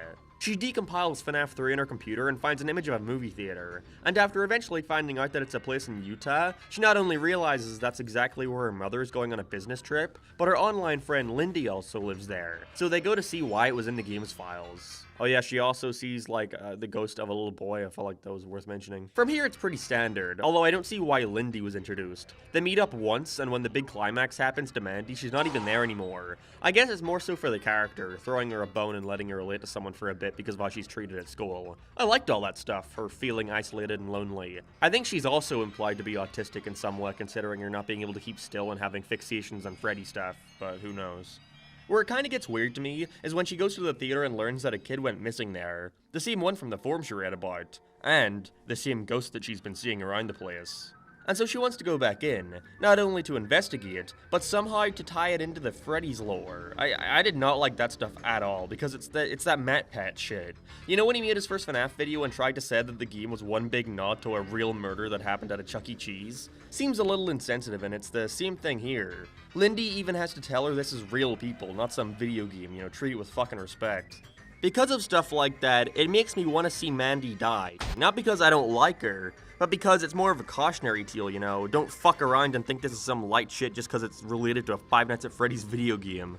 Despite what you think it's building up to, Mandy goes in the back and finds an animatronic bear suit, and inside there's the corpse of the missing boy. The police are called in and she's a hero. Perfect. Remember, kids, take these serious matters into your own hands. Who knows? It may be connected to Five Nights at Freddy's. Still, I like the scoop. The self-awareness didn't get in the way of me caring about the main character, and being happy that she got a nice ending. So let's end off the Fazbear Fright saga with our final story, You're the Band.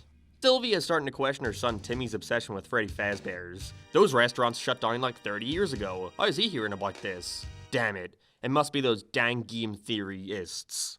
That is not a lie, that's really hard to explain this. Sylvia is a bad mother, I'm just gonna say it. Not in that she's abusive or whatever, but she constantly talks about how worried she is about this obsession of his, but does nothing to stop it. She enables it, if anything. Not once does she ever like, look shithead, the Freddy's needs to stop. Or like, make sure he's not watching shit about child murder online, like Jesus Christ, he's 8 years old. Nah, instead of this, she throws him a Freddy's themed birthday party and buys him an authentic Freddy mask from the internet. But ever since then, Timmy's been acting strange. It's like there's two people inside of him. Sometimes he'll talk about being there for the murders, or be impressed by the technology of today. There seems to also be this shadow creature too that lures him back to the original Freddy's location. A man eventually grabs Sylvia and lets her know that he's Mike, a security guard for the Freddy's. Pretty sure this is a book version of Mike Schmidt, the character you play as in FNAF 1, but it's not confirmed. Either way, they go to Freddy's, find Timmy listening to the animatronic singing, in which Mike uses the Freddy head to lure in none other than the puppet, who takes it back and Freddy's restored. Oh, okay, it wasn't a Freddy mask, it was Freddy's head. That's why there were two people inside Timmy. It was the souls of one of the kids William Afton killed. That makes sense. I like this one too. What the fuck? Why were all these stories cut? I think it was the only book in all of Fazbear Frights where I thoroughly enjoyed each and every story.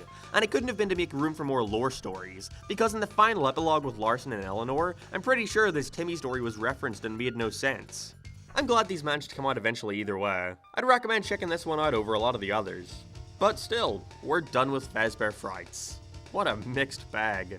I like the idea behind these stories a lot, and there's a bunch of ones that execute on that well. Gives us more to see and experience in this universe not seen in the games. But I think more effort should have been put maybe into making sure stories don't retread on similar themes and story beats. Or maybe limit some of the creativity, because this shit got off the walls at times. But hey, we're not exactly done with Fazbear Frights just yet. What could I possibly mean? Let's see.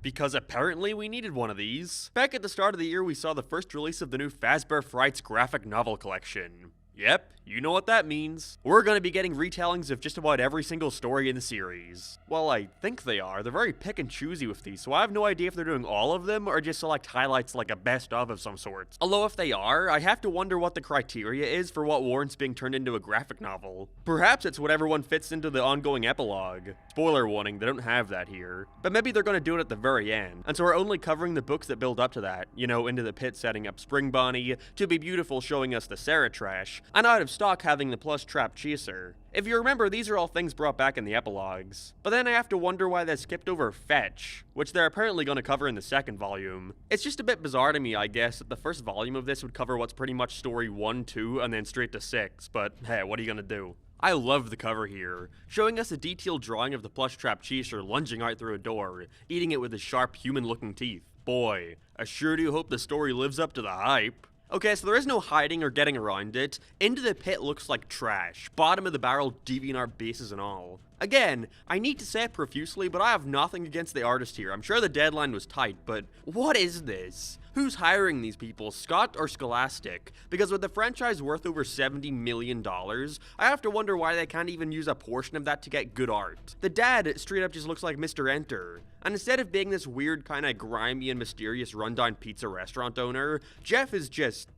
well, he's just a grey version of Oswald's dad. They cut out a lot here too, only keeping the essentials. They remove a lot of the exposition at the start, for how the town became so shitty with everyone losing their jobs. But Oswald says, it's hard to say no to a warm, gooey slice. so I guess that makes up for it. Much like the Silver Eyes graphic novel, a large issue here is how this art ruins so much of the tension, in a story that already wasn't the best. Glad to see that Spring Bonnie's death is just as hilarious and pathetic as I imagined it to be. Seriously though, who is at fault here? Again, is it Scholastic? Because these are little baby books, do they not want things to look too creepy or adult in case parents don't want to give their kids money to buy it at the book fair? No matter what, it doesn't help that the art here is just bad, it's so lifeless. They don't even attempt to sell the whole 80s look when Oswald time travels, it's just a white room.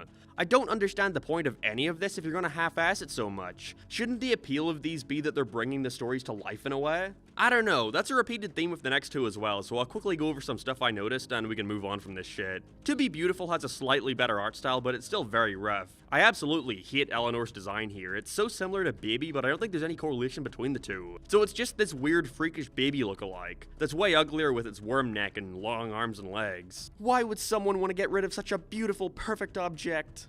I guess that's subjective, isn't it? I know I'm being very harsh here, harsher than I think I was to any other book in this whole video, but you have to understand there was a whole 7 years between the first FNAF book and this one. 3 years between this and the first graphic novel. He has had years to get this formula right, build a rapport with talented artists, and with the fourth Closet graphic novel, it felt like he learned just that. But now we're back to this shit, I don't understand. You want me to show you the funniest thing about all this though? The part that made me have to stop and burst out laughing at the incompetence while I was reading? At page 108, the guy that Sarah likes comes over to talk to her. When she was uglier in the story, she knocked her lunch into them, which pissed him off because she was so ugly. But now that she's pretty, he wants to try and get with her.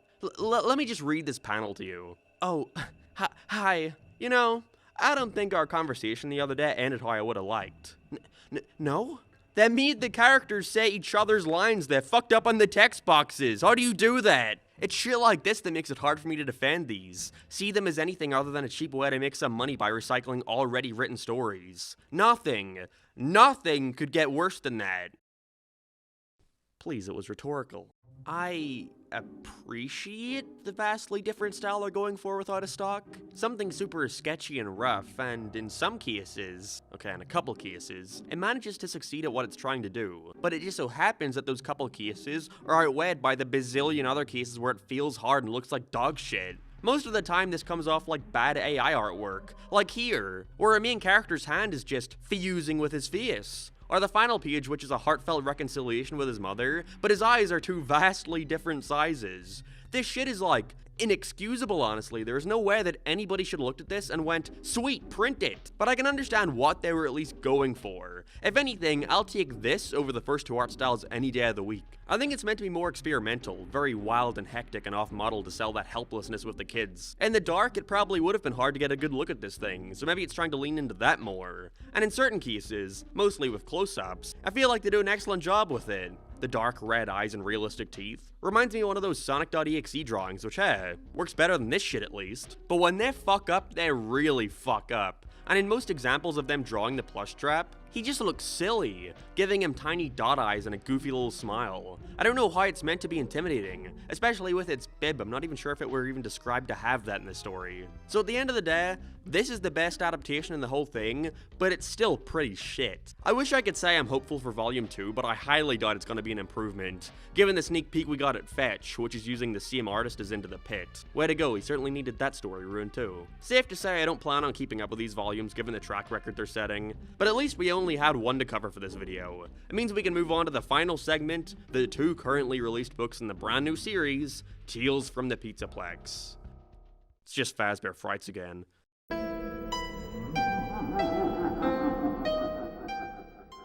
In 2022, we got the first in a series of books that aim to stick to the formula of what Fazbear Frights established, 3 mini-stories in one package, except based off the, at the time of writing this, most recent game in the franchise, Security Breach. Now, we all know by now that Security Breach was an overambitious project, rushed to release and came out as an unfinished, buggy mess. Go check out my whole video on that disaster for more context. But I'm not opposed at all to focusing the next batch of books on the Pizzaplex. I think most would agree that, while not necessarily scary in any way, the giant Five Nights at Freddy's mall is a really cool location, and with how wide and open it was, there's gotta be a plethora of spooky ideas to explore. 12 books was more than enough for Fazbear Frights. This was probably the best evolution they could have had. So let's see what they do with the fuck is that thing? I guess this is Lally? Probably the most bizarre thing to use to introduce us to this new series, but my interest has been piqued, I suppose, so that's good. First of all, I'm very disappointed to see that in terms of production, there is no difference here from Fazbear Frights. The only difference is the logo, really, and I do like that between books they switch the color, but they have the same glitch effect on the opening pages, same formatting, except now for some reason the table of contents looks much cheaper because of the font they use. Even the blurb is the exact same. Security Breach was very colorful and flashy, you know, 80s inspired, so I'm surprised to see they didn't lean into that more. Okay, well, less surprised and more disappointed. I understand it must have been way easier to reuse the already done shit, rather than hire a designer to make a new one, but alas. Our first story is shockingly not Lally's game, breaking the trend of the title and cover being the first heel.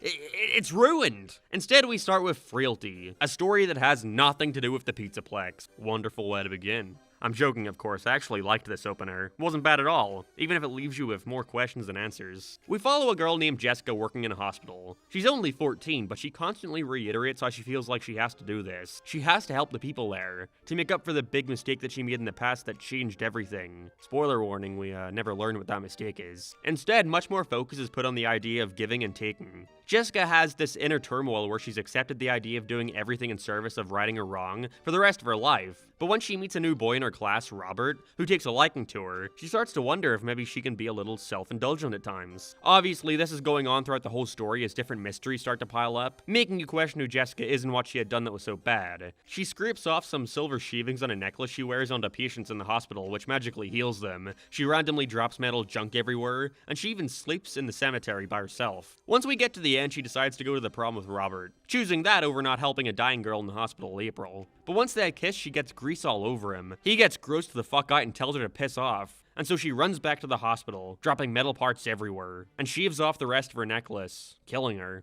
I did not leave anything out. That is really how they end this. In some ways, I wish they took more of an effort to explain this stuff and give payoffs for the elements they go into, but I don't think it hurts it in the end. I still had a great time with it, mostly due to, again, the focus for the most part is on the moral dilemma she's facing of whether or not she can do something for herself sometimes, knowing that she has to make up for some big mistake that she had made. But I still would have liked to see how she became a robot in the first place, but whatever. Frailty is a very strong start to the new series. Although, again, I kinda wish it had more to do with Freddy's beyond a throwaway mention near the start. You know, considering it's the first one and all, but maybe the titular Lally's game will get into that more.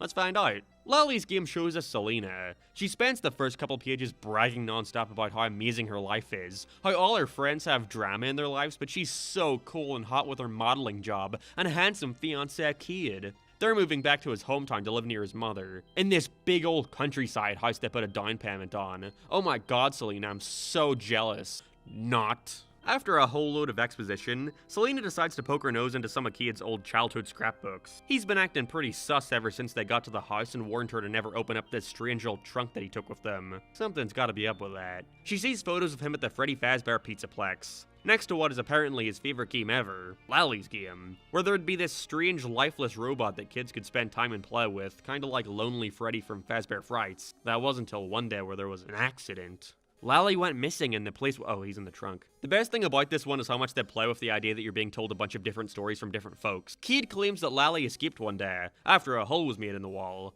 following him home and stalking him until he trapped the thing in the trunk. Whereas Kied's mother adds more to the story that paints him in a new light, talking about how protective and possessive Kied was over Lally, getting mad when he sees another kid playing with them, claiming the game is only for two. Things took a turn when said kid was killed soon after, and then Lally went missing. I like this. Turns her perfect Kied into someone more untrustworthy, making Selena more and more on edge around him, especially given the fact that she's now starting to see Lally pop up around the house, stalking her. Despite the mother letting her know that Lally couldn't move on its own, it had to be moved by someone. After knocking out Kied, she tries to escape the house, but that isn't before Lally gets her. Now, the ending is pretty vague. I think it's implied that Kied was innocent the whole time, given his clear shock at what happened to Selena. She was, like, killed and shoved in the trunk, I guess. It wasn't him who killed the kid, it was Lally who did it. Apparently they are capable of moving on their own after all. After this, we skip ahead to Kied moving into a new house with his new fiancée, once again hiding the trunk away, never to be opened again. But like, just throw the trunk into the river or something, or Indiana Jones that shit. I think perhaps they could have gone more into the fact that Kied was keeping the trunk around because he did still have some sort of attachment to Lally, not wanting to part without them. Gives him some kind of peace or whatever to know that Lally is always in his possession. That might have been what they were going for, but it's definitely not made clear enough. Still though, Lally's game was another solid one. Just wish certain things could have been paid off better. Like, Lally not being able to move by themselves is a scary realization to make her suspect Kied,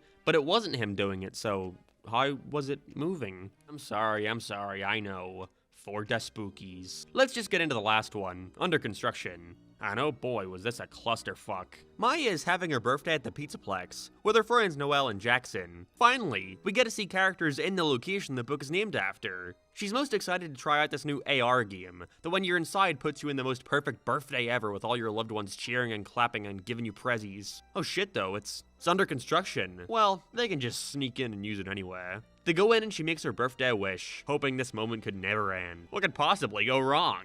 Cancer. That's what. We fast forward to a year since the Freddy's visit, and two major things have happened. Maya has had consistent migraines, and her grandmother has gotten cancer, eventually dying. This appears to be an epidemic. Everyone in her family is being killed from the disease, too close together to be a coincidence. Eventually this starts spreading. Her friends' parents, her own parents, her sister, everyone on Earth is dying except for her. And what's worse is the planet seems to be being overrun by these strange mush jelly baby things. They're filling the streets, and the worst part is, nobody seems to care. Jackson shows no real sorrow when burying his own mother, or when he himself eventually gets stricken with the illness. They do an excellent job at showing Maya's hopelessness, rushing around to everyone's houses, attempting to eat everyone in their life. The futility eventually overcoming her as she realizes the world is fucked, but she's still fine. The little mushy babies start to flood her house. She gets surrounded by them, drowning in jello. But despite all this, death never comes. She remains there, dormant, not being able to see or hear. That's a scary idea and all, but what the fuck was this story? Where did this tone shift come from?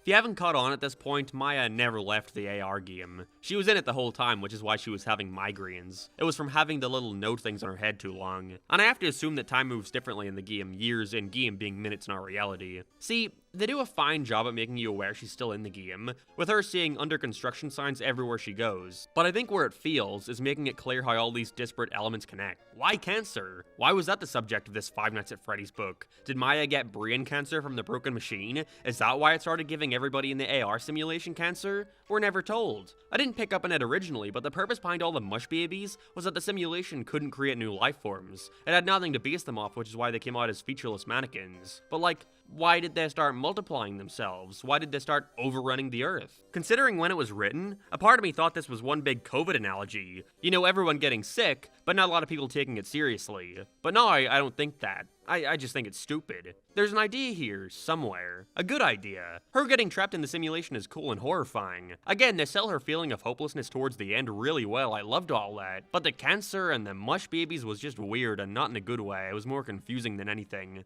Apparently the third book in the Pizzaplex series will feature a story showing a different character's point of view of the situation, seeing Maya get stuck in the machine, but it got delayed until December, so fuck me, I guess. This was a weird beginning to Tales from the Pizzaplex, mostly because it had almost nothing to do with said Pizzaplex. At least Fazbear Frights was vague enough to where it wasn't connecting itself to any singular game, but not this one. While I didn't think it was bad and actually quite liked the first two stories, I don't personally think it was the best way to start. Who knows? Fazbear Frights didn't have the strongest first impression either. So let's see what we're ending with in the last book of the video.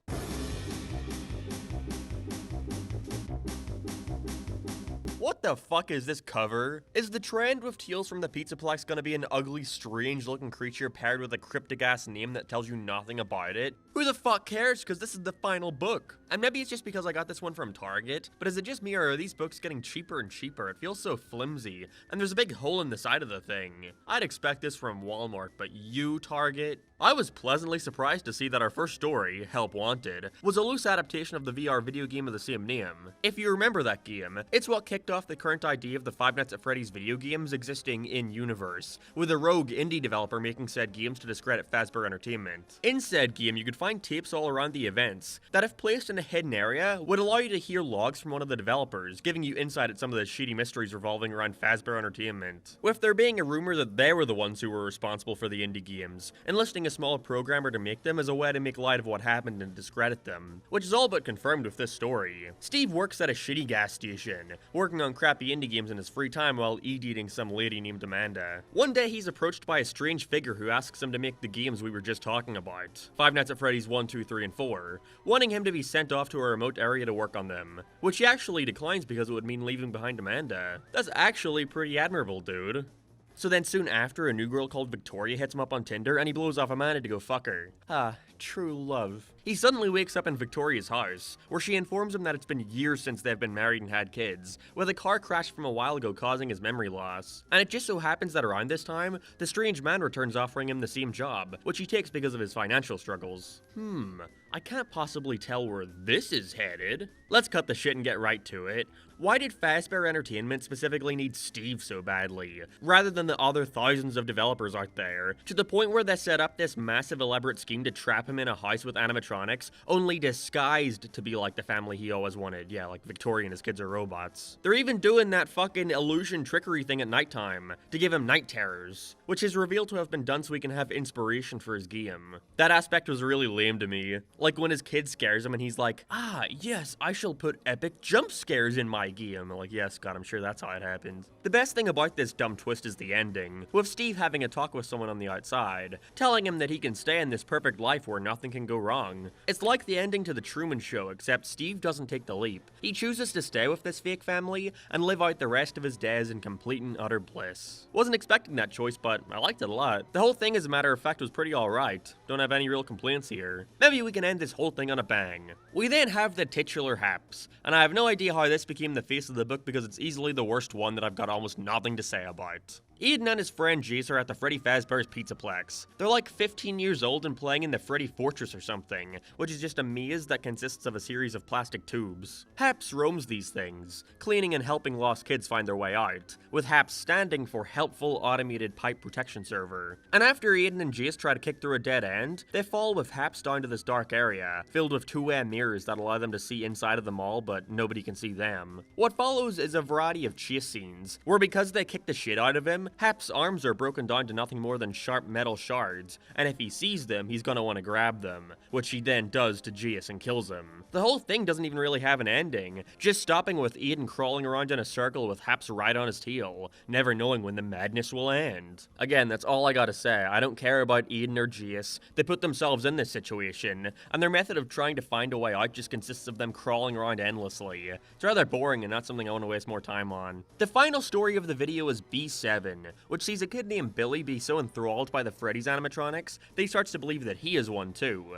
He takes this way too far. He goes a whole 16 or so years like this, as we follow small little glimpses at different stages of his life. I enjoyed B7 a ton, way more than I thought I would. Again, because it keeps switching years in the future, it always keeps your interest, as you want to see how keeping this up for so long has affected his family. Kids don't want to talk to him, he's isolated, he has to go to a therapist, and eventually his dad leaves. The worst part being when he drives his mother to suicide, and from there it just keeps going downhill. He still won't break this idea that he's a robot, and so to try and become like what he truly thinks he is on the inside, he goes and uses his mother's inheritance on surgery that removes all of his limbs and replaces them with prosthetics.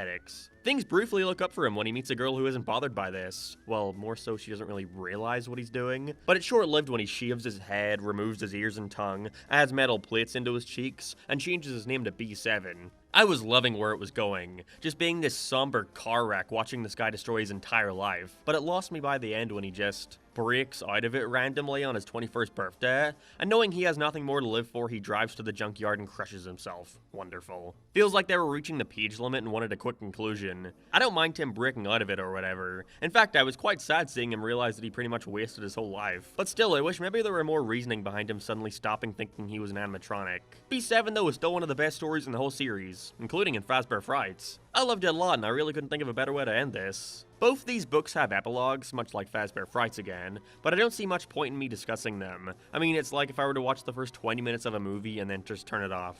But hey, we're finally done! It only took 3 hours and a month out of my life. This was a nightmare! I am glad to see, though, that Tales from the Pizzaplex is appearing to be much more of a consistent quality compared to Fazbear Frights. But it might be too soon to call that since, again, we're only like 2 books in. Apparently, the next one was leaked somehow in its entirety, so despite being delayed till December, a lot of folks have read it already, and from what I've been hearing, it may just be the greatest book in the entire franchise. So who knows? Maybe I'll keep up with them in my own time to see what all the hype is about. It's no secret at this point that I've dedicated a large chunk of my life to the Five Nights at Freddy's franchise. From playing all the games, to reading all the books, hours and hours spent taking in and dissecting every little bit of detail and lore there is. And throughout all that, it drew me to one conclusion. Springtrap is really, really cool. He's without a doubt my favorite animatronic. Not even just for all the story reasons, with him literally being the main antagonist of the whole series, but from a design aspect, I love him. He's the closest I think any of these guys have gotten to being genuinely scary on their own. Like, because most of these robots were meant to be children's entertainers, they still had to be built in a way where it made sense for them to be appealing to kids, then made scary through clever lighting and camera angles. But Springtrap is just straight up a monster. This half-man, half-machine hybrid. From the day I first bought FNAF 3 back in 2015 and became too terrified to even touch it, I knew that Springtrap was a top-tier animatronic. That whole game's atmosphere in general is just amazing in my opinion. The dreary greens and harsh electrical signs. Given his immense popularity, it wasn't surprising to see them bring Springtrap back again and again over the next couple games. Getting a minor cameo in FNAF 4, his comeback being the cliffhanger for Sister Location, and from that point on it was Springtraps for everyone. Or, well, William Afton, to be more specific. He was one of the two folks responsible for creating the Freddy Fazbear brand, before going crazy and a bunch of kids. Then their souls possessed the animatronics, came back for vengeance, William tried to hide in a golden bodysuit, it clamped shut, and so now he's fused with Springtrap. Got it? Okay, great, we'll get into more of that later. Because despite FNAF 6 having come out almost 6 years ago, and the ending giving some sort of conclusion to the Springtrap / William Afton story, he's continued to return to the series time and time again, mainly in Help Wanted, Security Breach, and was a major aspect of the Fazbear Frights books. See, I know that now because I read them. With each subsequent return, however, it seemed like the fanfare he'd received started to wane more and more.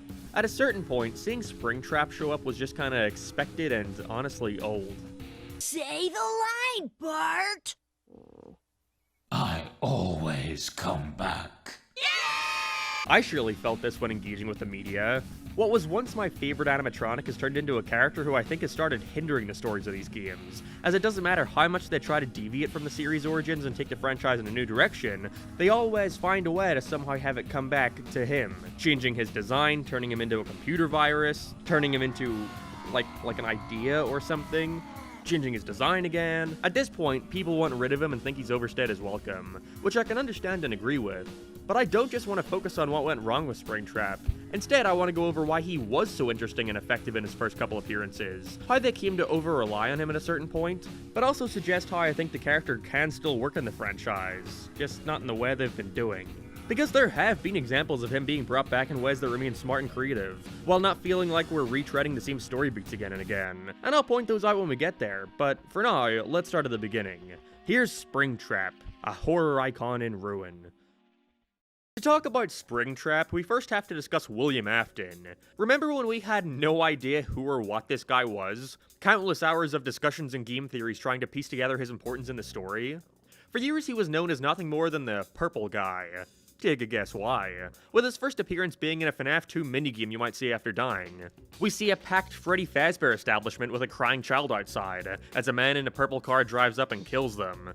Now, we would later, and I do mean later, get more details in the events we just saw occur, mainly that the kid was the daughter of Henry, who was the Purple Guy's partner in opening up Fredward Fazbear's, the Purple Guy doing it out of spite and jealousy for him, going mad and killing 5 more kids and stuffing them inside the suits of the animatronics, causing their souls to haunt them. It sets up the entire series. What made William Afton a cool villain to me, however, is that he was given a natural conclusion to his reign of terror at multiple points. As we see at the end of FNAF 3, William originally came back to the location where those original 5 kids died, still inside the robots, him starting to dismantle them one by one. Unbeknownst to him, though, that's what released their souls from the confines of Fazbear and gang, and in fear, William jumps right back into the golden bunny suit he had used to lure them away and murder them all those years ago. The suit being stored in a damp, locked-off room of the restaurant, and because of its aging as well as coming in contact with so much water, the spring locks clamp shut, resulting in his death and fusing with the suit. From this point on, becoming Springtrap. What I liked so much about this ending is that it was ironic. Everything came full circle. The suit he used to cause so much pain and suffering was now causing his death, being unable to leave, sitting in that very room and continuing to rot away, until 30 years later where he's found and drudged up, becoming the center stage of a new attraction, that being Fazbear's Frights, where the events of FNAF 3 take place. This is where we'd first meet Springtrap, and what an introduction.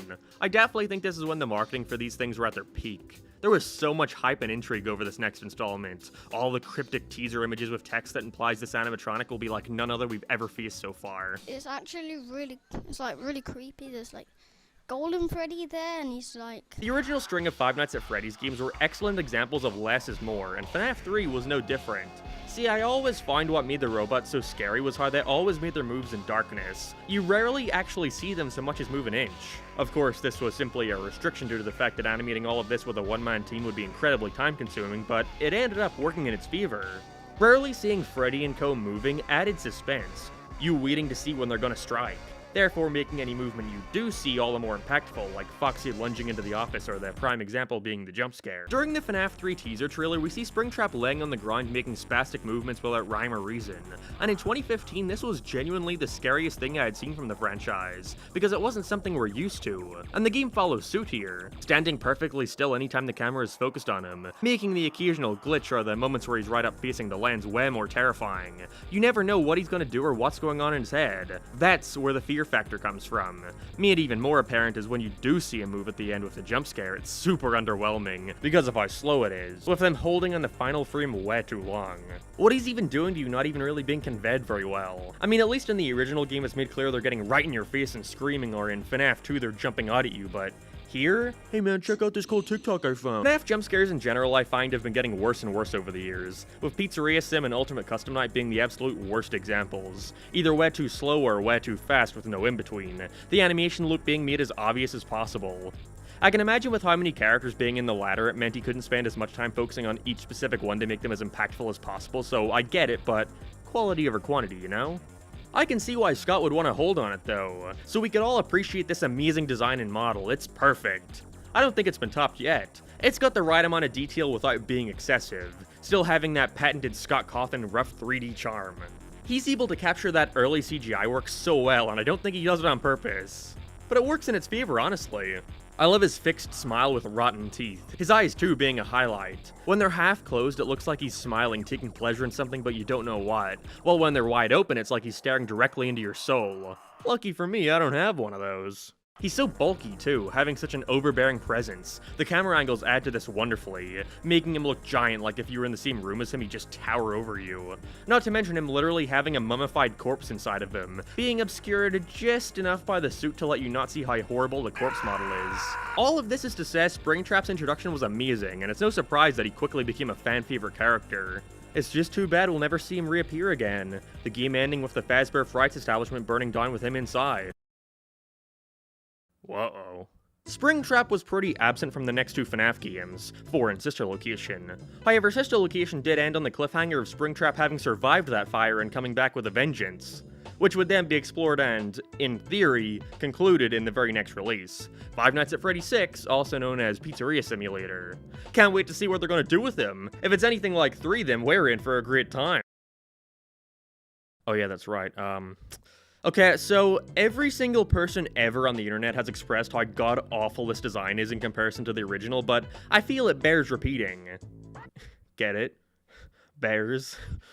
Like Chica. This is a design which the fans have dubbed Scraptrap, although I imagine at some point in the future it'll be adopted as his official name, it wouldn't be a first. But apparently the story reason for this is that upon being burned in the Fazbear Frights attraction, William would start to repair his suit, resulting in a different appearance, and honestly, while this reason makes the most sense, I still don't exactly think it's satisfying at all. Like, repairing is one thing, but the guy completely changed the design of the head. I can't imagine he was sitting there like, alright, I'll repair it, but this time, I want to give myself a funny little rabbit snout. Or adding on mascot feet when the original Springtrap had none. Where did he get these parts? How did he learn to do this with such meticulous detail? To me, Springtrap always seemed like he was on the brink of falling apart. Like one wrong move would cause the spring locks to clamp even further and kill him for good. So I find it hard to believe he managed to make all these major repairs to himself after being burned in a fire, especially considering, oh I don't know, he lost one of his arms? The guy was doing this shit one-handed. Another aspect of this is the whole remnant thing which started to become introduced to the series with Sister Location, being this substance that can trap souls inside of inanimate objects, explaining how William always manages to come back. It doesn't matter if his body is dead, he's directly tied to the suit now, which I guess also explains why he doesn't just jump out of it and find a new body. I sometimes see folks say that Scraptrap looks so different because William got into a different mascot suit, but that just doesn't seem to work with how the series describes Remnant. And again, it would make me question why after finally getting out of the suit, he just finds himself a new one to inhabit. Like, William's son Michael also got infused with Remnant, which leaves him as an animated corpse after Ennard leaves him at the end of sister location, but he at the very least can walk around town despite his appearance. Can't imagine Springtrap managing to get into his local Sainsbury's for a packet of crisps. It's no surprise to anyone, but Scraptrap is just a fundamentally worse design. Springtrap looks scary in the dark, but still pretty menacing when brightened up. Scraptrap only starts to look scary in the dark, as a result of his giant metal eyes being obscured. Again, it's that less is more thing. Him having this weird design can work, but his mouth and mainly his eyes causes you to get too much emotion out of him. It'd be better if I couldn't tell what he was thinking, because otherwise we have renders like this where he just looks stoned out of his mind. Another aspect I'm torn upon is how much of William Afton should still be considered human. With FNAF 6, they start leaning into his human side, not the part of him that's overrun by animatronic. Him being fully conscious of his surroundings and even speaking multiple threatening sentences, showing that he knew being called to the new pizza establishment was a trick, but he's fascinated by what's come of the other animatronics you salvage. What a deceptive calling. I knew it was a lie the moment I heard it, obviously, but it is intriguing nonetheless. See, I'm pretty torn on this concept. The original novel trilogy even shows that he likes being Springtrap. I'm mixed about it because I can see why it works, but also why I think it makes him less scary. It makes sense because in the novels they elaborate more on what he wants, why he's doing all this, being because he fears death more than anything, even using the dead kids to experiment on Wes to transfer his remnant to a new robot so he can live even longer. So to him, being in the Spring Bonnie suit is him cheating death, so it makes sense why he'd like it. But at the same time, it's kind of dumb. Not to mention something that isn't really shown to us explicitly in the games themselves. You know, I'd argue I shouldn't have to read books to see what our main antagonist's motivation is. But I don't know, I also just like the idea that in FNAF 3 he was mindless. No goal in mind other than just killing whatever was around, that being you. It's more simple, I'm aware, and you obviously couldn't build a recurring bad guy around him just wanting to kill without it getting steel after a while. But I guess it's mainly because of how jarring the shift was. Why wasn't he talking at all in FNAF 3? It just seems like Scott wanted to bring him back, knew he had to do something more to justify it, and therefore it made him more William than Springtrap. Either way, despite all that, I still enjoy the ending they give him in FNAF 6. It being revealed to us that Henry was the person who called all the animatronics to the pizzeria, so he could burn them inside once and for all, freeing the children's spirits and sending William Afton straight to hell. For a series that's infamous for being so complicated and cryptic, it was refreshing to see this one end with a satisfying conclusion, answering a lot of the questions that had been building up for years, and putting an end to what William Afton started decades before. So then they brought him back. The next time we'd see any trace of William in another official game would be the next game, the VR experience Help Wanted. Despite being a collection of remixes of the original few games with some more thrown in, it featured its own plot which appeared to be taking the franchise in a new direction, but for some reason they felt like still trying to involve William Afton in some way. There's this character you can see occasionally inside the main hub area called Malhair or Glitchtrap. Again, the naming schemes for these guys aren't always obvious. Initially, you think this is going to be setting up a new villain for the series to focus on. Perfect! He's got a great design too, clearly being a guy in a suit instead of the animatronics we've gotten so used to seeing at this point. Wonderful. As the game progresses, we can collect tapes that when put together show you that there's much more going on behind the scenes of this seemingly innocent minigame collection. We hear of a female playtester who started noticing this strange being inside the game. Psst, it's Glitchtrap. She then says that she split up his code in her 16 different cassette tapes and to not put them together. But then after a certain point completely shifts, telling you to put them in order and giving instructions on how to destroy it. You'll later find out that this was a trap, that you putting the tapes back together was in fact putting him back together too, that the playtester was taken over by the Glitchtrap near the end of her audio logs, and the person talking to you was this bizarre entity making you free them. Interestingly though, it didn't fully take over the woman, almost just creating this voice inside her head. Huh. But, okay, what does this have to do with William Afton or Springtrap? Isn't he in hell right now? Why is this related? How could this possibly— oh. Yeah, so while this isn't exactly the William Afton we've been seeing throughout all the games, it is some bizarre digital manifestation of him that's corrupted some data. How did this manage to happen? Shut up! I actually don't mind this that much. Sure, I'd rather him stay dead and have them move on, but Help Wanted at the very least seems like it wanted to take this in a new direction, with a secret room setting up an entirely new villain, this strange white rabbit. Vanessa is a really good concept for a FNAF villain, in that they were able to still have William Afton be involved without literally needing to have William Afton. Again, I'd like to put focus on the word concept for a villain. Vanessa is heavily implied to be the playtester from Help Wanted, not having gone crazy with the voice of William stuck in her head, convincing her to do what she eventually does in Security Breach. I like this idea a lot. It's like the cult of Springtrap, you know? Someone who was influenced by William Afton to take up his mantle and continue where he had left off. Now let's see where they messed up with this. Like I said before, the entirety of Security Breach feels like them trying to take Five Nights at Freddy's in a whole new direction. New location, new animatronics, a different vibe entirely with all new enemies to boot. Only for them to do a U-turn at the last minute and make William Afton the main antagonist once again.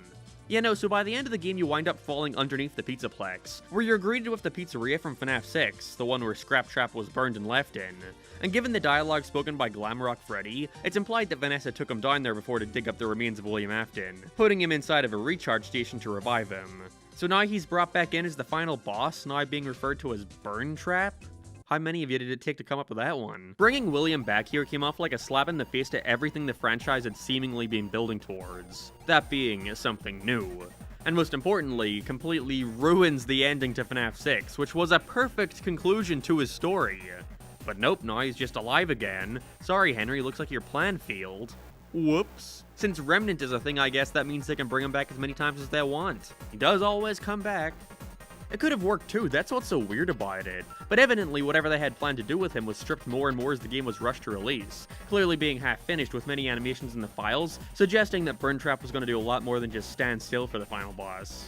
Like I said, I like the idea of Vanny being some sort of disciple to William Afton, following in his footsteps, and while I'm sure this is what they wanted to go for, the game should have made more of an effort to build up to the idea that Vanny was doing all of this to resurrect him, instead of making some half-assed attempt to shoehorn that into the last minute on one of the optional endings. In general, I think a better approach to all of this should have been about the idolization of Springtrap, not the corruption of Vanessa's mind. Like I said, the cult of William Afton is a genuinely cool idea. Wouldn't be a stretch either. Look at all the people idolizing folks like Jeffrey Dahmer, which saw a resurgence with that new Netflix show. It could make sense that some crazy lady would become so obsessed with William and therefore want to find a way to revive him using Remnant, or at least carry on continuing his legacy. But then that goes into the whole debate of how much of the Five Nights at Freddy's series should remain grounded versus how much it should dabble in sci-fi. I can see the pros and cons to both sides. Of course, being a franchise revolving around animatronics being possessed by dead kids means there's always going to be that unrealistic angle to it. But other than that, the games remain fairly grounded. It wasn't until Sister Location in the novels where we started getting into Remnant and illusion discs and whatnot. I feel a more realistic angle is scarier, but the sci-fi angle allows for more varied concepts. Really though, do what you want FNAF, I don't really care as long as it's good. I'm not sure how popular of a take this is, but literally like 2 days ago I found out about this popular FNAF fan game called The Glitched Attraction, and by found out about, I mean I watched the Markiplier playthrough. It's this really neat fan game where you're lured to a Five Nights at Freddy's escape room. As you go on, it's made clear that Vanny is the one behind all this, creating the attraction using illusion discs. In reality, all the animatronics you see are mere endoskeletons, seen by Springtrap's death where he reverts back to one. By the end, when you find all this stuff out, you're knocked out by Vanny, only to wake up and see that your remnant is being injected out of you. This is so they can put it on endoskeletons, so they can replace you and therefore lure more friends into the place for the cycle to repeat. Them also using the remnant for William's recharge station. As far as I'm aware, I only watched the playthrough once, maybe there's more I'm missing here, but point being, here's a perfectly solid attempt at making Springtrap's return more natural with a build-up and payoff. But in Security Breach, what's his goal?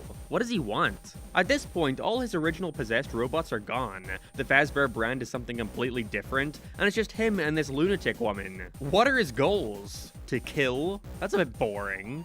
And you can clearly come out and say, well actually, if you read the Five Nights at Freddy's encyclopedia on page 4223, they clearly state that. Like, no, if the FNAF series wants to do bigger AAA games, then I expect them to have the stories of such. They don't get away with having less substance than the 30-minute point-and-click survival games. I can't help but feel that Springtrap himself is just kind of boring and lame now. Not an original thought, I'm aware, but even in the way he looks, it's such a downgrade. He looks like a baby Fisher-Price version of Springtrap, not something seriously designed to be scary. Although I guess at this point you can say that about the franchise as a whole. But he just looks pathetic. The guy's been beaten and spring-locked and burnt down and then burnt down again, that I have to wonder what the threat of him even is anymore. That he killed a bunch of kids 40 years ago and has done nothing but feel since? Ugh, scary. Like, look at him at this point. Like, if I pointed at him the wrong way, he'd fall apart. He's hanging on by a thread, and it definitely doesn't add to the intimidation his character used to evoke. If I could be positive for a moment, I actually don't mind the way the Fazbear Frights novels tried bringing back William Afton. Although if they were to adopt this into the games in some way, it would be a nightmare, trust me. From experiencing all those things, they're a mess. A fun mess, but a mess nonetheless. They more so focus on the idea of William's legacy, like legacy being an actual thing, the memories others have of you and what emotions that evokes from them. In those books, he comes into play by the end as this giant amalgamation, but it's not really him. His soul is trying to once again regain power by the memories people still have of him, his legacy. That is a grossly oversimplified version of all that, so if you want to see a full recap, then go check out my books video. It's pretty sweet, IMO. But my point is, if they want to keep bringing back William, then this is a better way to do it than literally just having him come back as a remnant zombie. Have him be kept alive through his memory and the fear his name strikes in people. So really, all this is to say, the Five Nights at Freddy's series desperately needs more villains. Every time you think they're taking a step in the right direction, they immediately take 2 steps back, falling on what's already worked in the past, which I understand, especially given how they do attempt to do new things with him every time. But at a certain point, so much is piled onto him that I can't help but feel like he's lost some of what made him special from his first appearance in FNAF 2, that he was just some creepy guy who went crazy and killed a bunch of kids. I like William Afton, and I especially like Springtrap. But you have to learn when to let a good thing die, or else you continue to risk his legacy being tarnished further and further. I think the overwhelmingly negative reception towards his inclusion at the end of Security Breach will have influence in the next project. Well, maybe not the Ruins DLC, but whatever comes after. If anything, I could see them using said DLC as a way to go back and fix what went wrong with that initial ending, hopefully making yet another satisfying end to his character. But even if that doesn't happen and they continue to milk Springtrap and William Afton for all he's worth, I'll always remember those initial few entries. How terrified he made me as a 13-year-old playing FNAF 3, how cool that ending to Pizzeria Simulator is. Springtrap will always hold a special place in my heart no matter what. Five Nights at Freddy's Security Breach. She is such a bad bitch, though! The brand new game in a franchise that really should have ended by, I don't know, like 3 entries ago. Well, let's be real, realistically should have ended after the first one. Truly though, despite all that's happened, I'm still a big fan of the Five Nights at Freddy's series. I think a majority of the games are fun, and the setting and world they take place in is very intriguing. And even though it's obvious the creator of the franchise, Scott Cawthon, was making things up as he went along, to the point where the story is incredibly convoluted since we now have a game where the premise is that there's a company called Fazbear Entertainment who are trying to clean up their poor image after some weird Christian guy made a bunch of horror games about their franchise, which are the original series of FNAF games, but they also might be true as there's what's basically a rogue computer virus sneaking around and possessing people in the real world to kidnap kids, and I'm just gonna stop there. But when you're like 8 games in, you gotta up the stakes somehow. You know, you can't just have another simple point-and-click horror game. You've been doing that shtick since 2014. Things need to evolve in a way. And just how did they go about that?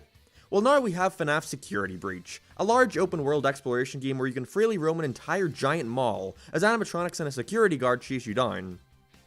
It's quite the leap, don't you think? This project was developed by Steel Wool Studios, a small indie studio who have actually had previous experience with the franchise, also developing one of the previous entries, Help Wanted, the VR game that was partially a remake of the original 3 games and partially a soft reboot, to open up the series more. This seems like the perfect concept. Help Wanted, in my opinion, is the best game in the franchise. Sure, it lacks a little polish, but it more than makes up for it by just being what's basically a fun collection of minigames, taking inspiration from the entire FNAF universe. Now Scott's just given them a bigger budget and the freedom to create a whole new game.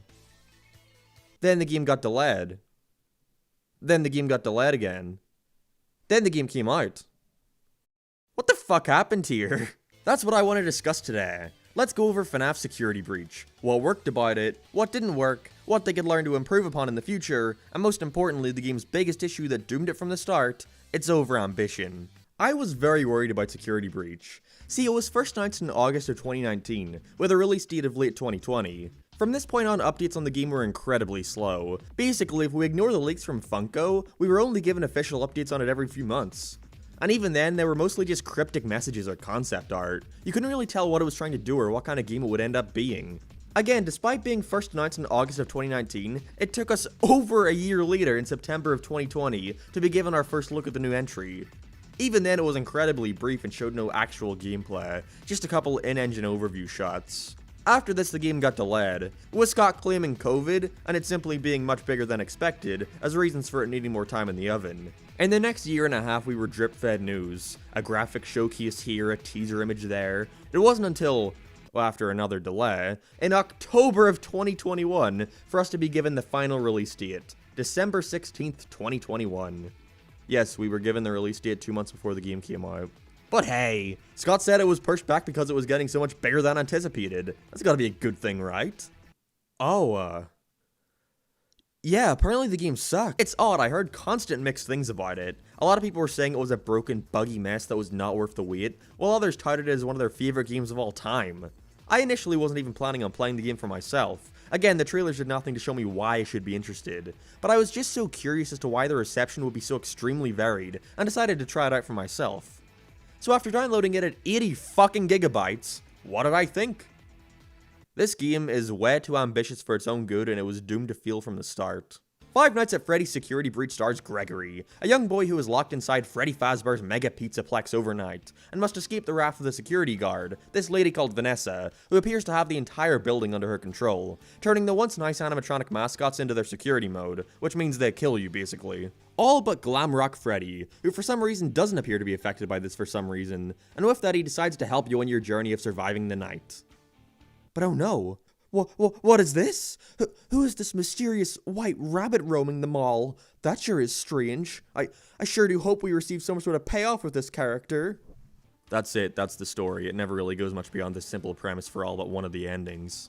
For a franchise where a majority of the interest from the fandom comes from picking apart the stories and lore for each entry, I was genuinely shocked how little was going on here. It was way too simple for its own good. I think a big issue here simply comes down to the protagonist, Gregory. I get that they wanted you to feel the helplessness of being a little kid by themselves at night with a killer on the loose. That's pretty scary in concept.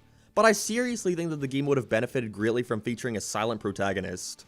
Gregory is annoying, in two ways. First of all, in that he doesn't act anything, or really sound all that much like a kid. The way he's written is just off, you know? Okay, but you better be careful moving around. I don't want to be crushed and twisted into a meat pretzel. Yeah, that's what a kid would say. The Shah are known for their love of metaphors and intense situations. And second of all, he doesn't fucking ask about what's going on here. This would make sense if he didn't have almost constant access to Glamrock Freddy, who clearly seems to know about a lot of the stuff going on here. But Gregory almost never asks him any questions about what's going on, and when he does, he never asks a follow-up question or wants Freddy to elaborate, despite Freddy being as vague as possible in certain areas. I know what this is. I have been here before. She brought me here. I found myself for the first time when I cleared the path. I am not me. Excuse me, Freddy, is it? I'm gonna have to stop you right there, because I have a couple questions. Just, what is this? What do you mean you know what this is? Are you referring to Vanessa? She brought you here? You're probably talking about Vanessa, right? But I just like you to confirm for clarity's sake. And what do you mean, found myself? What's down here? You are not you? That's pretty vague, you know? It's been a really stressful night. I'd really appreciate it if you were just upfront with me here, Freddy. Most other FNAF games can have a story of this caliber, because not only are they much smaller in scope, not only do you play as a silent protagonist so you don't really consider their lack of questioning much, but because of the fixed time limit, they don't really have a ton of time to expand the plot. Which is why each of them sort of just fixate on one event, leaving it up to the fandom to figure out what it means and where it should be placed on the overall timeline. But Security Breach is a fairly big game by comparison, taking around 6 hours to beat if your only goal is to get one of the endings. But within that time and the vast array of things there are to do within it, the story rarely ever progresses much. There aren't really any reveals over time or evolutions to plot points that had been brought up in the beginning. Once again, I'm referring to the time before the 6 AM cutoff. The only real thing I recall being added was the introduction of Vanny about 30 minutes in. But even then, nothing is done with this if you accidentally choose the wrong pathway. There's a chance you'll only see her maybe 1 or 2 times throughout the rest of the game. For what was hyped up as being the main antagonist for the past few years, with countless teases and merchandise trying to build Vanny up, she really has little to no presence in the final game. She's not even the final boss. There's no way it was always intended to be that way, right? But I'm sure you've noticed me talking about multiple endings by now. This is something that they eventually started adding to the games. I want to say it started with FNAF 3, where you could get an alternate good ending depending on whether or not you did some hidden minigames. This is something that was added into future entries, I guess to give the player more incentive to replay the game and look for more clues. But when it comes to Security Breach, I actually think this approach of alternate endings is what messes up the entire story, and is what causes it to feel underwhelming. It reminds me a lot of the structure to Shadow the Hedgehog of all things, in that I get what the intent is. They want you to go through the game choosing whatever path you want to take. Do you want to fight Roxy first? How about Chica? Or Monty? Because you can choose any path you'd like, because you could be at any part of the Pizzaplex at any given time, it means they can't really predict where you're going to be throughout each hour. So the story is almost forced to take a back seat until the game gets you to a point where it knows for certain where you're going to be. And when most of the people excited for your game are looking forward to seeing where the story takes us, that's a big fucking issue. They never really get on track with this either. By the time 6 AM comes, they give you a choice. Either stay with Freddy at the Pizzaplex to further look into what's going on, leave forever, or go directly to Vanny to try and put a stop to her. But this genuinely came out of nowhere for me. Freddy and Gregory suddenly act like they've been on some mission to put a stop to Vanny this whole time. But no, I only saw her 2 fucking times in my playthrough. How does Gregory know what she's up to? But at this point, the game is basically saying, alright, choose your ending. It's not really as if anything changes at this point. Again, it's basically just, there are like 5 or 6 different things you could do right now, all of varying lengths and difficulties. Do whatever you like. And the shitty part is, none of the endings are satisfying. In one ending, you free Vanessa from the clutches of Glitchtrap by playing an arcade game. In another, you drive away with Freddy Fazbear by leaving through a door, all with really shittily drawn comic books. What they want you to do here is get the true ending, but none of these other ones are satisfying, so I wonder why they're even here in the first place other than just because it's tradition at this point. Hell, I'd still argue the true ending isn't satisfying either from the perspective of storytelling. Basically, you go under the Pizzaplex to find an old Freddy's location, and where you go even deeper underground to find... who else but Springtrap? This comes out of nowhere and is never really hinted at throughout the rest of the game. It feels to me like it was here for shock value more than anything. Again, despite being the true ending, it doesn't feel satisfying at all. You play through a buggy boss fight, only for a 15-second cutscene to play, where the giant amalgamation of animatronics comes down and pulls William Afton away. Then it's over. That's it, they brought him in for 2 minutes just to kill him off. Possibly, I'm sure they'll bring him back in the next game, they can't help themselves. I really thought that Help Wanted being a soft reboot was the perfect opportunity to start fresh. Imply that while there were some truths, a majority of the previous games didn't actually happen, so now you can finally broaden your horizons and take the series in a bold new direction. Hell, if you still wanted to do this William Afton thing, I saw on Twitter the other day someone had this great suggestion. What if Vanessa is someone who saw the old rumors of the Freddy locations murdering kids and kidnapping them, and then became inspired by the work of William Afton to do that herself? Because at that point, it's still up in the air of whether or not William Afton actually is a real person who did this stuff, while still posing Vanny as a real threat and a real antagonist here. And that's also just a much scarier concept in general. It's like Ember's Ghost Squad. But it seems to me like Steelwool, or Scott Cawthon, I don't know who wrote this thing, we're more concerned about appealing to fans, shoving in everything they would want out of a FNAF game, such as throwing Springtrap in at the very end out of nowhere, and the reveal of the FNAF 6 location, basically implying that no, the FNAF games were not made up in universe, they, for the most part, all happened. What was even the point in making that a thing in Help Wanted if they just went back on it? This story screams of being fucked with midway through development. It seems like it was stripped of so much, and so what we ended up with is something that's so incredibly bare bones and unengaging. But this is all just the story, you know? Despite that being what most fans care about, we still have to consider that there's a game here. Is Security Breach a bad video game? No, not bad per se, but it's nowhere near good despite having great potential. First of all, to list a positive, yes, there are positives, I think that Steelwool did an impeccable job when it came to the design of the Pizzaplex. If there's one thing this game gets right, it's the immersion. Even when Freddy is spazzing all over the place, I still find myself engrossed in this world. You really feel like this is an actual 80s inspired mall. Everything, every kind of room is accounted for. Almost too well in a way, because there were plenty of times where I find myself mindlessly running into rooms, only to find out some of them literally serve no function. But I get it, it makes it more authentic and it's a cool setting for your game. I know I don't count finding a present with a fucking magnet or a plush as a good reward for exploring. At first I find myself getting lost a ton. A big issue I had is that after you get the first couple security badges, a large amount of the map becomes accessible to you. And because the game lets you go anywhere and do anything in whatever order you want, it often caused me to not realize where I was meant to be going, got lost wandering around, realized that I'm in the wrong area, and end up having to painstakingly travel all the way back to where I need to be. The map in this game is truly dreadful. It does not help at all when it comes to needing to know where I should go. First of all, where the fuck are the labels? There was a part where I got lost when trying to find out how to get to Chica's green room. My fault, admittedly. But I got so lost that even when I figured out where I needed to go, I still had no fucking idea on how to actually traverse the map to get there myself. I think a very easy fix for this would have been to simply add labels to the map.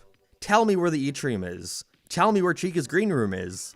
You gotta remember, Steel Wool, that despite how embarrassingly short this game is, there are people who are gonna pick it up for a couple hours, put it down, and may not return to it for a couple days or weeks because they got other shit to do. Not everyone playing as a YouTuber needs to rush through this shit in one sitting so they can be the first to get out their theory video. And I can imagine when they come back, it's gonna take them a long time to remind themselves of where everything is, because this map is no help at all in functioning like a, well, a map. They have a few little icons on it to tell you where certain things are, such as Freddy's location and charging stations and such, so how hard would it have been to add another icon to represent story missions, so people aren't just aimlessly wandering around looking like fools? Still though, the setting is great. I was very immersed in this world, Steel Wool. You should definitely be commended for that. Seems like one of the only things that was actually fully realized.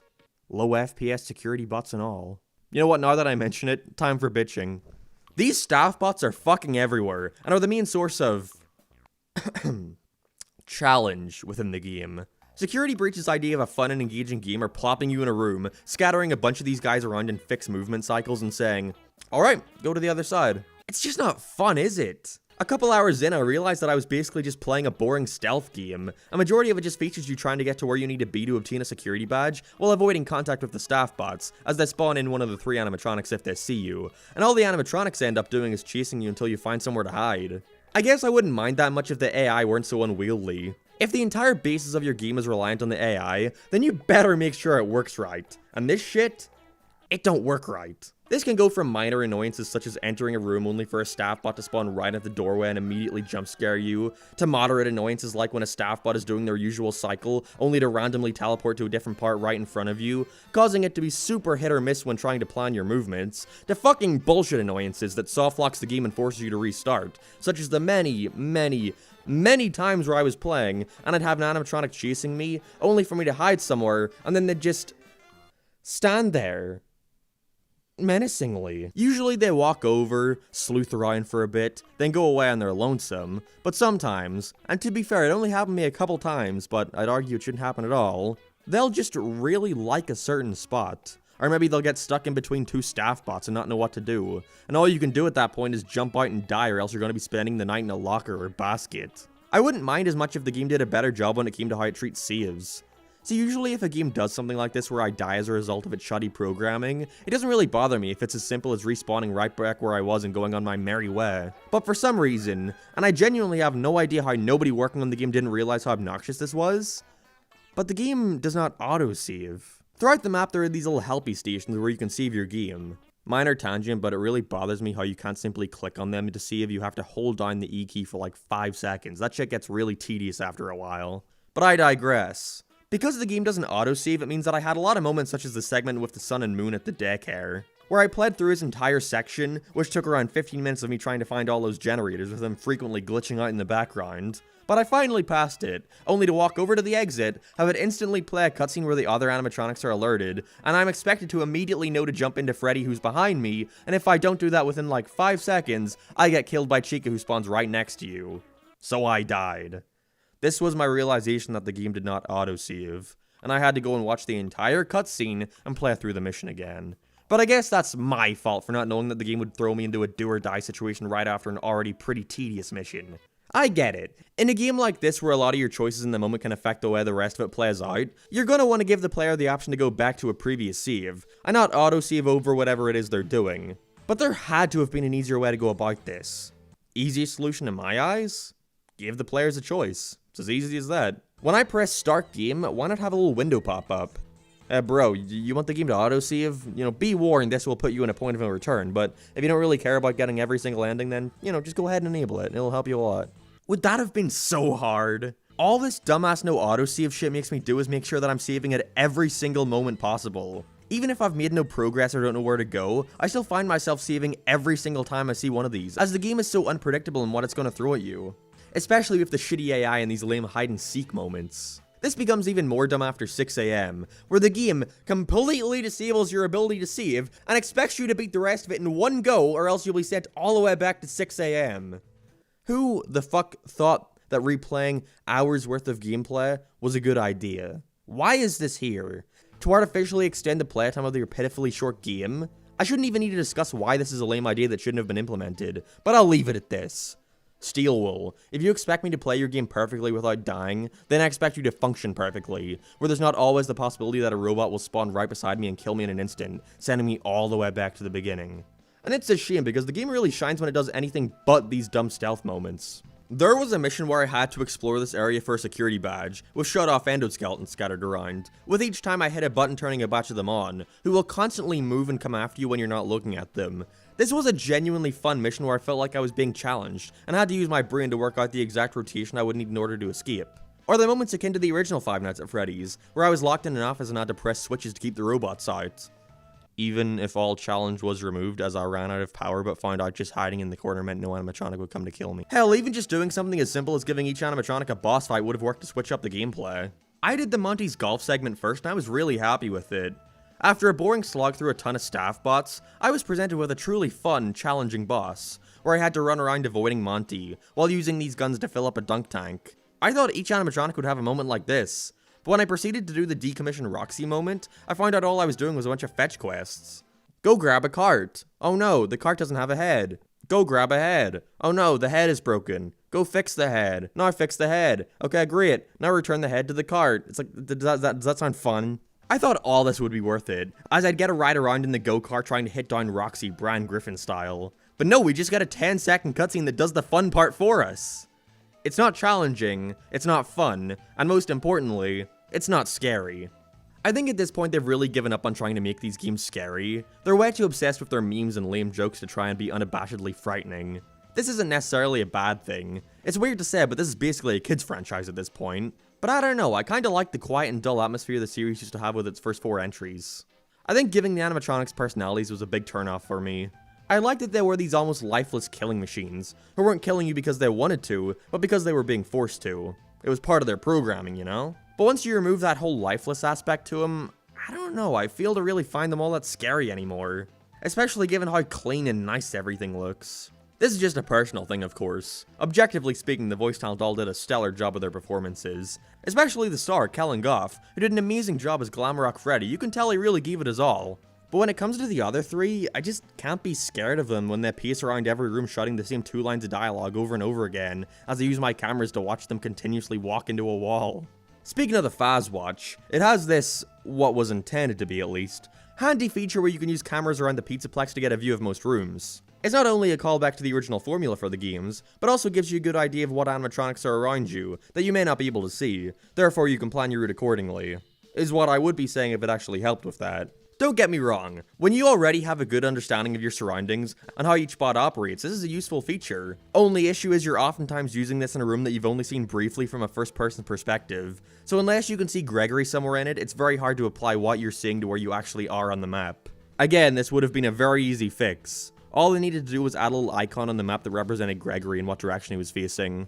But in a game that requires a lot of fast reflexes, I don't want to have to spend minutes wrapping my head around where everything actually is in relation to one another. Another issue is that the cameras show you the room completely unlit and unrendered. Once again, I understand the idea behind this. What's the point in showing you the full room if everything is dark and you can barely see anything? But all it ends up doing in the end is further confusing things, because the way you're looking at the area in real time is not representative of how you're viewing it in the camera. It just looks different enough to disorientate you.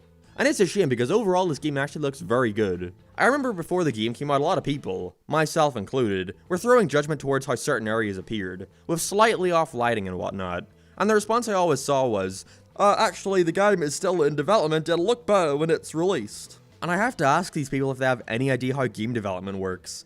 I have no idea how game development works, but at least understand the basics of, most games end up looking worse when they come out, not better. This is for various reasons. Not only do companies want to show off their game looking great with all these fancy graphics, but also after a while you gotta start considering the performance of a game, you know, how well it'll run on consoles and such. And something you often realize while doing that is that you end up having to tone down a lot of the graphical shit in order to get stuff like a consistent frame rate.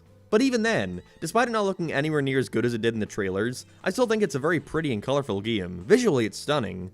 I love the way the animatronics look. Their animations are all really nice and expressive, the few cinematic cutscenes look incredible. Again, the environment really nails that 80s aesthetic, but everything is brought down entirely by the poor performance. Security Breach is very poorly optimized. And that's an understatement. We have minor shit like the game jarringly changing its lighting and rendering style when transitioning from gameplay to cutscenes. There are graphical glitches aplenty, too many to count, and the performance is just fucking dreadful at times.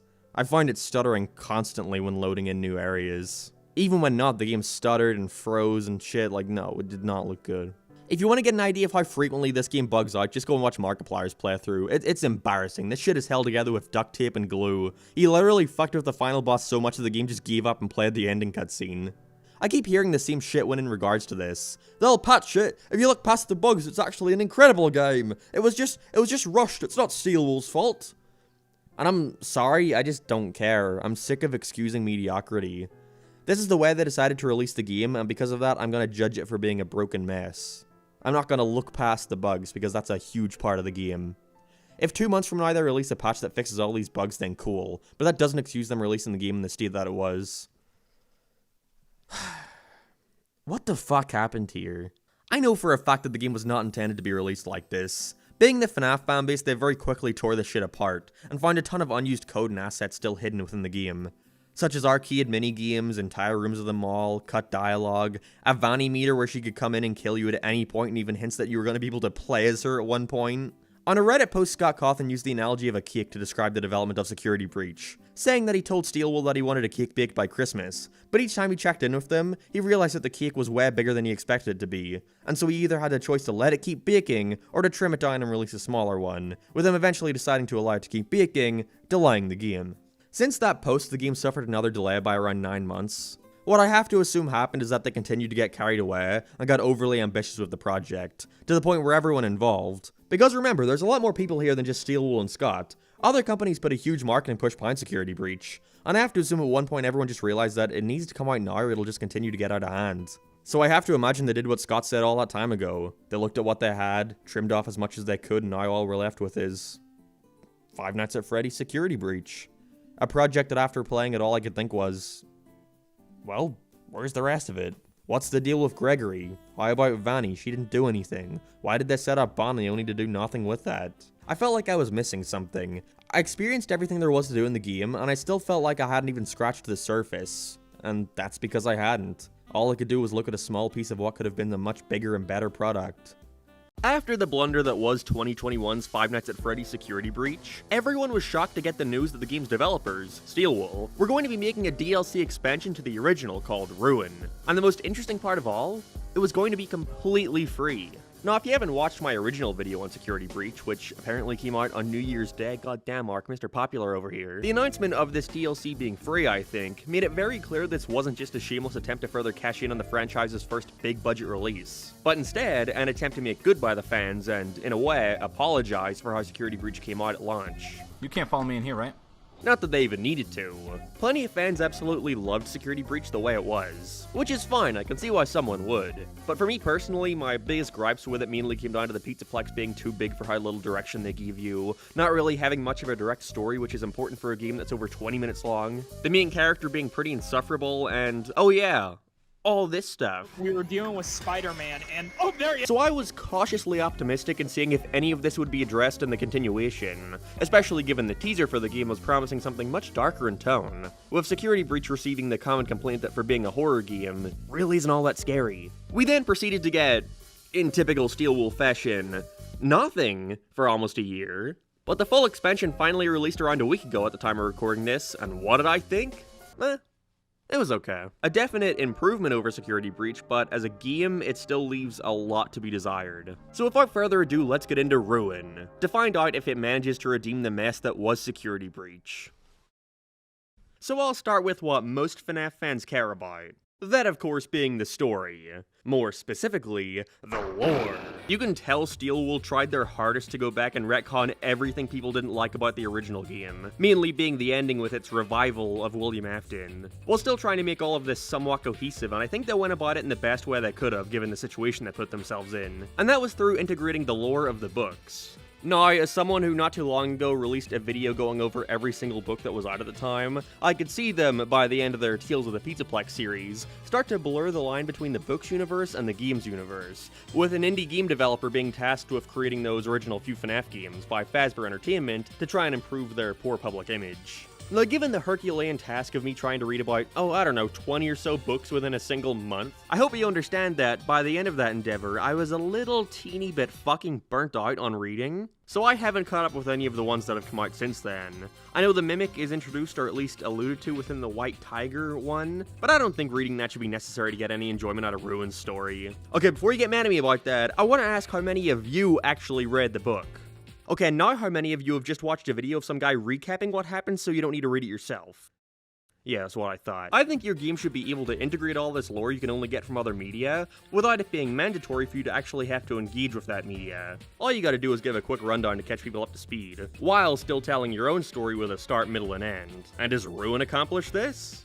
In the most bare minimum way, yes. And believe me, I'm saying that as a positive. Like, that's not even to say it's bad. More so that you can tell they were stretched for time working on this thing, and so my biggest issue with it is that they set up all this cool stuff, only to not really do anything with it until the last 5 minutes of gameplay, and it ends before it feels like it even got the chance to start.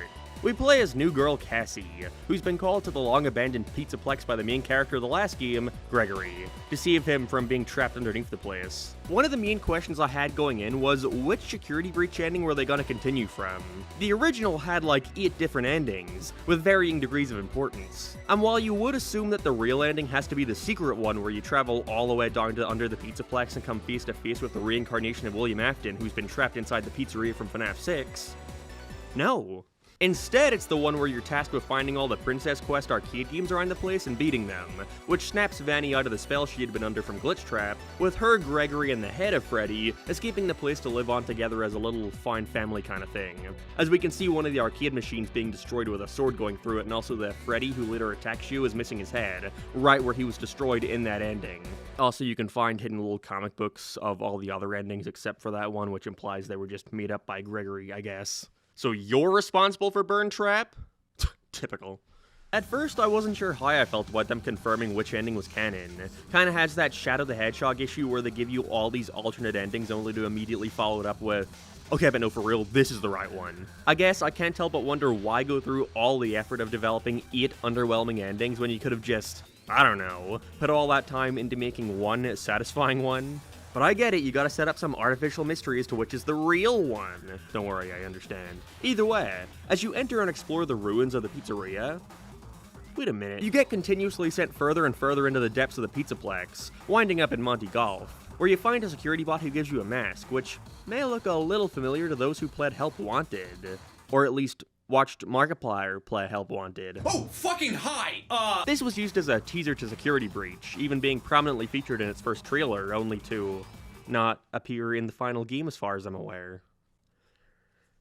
Wearing the mask allows you to see this glitchy vaporwave version of the world around you, which mainly lets you walk through objects that would otherwise prevent you from progressing. However, you soon encounter this thing known by fans as the Entity.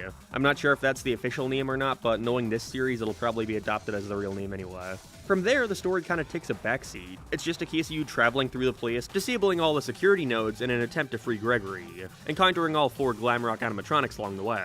By the time you get to the end, we see Roxy come and attack you, before realizing you're not Gregory and actually then apologizes. We see that she, at least, hasn't been completely taken over by whatever is causing the other animatronics to act out so much. She actually remembers Cassie had a party there, which makes it all the more heartbreaking when you have to then use your Faz Wrench to disable her security, killing her in the process. Until the next scene where she shows up again. I don't know if there's a story reason as to why she's up and running again, but either way, I think it removes a lot of that emotional tension they tried to create here, especially when she's only dead for like 10 minutes of gameplay. Oh well. You continue to travel deeper and deeper into the place, until you wind up in the same area Burn Trap was in the first game's secret ending, where you can finally save Gregory. You're not Gregory. What are you? I'm Gregory. Whoa! Turns out that was the Mimic disguising its voice to sound like Gregory the entire time. Boy, I sure hope Cassie gets murdered for that blunder. Oh, sweet. I recently found out that people think that quote I say all the time is real and not just a Simpsons reference, God help me. Turns out Gregory and Vanny were the ones who installed that entity thing to prevent the Mimic from escaping, and that's why it was after you the whole time. Well, it's a good thing we know this now and Gregory is gonna help us escape. But we can't risk being followed. I'm sorry.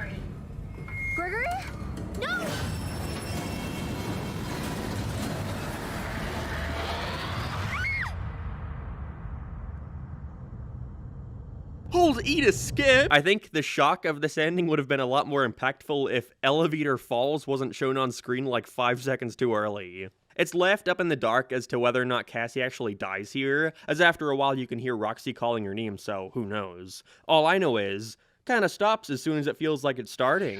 Running away from a very slow-moving mimic isn't all that engaging. Kinda just feels like everything is up in the air throughout the entire game, you're finally told what's going on.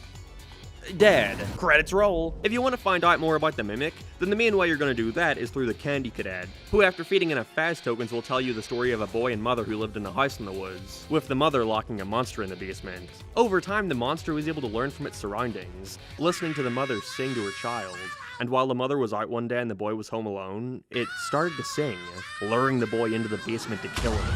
And honestly, I think this explanation is great.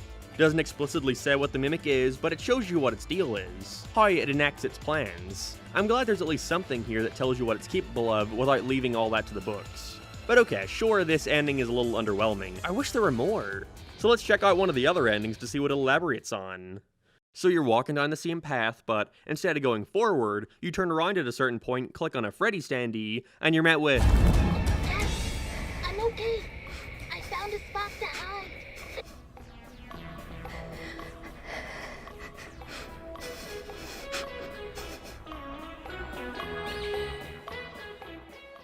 Oh, that's it. Yeah, so this is clearly an illusion, which can be seen by Cassie's panicked breathing, the glitch effect, and the fact that the balloons cast a drop shadow on the clouds. I think this is meant to show Cassie being shown her most desired outcome, being with her friends and helpy for some reason, before being killed by the Mimic. Okay, whatever, it's neat I suppose. Okay, now we get the final ending, which you unlock by checking out secret cameras present throughout the entire game. When running away during the ending, you can now take this secret doorway into a scooping room like the one in Sister Location, luring the Mimic inside, who is also donned a creepy animal costume here. I think he was trying to look like Gregory or something, before being scooped as you watch its defeated body lying on the ground. And then it fades to black. So, the real Gregory doesn't chime in at all to give you the explanation or anything? I don't know, I think if you're gonna have all these alternate endings in your game, you should at least try and make sure they're at least somewhat satisfying. Like FNAF 3 has 3 endings, a good one, a bad one, and a secret one. But the bad one still gives you the reward of seeing William try and escape the kids' souls in the Springtrap suit before getting killed. You still get a ending. The good one just shows you releasing the souls of the kids of the original FNAF animatronics, with Golden Freddy in the back still being lit as their soul has yet to be put to rest, setting up future stuff. And the final ending after doing everything shows the Fazbear Frights attraction being burnt down. But if you brighten the image up, you see a tease that Springtrap survived, to be brought back in another game. Each one of these endings feels satisfying on their own, but for Ruin, I feel like only really the normal and Scooper ending work when viewed together, not on their own. I don't know, I guess I'm just sick of this alternate ending stuff in the first place. Just have a good and a bad ending, what's wrong with that? Gives you more time to flesh them out rather than a million undercooked ones. I know I'm giving a lot of complaints for this story, but don't get me wrong, I like it. The idea that you're unknowingly helping out the villain the entire time and the thing chasing you all along was actually good is a neat twist. Predictable as fuck, I'm sure everybody went into this game knowing that that wasn't actually the real Gregory seeking our help, but it works. And while the Mimic comes off as compensating for how much people hated Burntrap in the original, you know, this allows them to imply, well, that wasn't really William Afton, it was just the Mimic. Which is a cheap band-aid, sure. But hey, it works in context of the game and broadens the future of the franchise to not just continue focusing on William. I like all that stuff a lot, along with us getting to see what state the pizzeria was left in, but I don't know, I just couldn't help but be super disappointed by the ending. But then again, I have to remember, this is a free 2-hour experience meant to give you a bit of closure to the Glamrock stuff, while setting you up for what's to come in the future, so I understand I was probably expecting too much. I guess I just wanted to be more engaged with the story, considering how tedious and not all that interesting the gameplay is. Now, Beast Security Breach was a simple stealth game. Wasn't the worst thing in the world, but I think it was really set back by the lack of any real variety, considering they built their entire thing around roaming AI robots, but didn't have the time to make sure said AI was actually polished. And so it resulted in this frustrating experience, where every segment felt completely random as to how the animatronics would react to you. Sometimes they'd pose no threat whatsoever, and other times they'd stand right outside where you're hiding and not move for the absolute life of them. So with all that, I was happy to see Ruin take a much more linear approach to its design. For example, instead of endlessly roaming around the structures of the daycare searching for generators, you follow a much more straightforward path to activate those same generators, with arrows eating you if you need them. I don't mind it being easier because the way it was before, simply put, wasn't fun. So in that regard, I appreciate the more haunted house-like structure to it. You're walking down a path and bam, jump scare. You continue walking down and bam, another jump scare. And I love the visual change of you delving further and further into the ruins of the place. The aesthetic and atmosphere here is pretty top-notch, even if it is subject to the same occasional visual glitches, like when you reboot Sun and Moon, the textures on the back of his head always fuck up for some reason, but that's not a big deal, I'm aware. Just kind of ruins the immersion it's had. One thing I did wish for is that the gameplay variety reflected all those different locations you visit, because for the entire adventure you're doing one of two things. Like I said, you have this Faz wrench, which you can use on these specific boxes to open doors, operate fucking forklifts, anything. And the only requirement is for you to make sure each of these little wire things are in the correct area at the same time. That's it. If you've beaten one, you've beaten them all. There are a couple later that become a little trickier, but it's just a case of spending an extra 10 seconds on it. Now this would be fine as a fun little gimmick to use every now and then, but no, this is one of the two things you're only ever doing in this game, and because of its length, I can't really say it ever gets repetitive, but it does reach the point of me questioning why it's even here if it's not challenging or fun, it's just busy work. The second aspect is a little better, and it revolves around that vanity mask that sends you into this other plane, with you having to take down these security nodes by following the red line connected to these other objects and disabling them. The vanity mask makes it so other animatronics can't see you, although I would recommend not getting too close either way as their hitboxes are fucking giant. So the main threat while wearing it comes from the entity. It took me a bit to understand this because if you're not looking in the right direction, they'll play this horror sting sound without you even seeing what's going on. But basically, if you wear the mask for too long, the entity appears and slowly gets closer and closer to you. And if it jump scares you, I think it just alerts all the other animatronics to your location, so you can't wear it forever. But you can just like take it off for 5 seconds and put it back on as far as I'm aware. If not, then I didn't notice anything different. The game is so short that some of these mechanics I wasn't even aware of until after I already finished it. It's one of those games where you don't really even need to know how everything works and can simply power your way through and hope that one time the AI decides to be nice to you. But it's basically just a game of trying your best to follow the lines in the darkness to find what you're looking for, while balancing not being attacked by the animatronics or the entity. And I think this was without a doubt the most engaging part of the game, even if it peaks a little early. The one in that area where you fight Monty in the original game was super cool, opening all these strange portal things that send you off to different parts of the map. I like that stuff a lot, but sadly they don't do much to expand upon that for the rest of the game. The only other mechanic really is one where you lure the animatronics using the intercom on the cameras. Wow, actually using the cameras for something gameplay related? Who would have guessed? Not Security Breach. Sadly, however, it's pretty basic. You're just slowly luring Roxy into breaking down doors so you can progress, then she disappears until the next time you need to do that. The only time I felt truly engaged with Ruin was during the Music Man segment, where they actually combined the note disabling and the luring animatronics mechanics together, with you having to make them flock somewhere else so you can rush in and quickly disable it. Although this one part here I felt was a little bugged. There were like 4 different times I'd walk up to the camera and the Music Man would get in my radius and kill me while I was trying to lure them. But finally, I just walked up to it again and they decided to not come after me one time, thanks. Overall, the gameplay works for how short it is. But I hope if they continue these larger free-roaming FNAF games, they take more time to give you a variety of engaging mechanics instead of a couple alright ones repeated ad nauseum. And all of that would be fine if it were able to succeed at one simple thing: being a good horror experience. And so compared to Security Breach, is it scary? Well, it's scarier, I'll say that much. Again, the visuals here carry this whole experience. I love how the animatronics look. The Mimic and Entity look amazing too, I love their designs. And the sound mixing does an excellent job at enhancing all of this, even if sometimes it feels like it's trying to make things seem a lot cooler than it really is. Like when Freddy or the Mimic are chasing you, it feels like they're right up next to you, only to turn around and see them a mile away. But even if I find the gameplay here to be a bit boring, watching my reaction with my playthrough showed me that for a good majority of this thing, I was thoroughly engaged due to how much tension they built up through visuals and sounds. And you're going from location to location so quickly that it allows things to always be at least somewhat interesting. And because of that, I think it's pretty safe to call Ruin a vast improvement over Security Breach. Still nothing groundbreaking. I don't think I'd put this anywhere near my top 5 FNAF games. I think Help Wanted still takes the cake in that regard, and I'm extremely excited for the sequel coming out soon. But Ruin does a pretty stellar job at showing me how Security Breach could have been good. It may not redeem it, I don't think it suddenly makes this package worth $40 unless you're already a huge fan of the series, but I think it does highlight the advantages of the franchise moving away from that sit and defend kind of gameplay style. I'm also just excited that they're doing something new. That circus shit coming soon? That looks interesting. I'm hoping they'll lean into that old creepy mascot costume thing they teased at the end of this one. Security Breach left me incredibly weary of where this franchise was headed, but Ruin shows me that Steelwool were able to recognize what worked about it, what didn't, and wanted to offer a fun little free experience for fans as a kinda sign of their course correction in a way. And with that and the upcoming release of the movie, which I cannot wait for, I think there's never been a better time to be a fan of the series. Dude, it is bizarre to think that we are currently living in a post-FNAF movie world. For years it was widely believed this project was dead in the water, but miraculously, like William Afton, it always comes back. Yes, he said that in the movie, and I recognized what he said as being a reference to the games, and so I clapped. For real though, I was dreading the release of this movie in my eventual review, because we've been through this song and dance 3 times now. First, Detective Pikachu came out to less than ideal reviews and the fans of the franchise got mad because if they don't like the thing that I like, then that's like them saying I bad too. And both Sonic movies had that same reaction, just more extreme. And then the Mario movie caused an even extremier reaction. And now Rotten Tomatoes has decided to go after the Five Nights at Freddy's fans.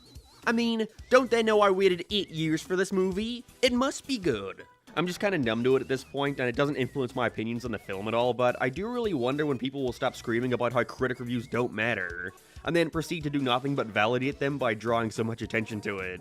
And don't worry, I get it, I really do, but let's be real here. The reviews, they matter a bit. You wouldn't be so upset about them if they didn't. Not in that they matter when it comes to forming your opinion, but instead, because until the end of time, that is the number this movie is going to have associated with it. It doesn't matter what FNAF Boy 427 said in his review, because no matter what, anytime someone wants to look up this movie, they're gonna be met with a big splat and 24%. It's not nice to have your favorite series finally be out there in the cultural zeitgeist on the biggest scale it's ever been, but to have it be seen negatively. Let's be honest, that must matter to some of you a bit. I didn't even like the first or second Sonic movie, and I was still kinda bummed at all the negative reviews. Even if I agreed with them. It's just a natural response, but I suppose I hope that while we're allowed to have our own views on what others have to say about a piece of media, that we can still respect that said others are valid in their feelings. This movie was made for fans, sure, but a large focus was also put on making it accessible for folks who had never engaged with the franchise before. And if those people didn't enjoy it, their inexperience with the games doesn't make that any less valid. Anyways, I've stalled long enough. What did I think? You're not gonna be happy. Really, I can split up my review into 2 sections. What I thought as a fan of FNAF, versus what I thought as an average moviegoer. One really enjoyed it and had a lot of fun, while the other was disappointed at how underwhelming it all felt, and I think you can guess which was which. This movie has a paper-thin plot that can be summed up as Mike Schmidt needs a job.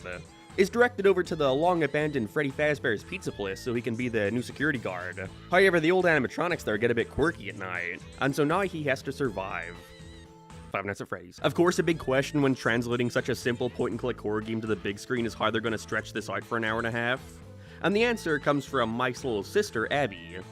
After their parents died, Mike became her primary caretaker, but is at threat of having her taken away by their aunt if he doesn't prove he's competent enough to hold a job. This becomes a problem when he has to juggle taking care of a kid and working, resulting in him having to take her to Freddy's with him, which is an issue upon finding out from the local police officer Vanessa that a bunch of kids went missing at Freddy's in the 80s, with their ghosts possessing the animatronics. This information is just kind of dropped onto you casually. Mike doesn't even need to explain it to Abby at all, she already just assumes it and is cool with it and wants to be friends with him still. Them being the 4 main animatronics, Freddy, Bonnie, Chica, and Foxy, who stole the fucking show mod I had. He did way more than anyone else. Honestly, it was kind of jarring how little Freddy did here. A majority of this movie's very few kills were done by the other 3. I was a little disappointed, even if I get that's how his AI worked in the game too. For the most part, though, I feel like the plot for the FNAF movie was the best they could have done with the mindset of setting up future sequels in mind, yet still having a standalone story. But my main issues with it more so come from what they didn't do. There are a lot of aspects of this film that come off just kinda empty, and like they could have explored it further. But despite having an incredibly long and drawn-out beginning, the latter half of the movie speeds on by when it feels as if there's about 20 minutes of story left to tell. The biggest case of this is in relation to Vanessa and William Afton, neither of which felt very developed. And I want to make it clear that if I bring up anything here that doesn't make sense and your response is, well, in the games, or, well, in the books, or, well, in my headcanon, because I don't care. I think I've made it clear on this channel that I've played all the games, I've read all the books. Sure, I know this, but to me when you're making a movie based off an already established IP, you still need to go out of your way to explain even the simplest details for a new audience, and re-establish how this new version of the world works and why the characters are the way they are. even if it's already common knowledge to you, because you engaged with its other media. Vanessa is just weird in general. The whole movie she acts like some kind of sick werewolf freak. She just regularly checks up on the police and Mike, already aware of what's going on with the animatronics, which I feel takes away a bit of the tension. There's never any part of this movie where Mike is trying to explain what's going on to someone, and they have that little moment where there's silence and someone in the background goes, well, this is awkward. But all of this is because later on it's revealed that Vanessa was around when the kids were initially kidnapped because her dad owns the police. William Afton, who just sort of shows up randomly at one point.